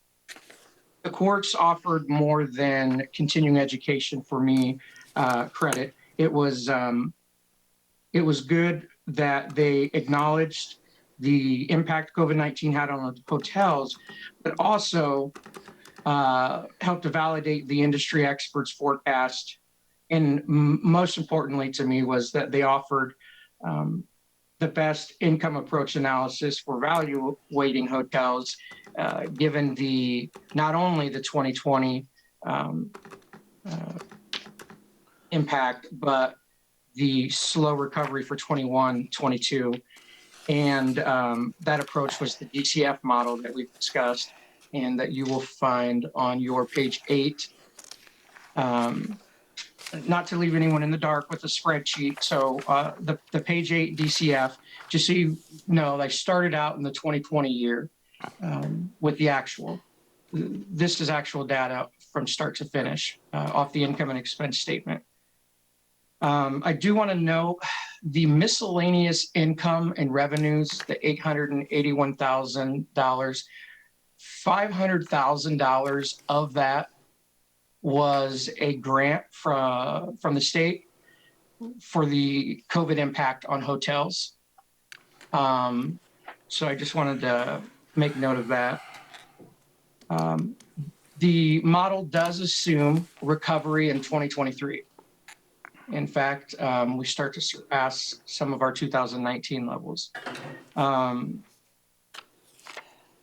Page 7 at the bottom, you can find that those 2019 actual RevPAR occupancy and daily room rates, the page before the DCF model. And so an optimistic person, you know, may think 2022, 2021 even is going to be great for hotels. And all the industry experts, you know, they may think they're off. So there's a few things I like to look into when I was doing the research, and one of them happened to be what does the experts' percentages and numbers, how do they align with the outcome that I'm getting? And I kind of went into detail on that. It was page 5, where I show the HVS information and identify our upper mid-scale 17% average value change. Then you'll see on page, the last page actually, you'll see my notes. Just an interesting observation that applying that 17%, a little shocked, I think the taxpayer a little shocked that even though it was a small increase, that the value increased. To say that the actual market value as of, I believe it's November of 2020, it was an increase from the previous year. Just have a hard time digesting that. And then to put the focus, knowing 2020 was impacted, 2021 and 2022, our 21's already showing signs of being behind, even from my forecast. Yet we want to focus on the 17 and 18, or the 18 and 19 values. So moving forward, though,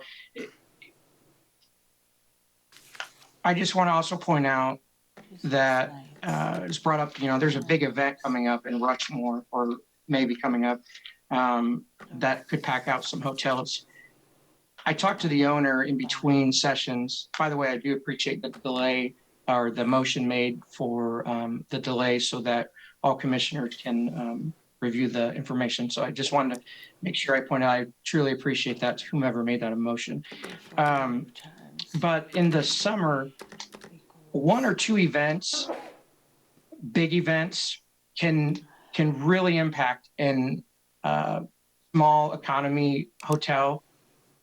But for this type of hotel, for a mid-scale full service hotel, 1 or 2 events, even if they're huge, they're not going to make the hotel live or die. In fact, in 2019, the hotel had a lot of revenue. I think it was around, the CFO mentioned around 19-20% from bus tours, companies that come in and obviously tour a spot. And in 2020, it all but went away. And the contracts for 2021, they're looking at 50% of the income that they had for these bus tour companies in 2019. So that was interesting. And he also asked me to point out that they had some hail damage. It was a pretty big, there's 2 storms, I think, and some hail damage last summer, I believe. They went through a struggle with the insurance company, and they've worked things out now, and they're going to have all the repairs done for the roof and some fascia this summer, which is busy time. Hopefully busy time. And in doing that, they're going to be down for 2 months, down 25 to 50 rooms will be out of service while they're getting these repairs done. So you just asked me to go ahead and bring that up and note that it's just something to consider. But so I would like to share on that DCF model. If you look at the 2021 actual on page 9, that's just an average. It's actual, but it is an average, 46.68% occupancy, average daily room rate, 108, RevPAR, $51. That is based off actual January, February marks thus far.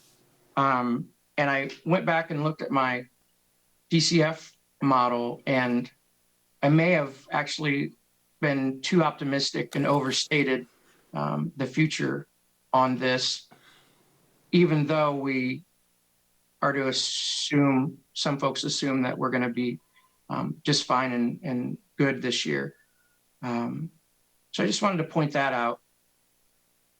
The other thing that I think I got off subject just for a second on, I was trying to bring the point, the HVS, when they talk about that 17% decrease in value, they took 150 hotels, they appraised them, that they had appraised from the years 17 to 19.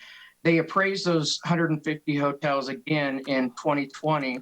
And for our class of hotel, there was an average 17% drop in value. And I thought, well, let's measure that against the current assessment. Let's do a 17% drop because I don't believe it should have increased 0.5%. It should have decreased. So they gave me a value of around 13,047,000, and just a little higher than what the DCF model. I was surprised it was actually 1%. I think 0.7% difference. So it was just interesting, food for thought. But I do feel strongly about the research presented. I do feel strongly about the sources, the IAAO, and I am open for some questions. Mr. Chair. Commissioner Roskinek. Say, Gary, when did you inspect the subject property last? Physically, I have not inspected the property. Okay, thank you. Next question. Do you agree that capitalization rates are extracted out of the market? Do I agree that capitalization rates are extracted out of the market? If I did a income approach and I arrived at my net income, I could support that net income, but then the next component would be the cap rate. Normally, it's been my experience that those are extracted out of the market. You don't go to the realty rates and pick a cap rate. The lending institutions that I work for, they want market evidence that that cap rate can be supported. So are you, just to be clear, do you ask that because you're questioning the 9% on the, or the 9.5% on the, where am I at here? Oh yeah, on the terminal capitalization rate is? Well, your discounted cash flow analysis, you're using a discount rate to bring those future net incomes to present value. I'm just asking where's the support for that?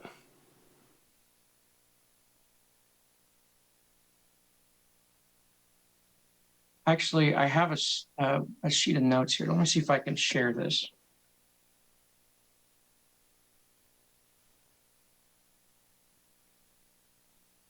Bear with.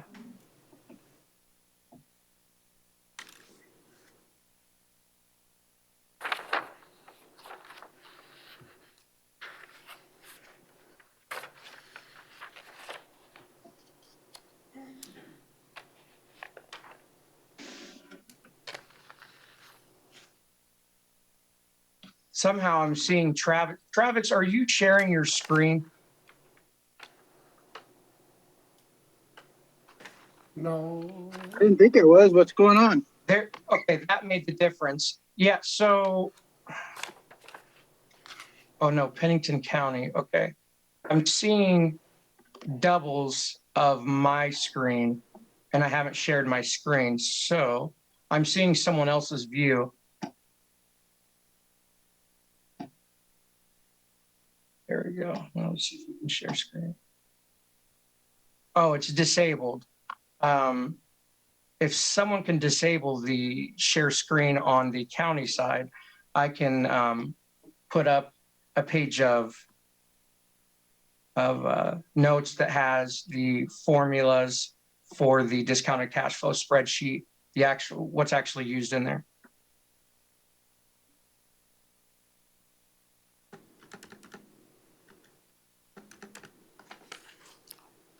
Is that something we're able to do? Done.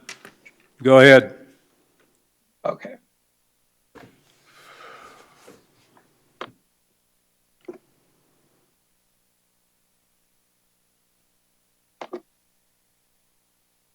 Just let me know when you can see.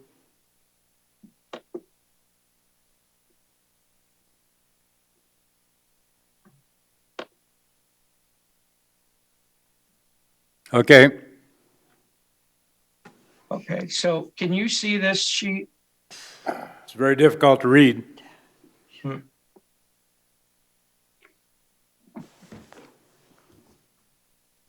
So Gary, what did you use for discount rate in your DCF? So the DCF model starts with, go back to this.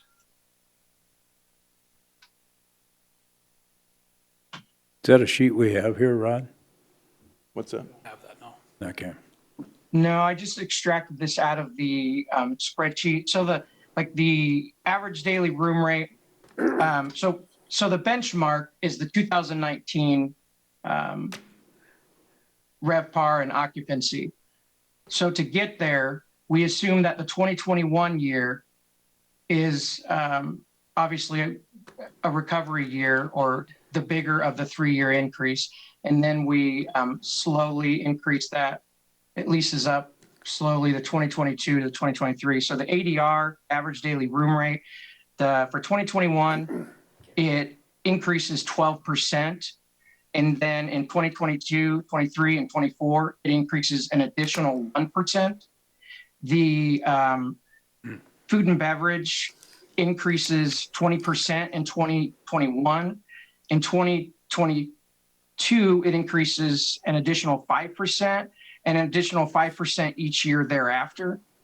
The departmental expenses, luxury hotels generally have an average 44% based off CBRE's analysis in 2019. We did have a slightly higher at 47%. And so the annual room expense for each year for those is 22%, 24% for the food and beverage expense, and the other department is 1%. The undistributed expenses, admin in general, is the actual multiplied by the 12% for 2021 through 2024, by 10% for sales and marketing, 1% for telecom and information expense, and 6% for operations and maintenance expense, 7% for utilities. The management fees remain at 3.5% of the gross revenues for each year. So Gary, down at the bottom of your DCF, you have present value factors. If you apply those factors to each year's net income, you're going to come up, if you change that factor, you're going to change the outcome. So my question is, what discount rate did you use, and how did you arrive at? Those present factors, I don't make those up. That's the standard. Anywhere they're going to use those present value factors. Actually, they should be extracted out of the market using comparable sales. If you belong to CBRE, I'm sure that there's market evidence available through them. I've certainly got a lot of market evidence over the years from that group.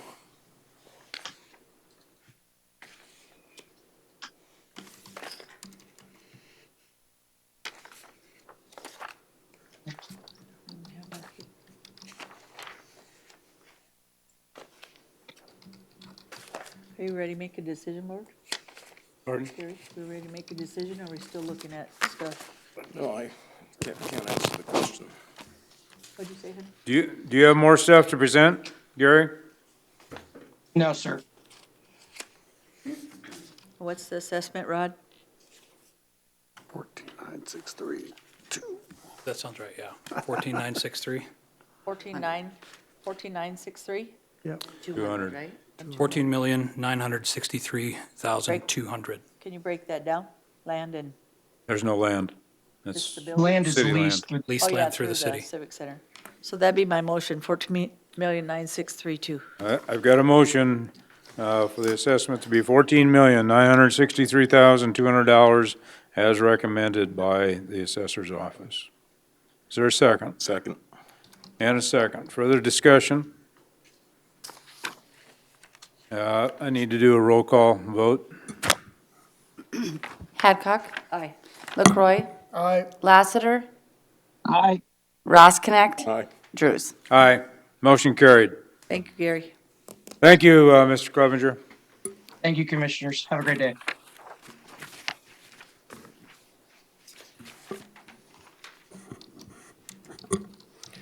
Should we continue with the afternoon schedule?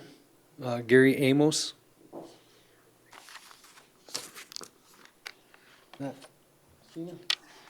Gary Ingalls. Amos, you mean? Amos, Gary Oh, Amos. Amos. That's his last name. Okay, Hi, I'm Christina with the Pennington County office. The tax ID is 39104. The location is 215 West Fifth Avenue in Wall, South Dakota. The taxpayer's name is Gary Amos. I have a recommendation to restore our original assessed value of $96,900. The owner appealed, and the local wall board reduced it to $88,490. After speaking with Mrs. Amos, she agreed to keep our original assessed value. That is land value of $14,900 and structure value of $82,000. is there a motion? I've got a motion from Commissioner Hadcock. Is there a second? Second. Second from Commissioner LaCroy. Need to do a roll call. Hadcock. Aye. LaCroy. Aye. Lassiter. Ross Connect. Aye. Drews. Aye, motion carried. Skip two down, we got Jason Osman. Don Puckett Equalization. This is tax ID 18813, property owner Jason Osman, located at 807 Husted Street in Wall. Original assessment mailed out at $154,600. The Wall board lowered the value down to $145,696. My recommendation is to reinstate the $154,600 assessment, and after reviewing sales with Mr. Osman and having a conversation with him, he is acceptable to that and did not want to appear today. Move to approve. I got a motion by Commissioner Ross Connect. Is there a second to approve? Second. Second by Commissioner Hadcock. All those in favor indicate by saying aye. Oh, we have to Opposed? do a roll call. Motion Roll approved. call. Oh, I'm sorry. That's okay. Roll call. So land 14.3 and building 140,300. That'll be my motion. Roll call. Hadcock. Aye. LaCroy. Aye. Lassiter. Aye. Ross Connect. Aye. Drews. Aye, motion carried. Thank you. Okay, let's go back to the morning schedule. We had two property owners that didn't show up. The first one was Jacob and Mary Tweeten. Tweeter or Tweeten? Tweeten. Tweeten. Is that Tweeter? Tweeter? Okay. I didn't say that. Tweetin, yeah, Tweeter? Tweetin, Did. Oh, like Tweeter in the brain. tax ID 18834. This is in Wall, 804 Husted Street. The Wall board lowered to 143,276. And I'm recommending we bring back to 152,8, 14,000 on land, 138,8 on the building. So moved. Got a motion by Commissioner Hadcock. Is there a second? I'll second. Wake up. Roll call vote. Hadcock. Aye. LaCroy. Aye. Lassiter.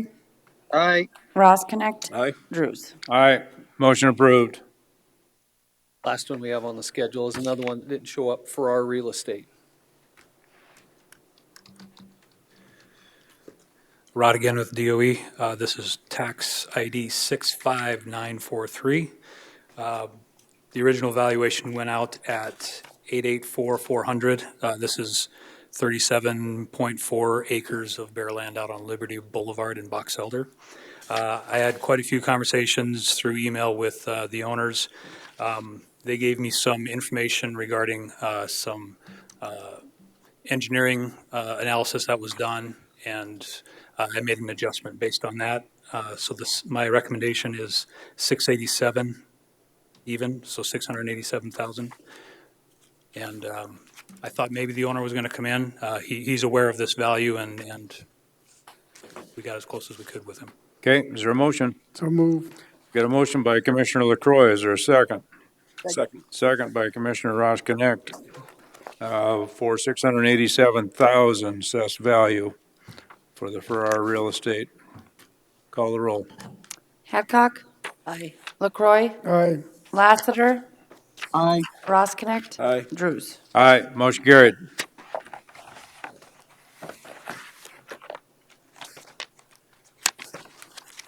all we That's got. all of them? Yep. I take a motion to adjourn the Board of Equalization. So moved. Got a motion. Is there a second? Second.